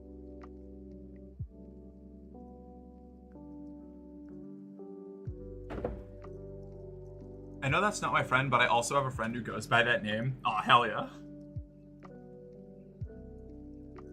Oh.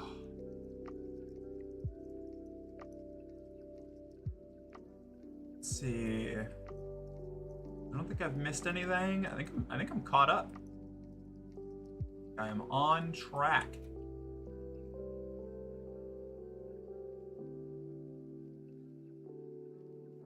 Except Soviet Sylvie. Swapped. One of those two is the reason they couldn't have their name the other way. So many beloved franchises for me. Babylon 5, Robotech, oof. Oh, I have a friend who's been trying to get me to watch Babylon 5 for actually a decade, and I just haven't got around to it. But he has told me repeatedly it is exactly my shit. Like, and that I would adore it. I just haven't actually gone and watched it. I should watch Babylon 5. Pretty much every time I explain the kind or elaborate on the kind of like sci-fi that I like, he's like, you need to go watch Babylon 5. You're driving me crazy. I haven't seen Babylon 5 before. I just like some of the ships in it. Hell yeah. I don't actually know if she goes by that on Twitch TBH, just Snapchat. Fair. Merc, I did start watching Dandadan. Still only a few episodes in, but enjoying it so far. Thanks for the recommendation. Yeah, of course. I love Dandadan. Dandadan's a weird show. I love it. It's just a strange piece of media, and I enjoy that a lot. Long-form storytelling, and it sounds right up your alley. Yeah, that tracks. Robotech, I almost got into as a kid, but ended up going down the just getting super into Gundam instead. I got on that topic because I opened Blue Sky, and because I'm friends with sex workers, I saw a friend shoot rope and it made my brain mad. Yeah, fair. So, and some people just react differently, you know, to HRT. But for the most part, yeah, it's people either reducing their hormones or going off of them, or even in some cases taking testosterone supplements for a short period of time in order to get their levels up fast and then crash back down afterwards. Any thoughts on Dora Hetero? It seems like something I would really like, but I haven't watched it yet because the animation kind of stresses me out. So I'm thinking of reading the manga because a couple of reviewers that I like said that the manga is really, really good. I'm watching the second season tomorrow. Hell yeah. It's not all released yet. No new episode out tomorrow though. New episode out tomorrow. Looking forward to it. Not like mad at them, just mad because my brain doesn't understand something. No, I get that. I was mad at the unknown. Yeah, I fully understand. I get driven to like these bouts of like obsessive madness when there is a specific thing I don't know the answer to. And it can be something totally like just out of nowhere, like nonsensical, or just like some random little piece of trivia or something that I just lose my mind over. Yeah, read the manga. The animation is nothing special. Okay, yeah, I've heard like everything I've heard about it. It seems exactly like the kind of shit that I'm into. I'm a big Chainsaw Man fan, and it seems like it's not like the same as Chainsaw Man, but it seems like it's in that same like Berserk Chainsaw Man like struggling against like insane horrors beyond man comprehension kind of deal. There's a gender fluid main character in the third part of Robotech. This was in the 80s. Yeah, it's a rejiggering of 3 separate anime franchises, but I think, in my opinion, it's greater than some of its parts. Very cool. All right, noted. My girlfriend and her GF are watching Beastars in the living room. I liked the first season of Beastars a lot. I didn't like the second season of Beastars very much, and I have not watched the third season of Beastars because of my opinions on the second season of Beastars. I think the first season of Beastars is awesome. I think it tackled it analyzed a very specific experience that I dealt with, which was feeling like especially like up until my like early 20s pre-transition, it approached the feeling that I had towards my my own like drives of that like feeling like a predator, or like there was something like barely like under control, because I've just always had like a really antagonistic relationship with testosterone. Like I had actually identified that a long time before I identified that I was trans. Probably should have been a hint. Like when I started talking in like my early mid-20s about how much I hated having testosterone because I hated the way that like it caused my like emotions to flare and stuff. That probably should have been a big sign. But I think Beastars, the first season of Beastars feels like its approach, like it's analyzing and like deconstructing that, and I thought that was really neat. And then it kind of stops being that and becomes more like crazy fight shit. That's really cool. I never thought of it in that regards. Yeah, that was what I felt, at least watching the first season. That was how it because it's so tied in with that like primal prey thing with the carnivores and the herbivores, but also it has like a lot of like breaks down a lot of like sexuality and how genders interact as well. It was very. I thought it was really cool. And I was kind of looking for more of that, and then it went into more of like a little bit more shonen, like battle anime thing, or like revenge plot, and then it kind of lost me. Sorry, what are we talking about? The anime Beastars. Only thing from Robotech I ever saw was that they wiped out like 90% of Earth's population, and everybody had a muted reaction to it, and shit was like fine the next season. Okay, wild. You end up getting in a financial pickle. It is a small helping solution to take supplements, but it's nothing more than a temp solution. What are you talking about? HRT stuff? Fair enough. My girlfriend and her GF are... I already read that. Okay. One of my fixations is when I see an effect on a stage show and I have a hyperfocus to learn how they did it. That happens to me sometimes. That happens to me with filmmaking. I'll see an effect or something in a show or a movie that I know wasn't computer generated, or at least wasn't entirely computer generated, and I suddenly get like this obsessive need to find out how they did the effect. I love practical effects. They're so cool. I'm a fan of Beastars too. Hell yeah. Like I said, I think the first season is worth watching. Just universally. Everything after that is kind of like up in the air, you know? I don't know. I didn't love season 2, but I think that was just because I was coming to Beastars for something other than what its like core draw was, I guess. And maybe I should give it a try. Maybe I should give the third season a shot, see if it like kind of brings it back around. I once spent so long trying to figure out the quick change for Book of Mormon during Turn It Off. I've never seen Book of Mormon, but I've heard it's fantastic. I just never got into Beastars, but I don't hate it. Fair enough. When it was only season 1, I was genuinely super excited to see what else came out of it. And that's probably why I had like the kind of sharper reaction to it when it didn't do what I wanted it to.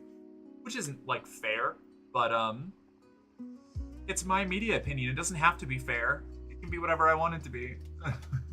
I don't need to justify myself.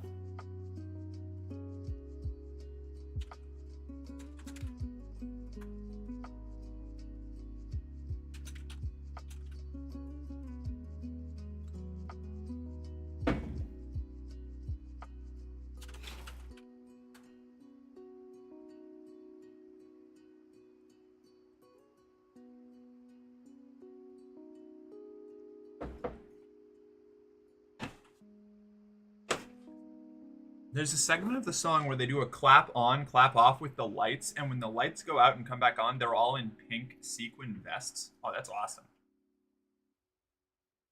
And back, needed a piss too? Well, I hope that you had a good piss. Welcome back.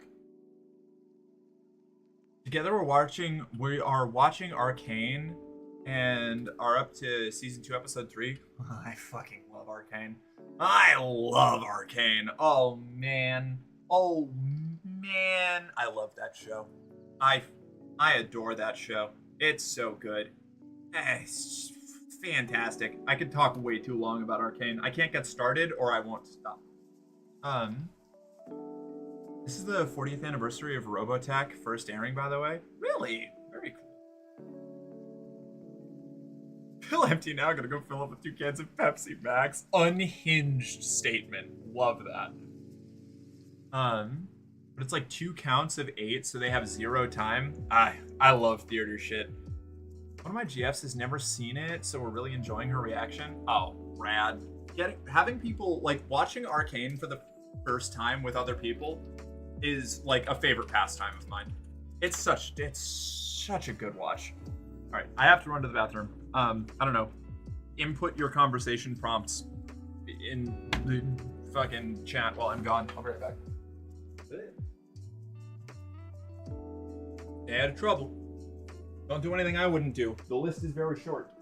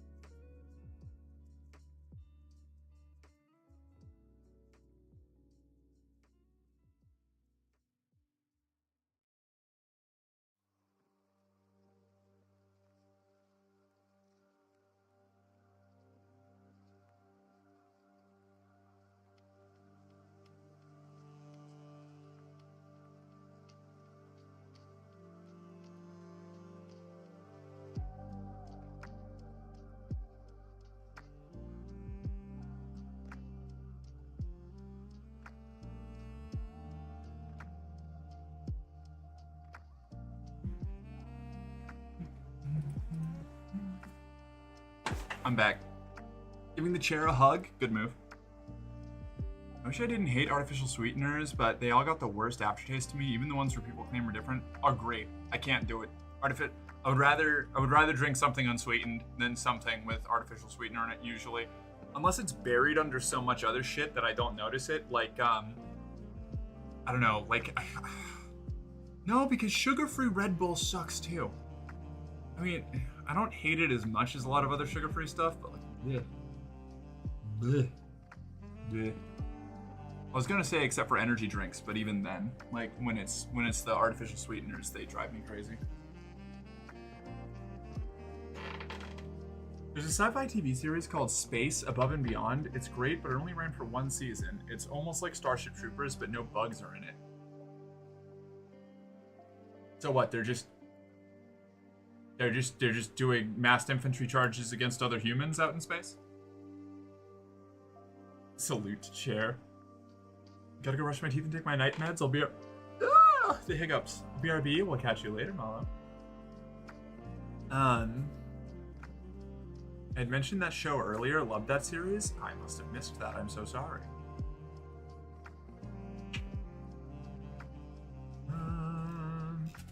Let's see.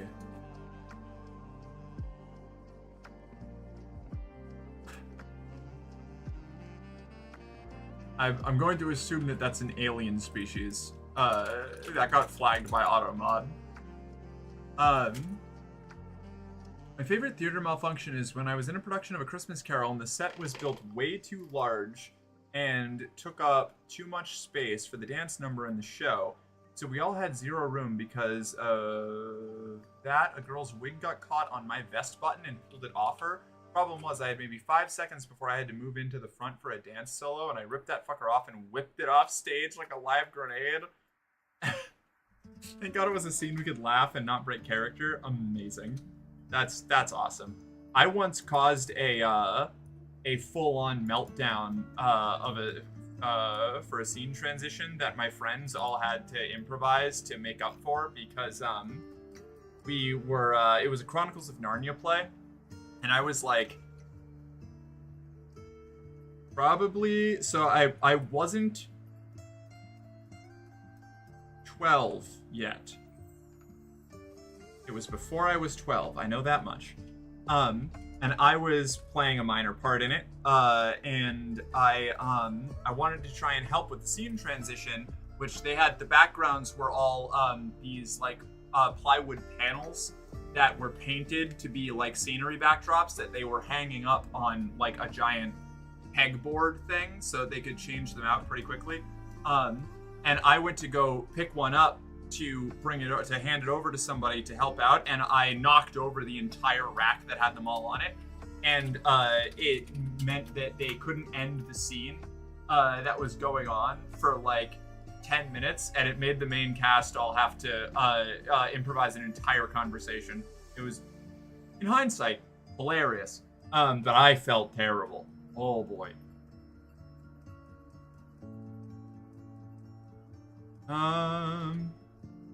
Chigs were kind of underdefined for the first season.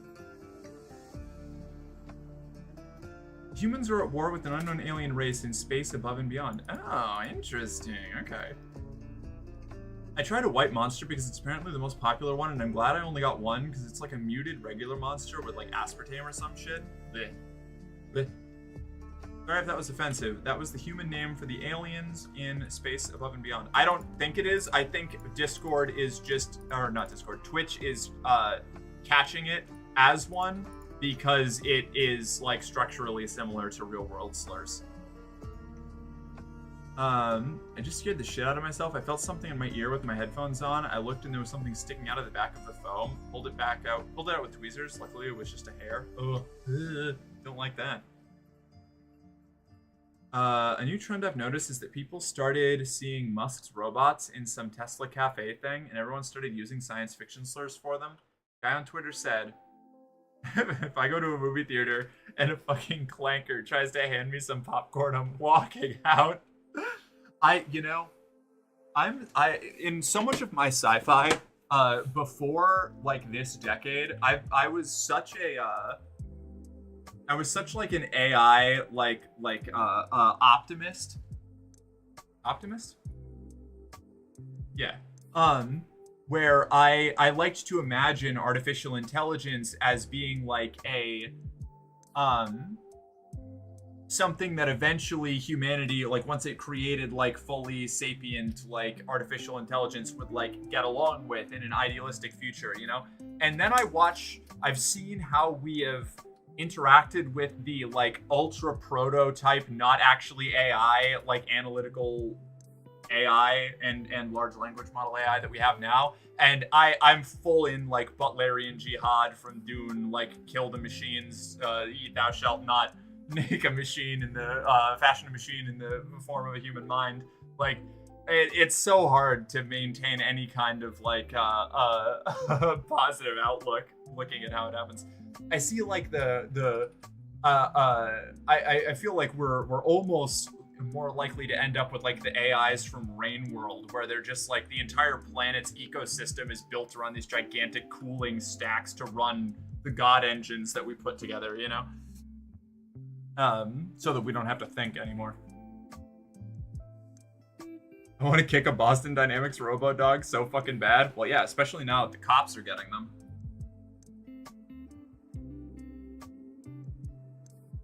There's only one. Hold on. Wait a second. There's only one good Boston Dynamics robo dog, and it's from Lancer. Hold on. Where is he? Where's my good boy? This is the IPSN Lancaster. He's a good boy. He's a friend. And he's not a cop.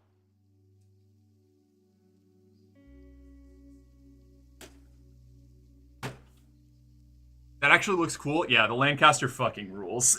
It's awesome. And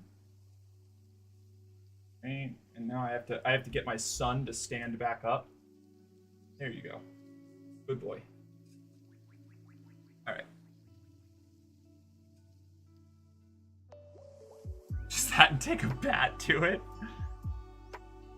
The Angriest Angel in Space Above and Beyond is my favorite episode. All right, the title, all of these names sound goofy as shit, and I'm in.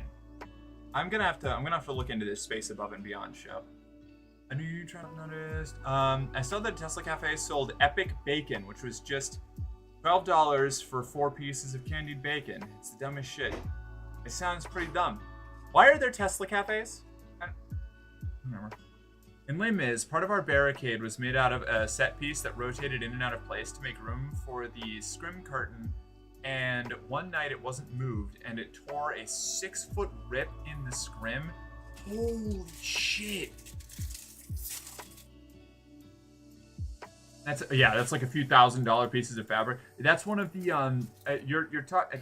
Hold on, is the scrim the like lighting backdrop curtain that has to be made on like a massive loom so it doesn't have any seams? Is that the name for that? I can't remember. If so, holy shit, I would die. I would if I was responsible for that, I think I would just never enter a theater again.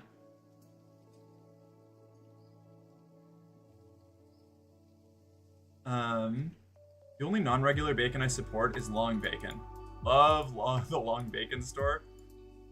I know this. There's no way this is what you're talking about, but that just made me think of when you said long bacon. It makes me think of long pig, which is, you know, a term for eating people.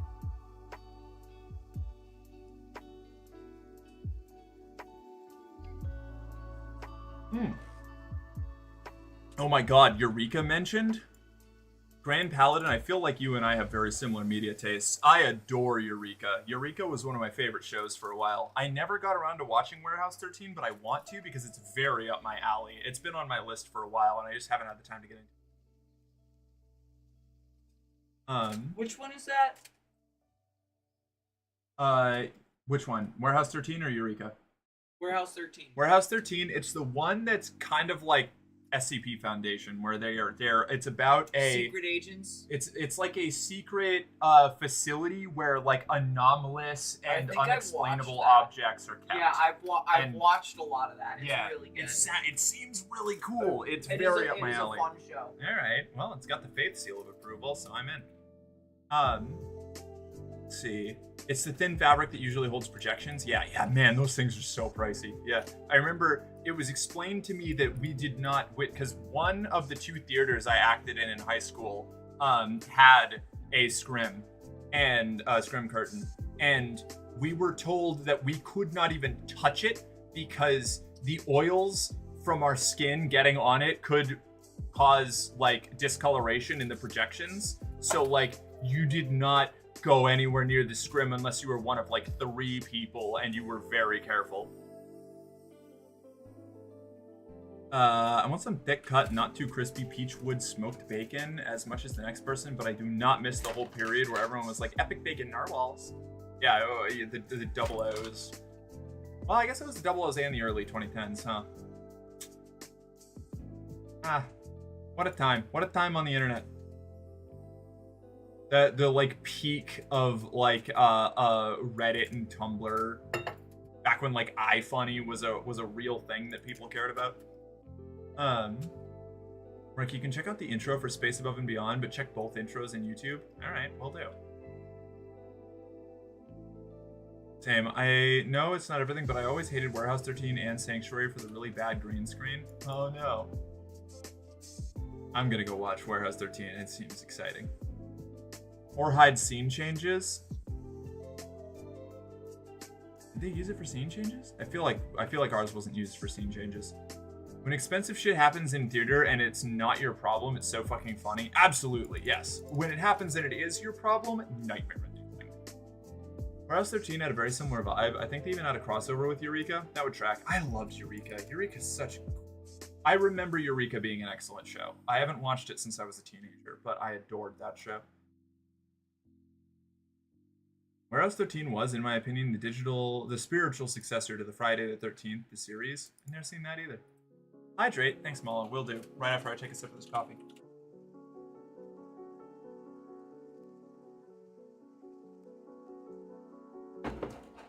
Faith's pajamas looking so comfy. That's just like regular. That's just regular Faith outfit.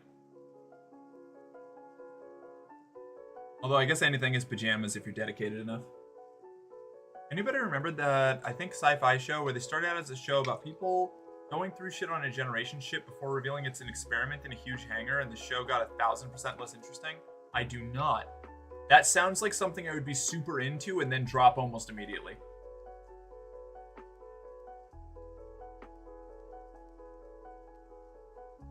Can I show my pants to your stream? Yeah, go for it. Hold on, we're gonna get a Faith outfit check. Here. Here we go. Pulling up the baggy shirt. See, I have regular pants.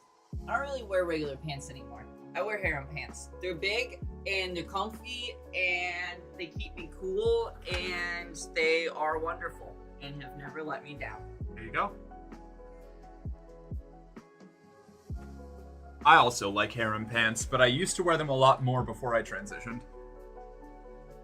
Not because I don't like them on me now, but because they were one of the only like cool pants styles that I could get away with wearing, it felt like. And now I just have so many options that I don't wear harem pants so much anymore. You know, mostly I try to wear things that don't cover up my legs because I spent so much of my life covering up my legs. But I love harem pants. Love the look on them. I really like the ones that have bits of the fabric cut out around the thigh. Those are my favorites. Those. Very if good. I had any of those, I'd go crazy for those. Oh man. Epic Mealtime. I remember Epic Mealtime. I think I only ever watched like 1 or 2 Epic Mealtime episodes, but I do remember that. Self-affirmation. Self-affirmation. Me today. Today, my self-affirmation is that I felt like absolute garbage today, and I got myself together and I started stream, and I decided to just do some chatting and hanging out, and it's been great. You know, it was like all the anxiety I was feeling and the like the gloominess I had and the bad headspace I was in, it just like, you know, just vanished after like the first hour of stream, and that fucking rules. And I'm proud of myself for sticking it out. I missed harem pants? You did, I'm sorry. Oh, good night, Bailey. Have a good one. We'll catch you later. Let's see. Holy shit, they just looked so baggy and thin. I love it. Yeah, that's harem pants. They're great.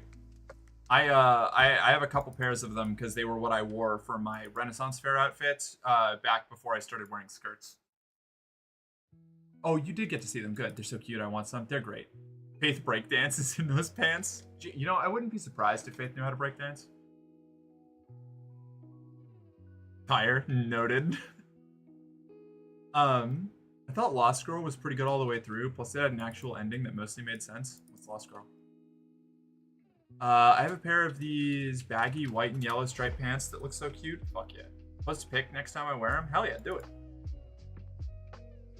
Ascension. Oh, that's the show. Okay.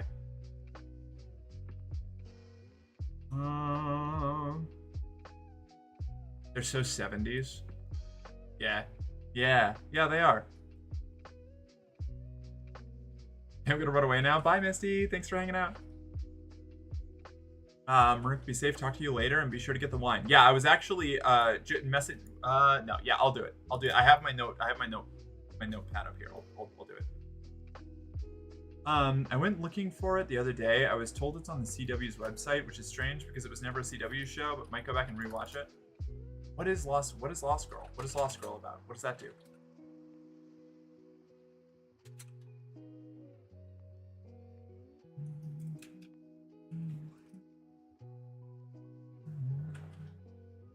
I still have some sandwich over here, and I'm going to eat it.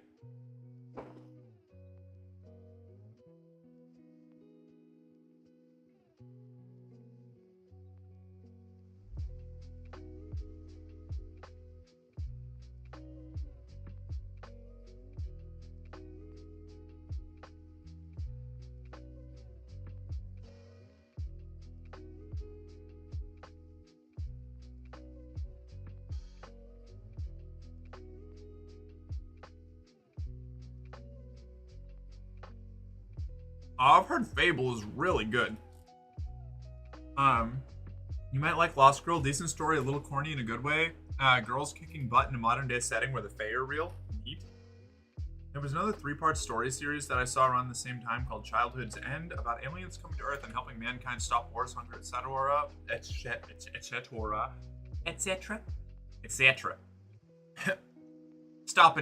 Helping mankind stop wars and hunger and etc. and evolve. It's quite good. Hell yeah. All right. Okay. That does sound pretty cool.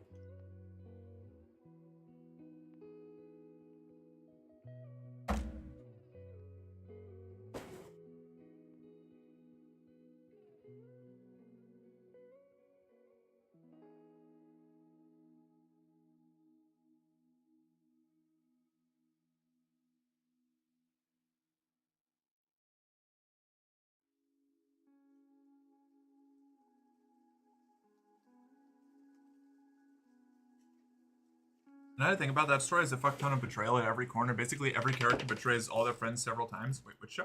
Lost Girl? I got that death and betrayal obsession. Might be a little too much in the betrayal department. Basically, every character betrays their allies several times in my story. Oh, all right. Hell yeah. I'm a sucker for flawed protagonists and gray morality or amoral characters. I adore that shit. Oh. I love your hair, by the way, Morky. Oh, I thank you, Ruby. Hi.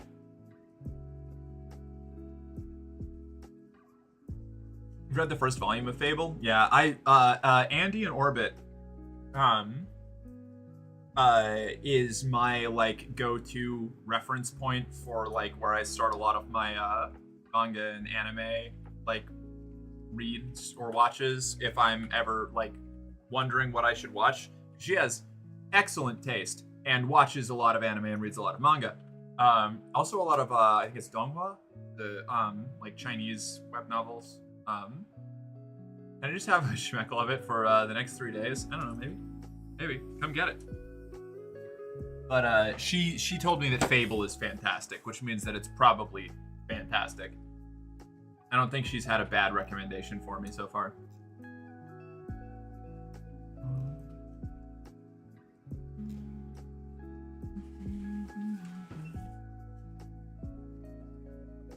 I hate to leave, but I'm running on fumes. It's a consequence of my age. Lol. Good night, Merc and chat. Good night, Paladin. We'll catch you later. Probably only going for like another 45 minutes anyway. You're not gonna miss too much. You stayed for so much of it. I'm very proud of you. Been working on your endurance, I see. I think betrayal is underused in a lot of stories, and most of the times it's usually incredibly obvious or makes basically no sense. That's fair. Yeah, no, I agree. I think a betrayal with good motivation, especially a betrayal that's painful for the betrayer, is perfect. I got to have one of those in the last session me and my my Dark Heresy party played a couple weeks ago. We had a moment where the section of one turn, a negotiation with a bunch of really powerful hostile aliens turned from really directly in our favor to a open fight because one of the members of our party specifically hated that kind of alien because of their backstory and a trait that they had, and played into it, and just immediately attacked them once they got to us. And so she got killed, and the next person got killed, and my character, or the next person, was about to fight the alien that killed her, her friend and the other member of our party. And I had to make a decision on what I was going to do. And instead of playing along with the party and sticking with it, and this is always dangerous territory to walk. You really have to know the players you're playing with if you're going to do something like this. Don't do this at a table with a bunch of random people that you don't know very well and don't have a good rapport with. I instead of helping the second person fight the aliens, I shot them in the back and then dropped my weapon to convince the aliens that I wasn't part of that whole side of things, and we ended up getting a second chance to negotiate. And it was horrible. Everybody was shocked. It was great. An excellent moment. One of the best sessions we've ever played. Just characters all playing directly into their flaws in ways that made a lot of sense, and that we had a bunch of really good players, so everybody was playing their own angle. It was very cool. But yeah, and nobody else was in the ship, so the only other person who was conscious was outside of the area it all happened in. So the only person that knows that my character betrayed anyone in the universe is my character, and she just has to live with that and try to not deal with it. Did anyone else watch Dark Angel? I haven't, no. The cool thing about Fables is that it opens up with a murder investigation, and Snow says there hasn't been a murder in town in 15 years, and that previous murder is the events of Wolf Among Us. Really? That's pretty cool. I like that.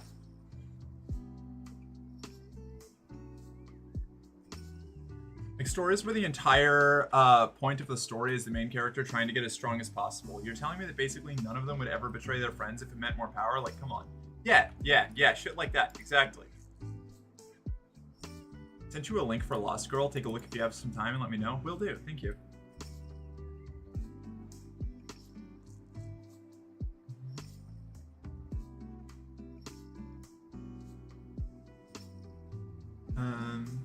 I watched some of it, but it just seemed to disappear from TV in the UK after a while. Trying to actually watch a TV show on TV is an exercise in madness. There are so many shows that I have seen 40% of the episodes of non-sequentially, and have a vaguely positive opinion towards, but have never finished because I just haven't had it in me to go back and try to rewatch it all straight through from the beginning to end.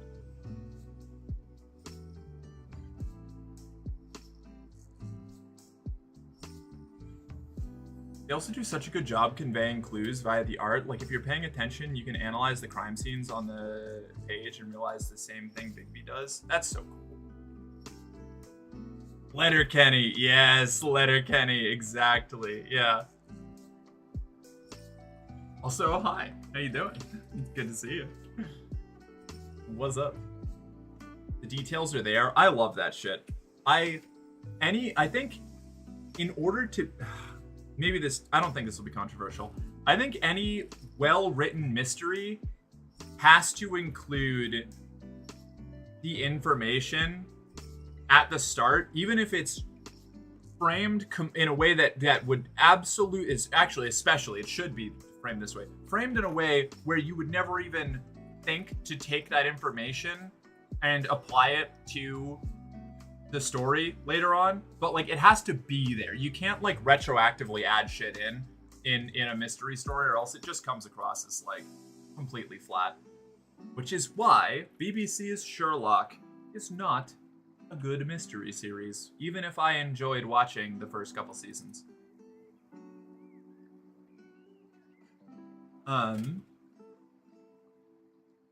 Yeah, the details are there. The details have to be there. Obfuscating those details is the part where like the good writing of a mystery comes in, you know?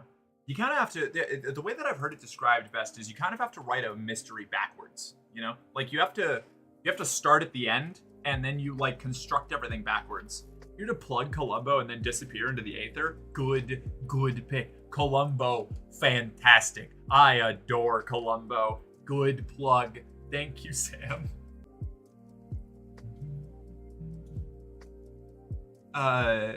This was about 20 to 30 years ago, where in the UK there was only 4 channels, unless you had Sky, but you only had it if you had a bit of money, and the internet was either non-existent or very limited.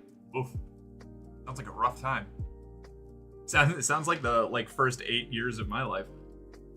I only had like public access until I was like 10 or 11. Public access TV and no internet. Can't beat Miss Marple or Poirot. I've heard of both of those, but I've never actually read any of it or seen any of it. I don't know. My writing sucks so bad. My best written character is a genetically modified slave that was made with near infinite regeneration to be a weapon. But so much horrible shit has happened that she's trying to find a way to die and failing since her regeneration is so powerful. Love that trope. I love that shit. Functionally immortal character that is really sick of this shit is like a favorite of mine.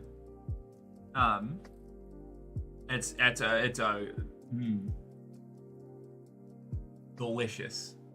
So much room for drama. That's actually in the story I'm writing right now. There is a bit of that in the like Lucifer Morningstar analog I have for the like loosely based on Christian mythology post-apocalypse that I'm writing, where their whole reason for being like that was a good series, Lucifer. I've heard it's good. Their whole reason for being imprisoned by the other like cosmic entities that are impersonating angels was that they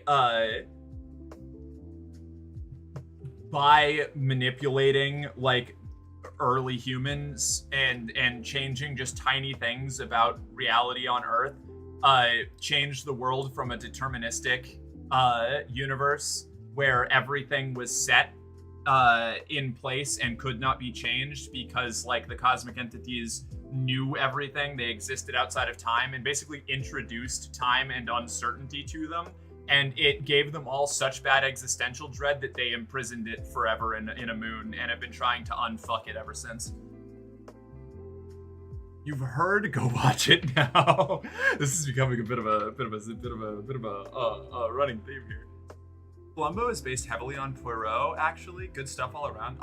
I adore him. Just one more thing. How could you be at home playing the PS3 when the PS3 has no games? I'm not a big gamer, but my wife, she loves the PS3. I once only had access to Aspire, a black TV network like a super budget BET, as the only interesting network for like a week, and I saw the 1996 Mario Van Peebles movie Solo like 10 times. It was surreal. Wild. No more things. I'll get inside your hair. Columbo shitposting is up there with like Invincible shitposts on some of my favorite things to stumble across. It completely outside the context of their own fandoms. So good.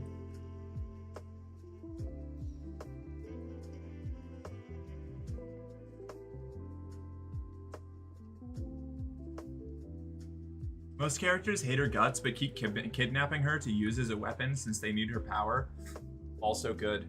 Also excellent. We love that. It's about Mario Van Peebles as the eponymous Solo, who is a military android who flees to the jungle in South America and fights mercenaries and another US Army android. And it's not very good. Watch the trailer on YouTube. It spoils the whole movie. That was a phenomenal paragraph, Brother Nature. I was in from beginning to end. What a just a great string of words. That's a stellar description. There's a British series that kind of does a good take on the just one more thing called Frost, starring Sir David Jason. Brilliant series. All right. Okay.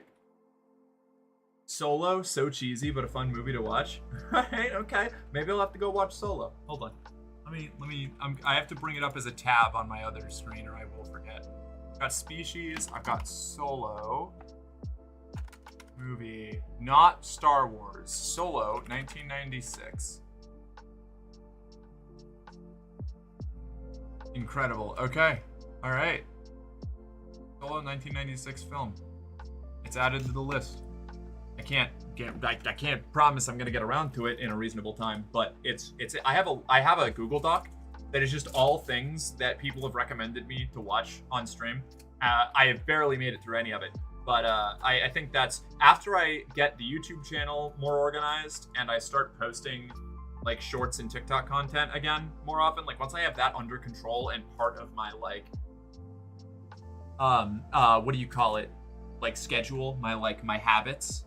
I'm gonna start working through the media list, because as weird as it is to say this, like watching like consuming media that y'all find interesting is legitimately like part of my job. Like I need to be able to talk about these things with people, and like it just adds more compelling stuff that I can talk about and have conversations about. So I should probably set it to be a thing where like I watch one or two things from the Google Doc like a week at minimum. We need to finish Zeta Gundam so we can get into 8th MS Team. You're so right. I started watching Zeta Gundam again because I was like, man, I really want to finish Zeta Gundam, but I haven't talked with Sam about it in so long. I just need to start over. So I just watched the first couple episodes again. I would love to watch it with you if you want to do that again. You let me know when you've got time. Zeta Gundam is so insane, and I love it so much. Camille is... the fact that the entire, like, inciting incident for Camille's call to adventure is being mad that somebody misgenders him and punching them, despite the fact that they're part of, like, a secret Black Ops military team. Hilarious. It's like some random teenager just rocking a Navy SEALs shit because they misgender them. And then kicking off the entire story. It's fucking great. Mark, have I talked about the show Assassins? I don't think you have. I always have time for Quattro Pagina. Me too. The evil android going, I'm the model for the next generation, is a vocal stim for me. Oh, that does sound like a good stim. Look, why are you not making notes of all the films and TV series you need to be watching? Okay, alright, you know what, Chris? How about this? You shoot me a DM with all of the things that you've recommended today, and I will add them to the list. Merc's a busy lady. I am. I am currently going through a structuring my time better arc. Like now that I've kind of worked into a fairly decent groove with like my streaming, where I kind of have a decent grasp on like what kind of content I do, and I don't really need to do too much experimentation with like format or anything outside of things that are interesting to me. I'm now working on getting my off-camera time to be structured and more productive, which has been going really well. The house is in like the last third of the cleaning project, maybe the latter half. Either way, I've been like resolving the clutter issue that I kind of introduced when I showed up out of nowhere and just dumped all of my stuff into the house. And I'm also doing better about, like, you know, doing my secondary work for the stream that I'm supposed to be doing a lot more of, and I'm only doing a little bit of, but we're getting there. We're working on it. We're making progress. I can't remember anymore, the musical. No, I don't think so. I don't think we have talked about that. I've got a lot of these on my NAS, and I'd love to see if you, for instance, would be able to log onto my Plex and watch them. Maybe. I don't know. Oh, cleaning. I love cleaning. I would love it. I would love you telling me what to do to clean your place, Brick. All right, Hook. If you can get past the wolves and you show up in like a suitably cute outfit, you can clean my house for me. Assassins is a Sondheim musical about famous assassins? Fascinating. Okay, alright. I'll have to take a peek. It's a Sondheim show about all the presidential assassins. Oh god. It's in this carnival-style set that critiques American exceptionalism, gun violence, and a bunch of other stuff. Wait, that sounds rad. Okay. Oh no, wolves. I can't run fast anymore. You'll have to outwit them then, Hook. John Wilkes Booth and Chuck Guiteau feature prominently. It's fucking rad. It does sound, it sounds rad. It sounds cool as shit, actually. Oh.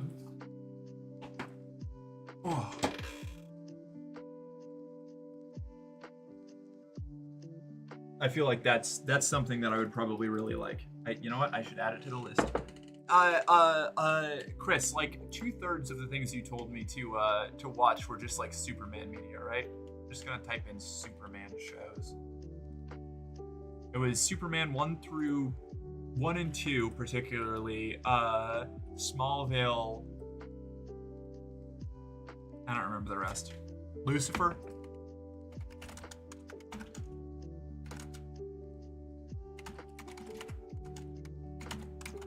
All right. Yeah, right. Cool.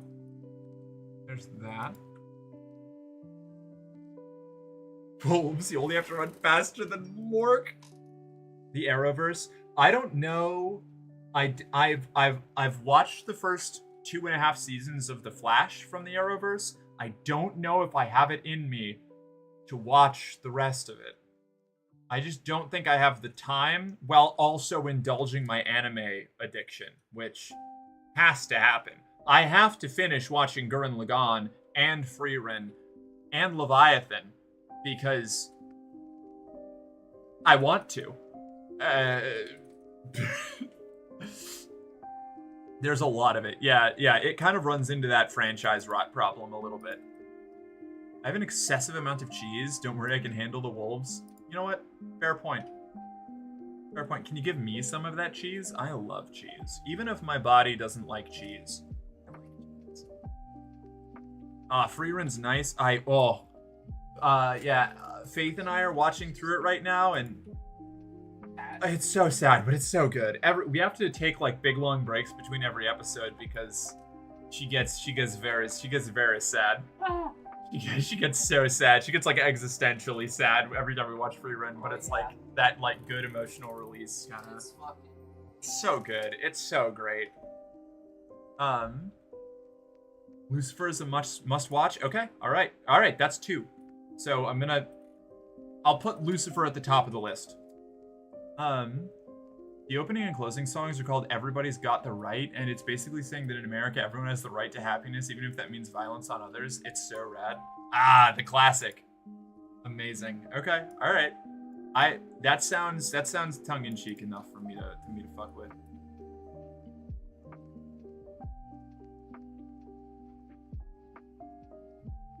You get tired of shouting, "He loves you, bitch!" at the screen? Oh, talking about Frieren? Yeah, I do. But actually, maybe no, I don't. Maybe I don't get tired of that. I have, I've been kind of like, watching Frieren especially, there's like an aspect of like embracing the things that you knew about, and I think this is what the central theme of the show is, like embracing the memories that you have of somebody and the time that you spent together, even if you can't spend any more of that time together. And like the lingering effects that other people have on you even after they're gone, or that you consequently will have on others even after you're gone. And there's like a certain like bittersweetness to that I don't know. It's been almost comforting for me. So yeah, it does. On one end, it gets a little it's like, oh my god, come on, get it through your head, girl. But also it's like seeing her learn about the way that they, I don't know, it's like understand how much of an effect like everybody has had on her. It's so cool. I think Free Run's great. It's so fucking good. A reverse Violet Evergarden, if you will. Is it? I haven't seen Violet Evergarden. I've never been in a headspace where I was ready to watch it. I've got to watch that one. I know I'm gonna like it. I'm just so scared. I'm so scared to be hurt. Is this a list of TV shows must watch bangers in Discord? I guess I could post it in.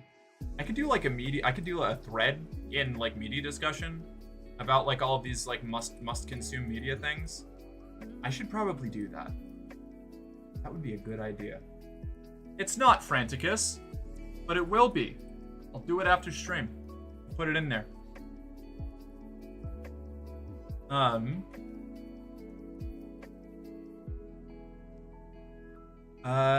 There's a production where at the last moment of the show, a small child comes on stage, picks up a gun, and it accidentally discharges, and all the assassins turn and look with sheer happiness at this potential new member of their club. Oh, that is fiendish. I love it. I just posted in the general tab a screenshot of all the TV shows I have. General tab on disc. Damn, okay. Holy shit. Oh my god, there's so many.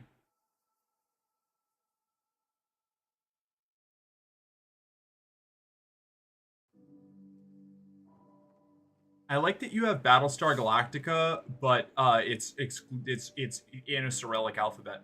That's fun. I was thinking about watching Raised by Wolves. It seemed neat. I like the visuals that I've seen of it. It seems very weird. iZombie was cute. I only watched the first couple episodes because I was watching it with a girl I had a crush on, and then things got a little weird between us, and I moved out of the state. Not necessarily related, but you know.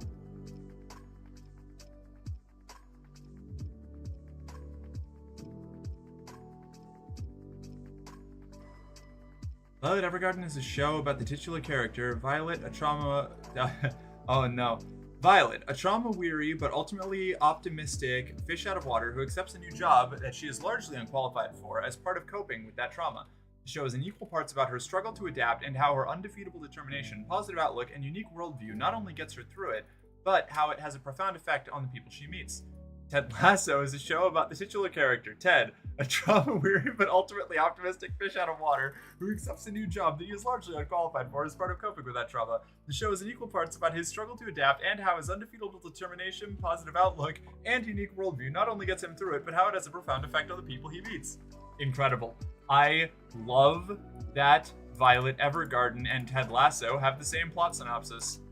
This goes back to, for any of you who were here earlier, I was talking about how one of my favorite things is like boiling down a plot summary to it's like so far down to its bones that it is almost completely unrecognizable. Like how the execution is what makes a story good, not its synopsis. And this is, I think these are two examples of the story both being good, but I like that you can say that Ted Lasso and Violet Evergarden are the same show or have the same plot. It's the only download I could find of it in HD. Fair enough. I'm in the middle of renaming them. Rad. I was on a paid clips website and saw somebody made a porn parody of Ted Lasso. The guy looks like exactly like him. Wild. Most of the main characters in my story are obsessed with killing a goddess who sometimes interferes with things, with no regard for who it is, because of the risk that she could eventually kill them or mess up one of their plans. So they drag the other main characters into the meaningless war against a borderline unkillable enemy who has no intention of fighting them unless forced to. I like that. Hi, Mark. Hi, Eva. How you doing? It's good to see you. Oh, Jen the Dummy's ban is over? Yes. Yeah. Good. Yeah, poor thing indeed. I talked about that a little bit earlier, actually. Not like any kind of meaningful like discussion. I just like brought it up and mentioned it, and little bits, little shit like that. The dreaded 1-day ban for sexual content. Oh, what was the sexual content? Who knows? It can be anything. Twitch's rules don't make any sense. For real though, trying to do anything that isn't like content mill, like family friendly stuff. If you have any kind of like bite or edge or like subversive aspect outside of like what is acceptable for a like 10-year-old to watch, there's just like you're automatically probably doing a bannable offense somehow because they word everything so vaguely.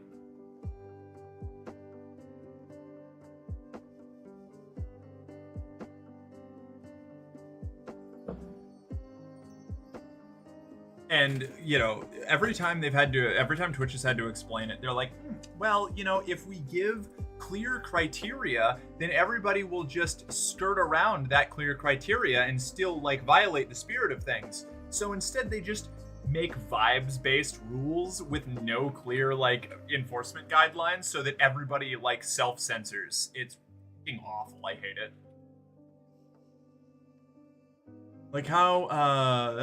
Like how Chernobyl and The Terror both feature Jared Harris as the curmudgeon but ultimately correct outsider whose accent isn't quite right but serviceable, and his performance carries a lot of weight in the show. Just like that. Exactly like that. Also, I love both Chernobyl and The Terror. Both great shows. TikTok is nearly unusable for leftists now. Unsurprising. It was already getting rough before it got banned. Or banned. I don't know. That's like... as predicted, that's in permanent limbo. But like, TikTok has been rough. Like, it's not a place that I want to be. Twitch really wants to sell sex without selling sex. 100%. It's extremely frustrating. Twitch wants all of the sex workers on their platform, but they don't want them to do anything that could insinuate that they are sex workers or that they are engaging even remotely in adult content.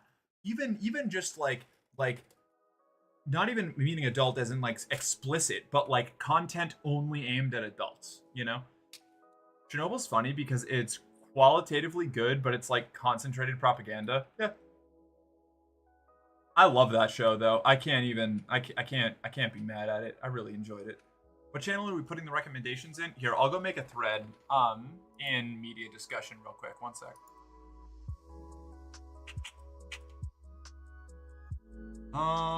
Media. Where's media? Media. Media discussions. New thread.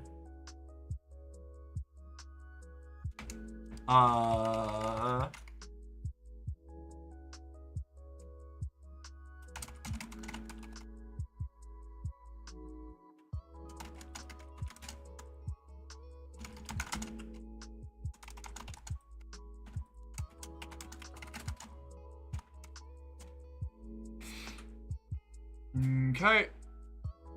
One moment.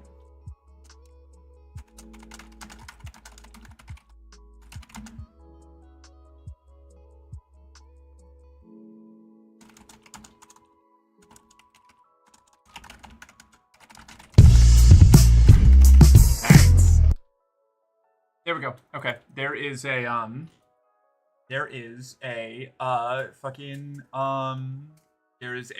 thread in media discussion in the Discord now.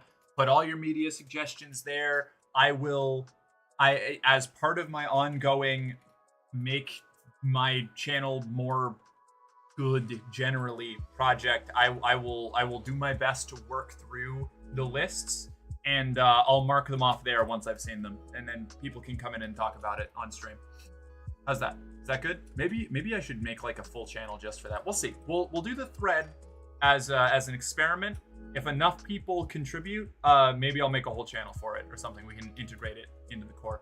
Top Gun-esque, very Top Gun-esque. They want the LaCroix version of sex sells, you know? They want it to be like vaguely adjacent to sex and like a human attraction and sexuality, but they don't want to be able to tell, you know? They don't want anybody to be able to point at it and go, hey, they're talking about human sexuality. That's weird. Why would you do that? That's illegal. That's true. Sex is illegal. It's true. Sex is illegal. Yeah. If you sex even one time, you're going to fucking jail. Yep. That's correct. Then after the goddess kills a large portion of them, and the ones who lead the entire war, they become even more obsessed and start convincing their enemies to side with them, just trying to have a better shot at winning. And every time the goddess shows them that she doesn't want to fight them, and they make more plans because you never know if she'll turn on you one day, causing significantly more harm to far more people. Including themselves, than ever would have happened if they simply let her. Interesting. Alright. Twitch and sex reminds me a little bit of how every official friends only or numerous vids ad is for like some guy baking or exercise, and it's like, you know, that's not why we're here. Yeah. Well, that's the thing. This is a constant churning problem with the way the internet is structured now, where advertisers, for a whole bunch of reasons, sometimes valid, sometimes less so, more often than not less so, dictate what content is allowed to be made based exclusively on whether they want to advertise next to it. And they generally don't want to advertise on anything that is not all ages. So if you like any kind of like adult content, again, not even talking about like just sexually explicit stuff. Same if you're talking about like, you know, I don't know, writing about like excessive gore, horror, or really like horror and porn are two sides of the same coin, in my opinion. They're both like hyper real versions of, and I don't mean that as in like extremely real, but above reality. They're like, it's like super normal. They are artistic, radical exaggerations of like some of the most fundamental like emotions and impulses that humans have, and they both get completely whacked when it comes to like content hosting sites or on the internet, because it's adult content and they don't want advertising for it is not as lucrative. So advertisers pull their ads from anything that has it, and then that makes it, no longer a viable platform. The platform has to pivot to appeal to the advertisers, and that's how you get something like OnlyFans making not safe for work content illegal, or not illegal, like banning not safe for work content on their platform for that like narrow window they did it, which is insane. Like it'd be like if you got, like, obviously, like, we know why this is ridiculous, but it'd be like if you just made it so that Pornhub was only the cooking videos because the rest wasn't advertiser friendly, but they're still Pornhub. It's wild. Believe it or not, straight to jail. Yeah. Make more watch movies. Yeah. I'll make a concerted effort. Chernobyl is well shot and well acted, but one of its core messages is communism is evil and unaccountable, and isn't it fucked up that the shoe factory worker has political power? I don't know if I completely agree with that read of it, but it's not an invalid lens to analyze it through. Conceive of a way to make everyone watch Atlantis. Yes. The basement I live in is flooding. Oh no, that's not good.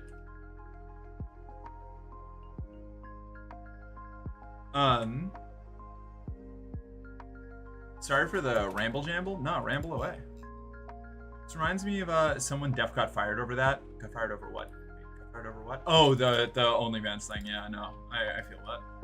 This reminds me of a few things that hardcore censored themselves to the point where it became borderline unusable, and everyone stopped using it because it wanted to be family friendly for advertisers, I assume, since 0% of people wanted that. Yeah. It's like when Tumblr got rid of their all of their adult content. Like it went from being like a haven for a lot of creators and like writers, video creators, like all kinds of things for all kinds of stuff that just got like completely kicked off the platform. And they had to just go to other places because it literally is like a gentrification of hangout spaces for people. Like because everything has to be commercialized and everything has to be eternally expanding and eternally making as much money as possible. The longer something exists, the more it will exclusively cater to the like widest possible audience, even if a niche audience is what made it popular in the first place. It's maddening. Chernobyl is in the same category for me as On the Waterfront, which was directed by Elia Kazan as a fuck you to his critics after he ended a bunch of people's careers ratting them out to HUAC. Don't know what that is. But I do like it as a movie, especially Marlon Brando's performance. I'm guessing that was like a Red Scare thing. I'll have to take a peek. I remember Tumblr didn't even just ban sexual content. Like, it would delete half an account if someone had a little too much shoulder or flesh-colored anything in a pic. Yeah. Oh, it was wild. I remember going, because I was just starting to look into maybe using Tumblr at that point, and then that happened, and I was like, I'm out. Like, speaking on the topic of Assassins, the revival of it that's eventually going to have to feature the kid who tried to kill Trump is going to be wild. Yeah, that's fair. Yeah, that's true. Me and my family have done what we can to get stuff off the floor. That's all you can do. Dr. Dad's Night Rain username. Dad? Got censored to to **P, which is even funnier than the uncensored version, honestly. Do I know who Dr. Dad is? I don't think I know who Dr. Dad is.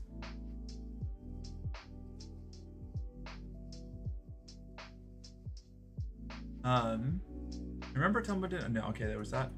They were absolutely flabbergasted that the entire user base fucking left after they censored it so badly that fucking Roblox chat would be a better alternative. Yeah.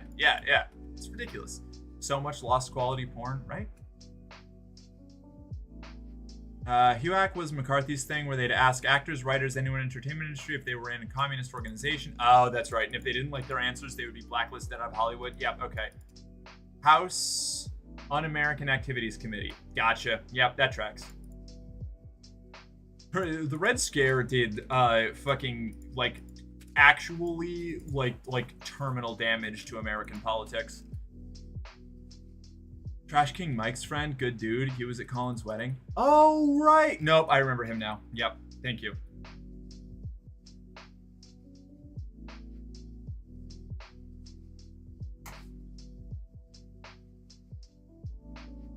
I was like, I thought we were talking about like a content producer, and I was like, I don't recognize this.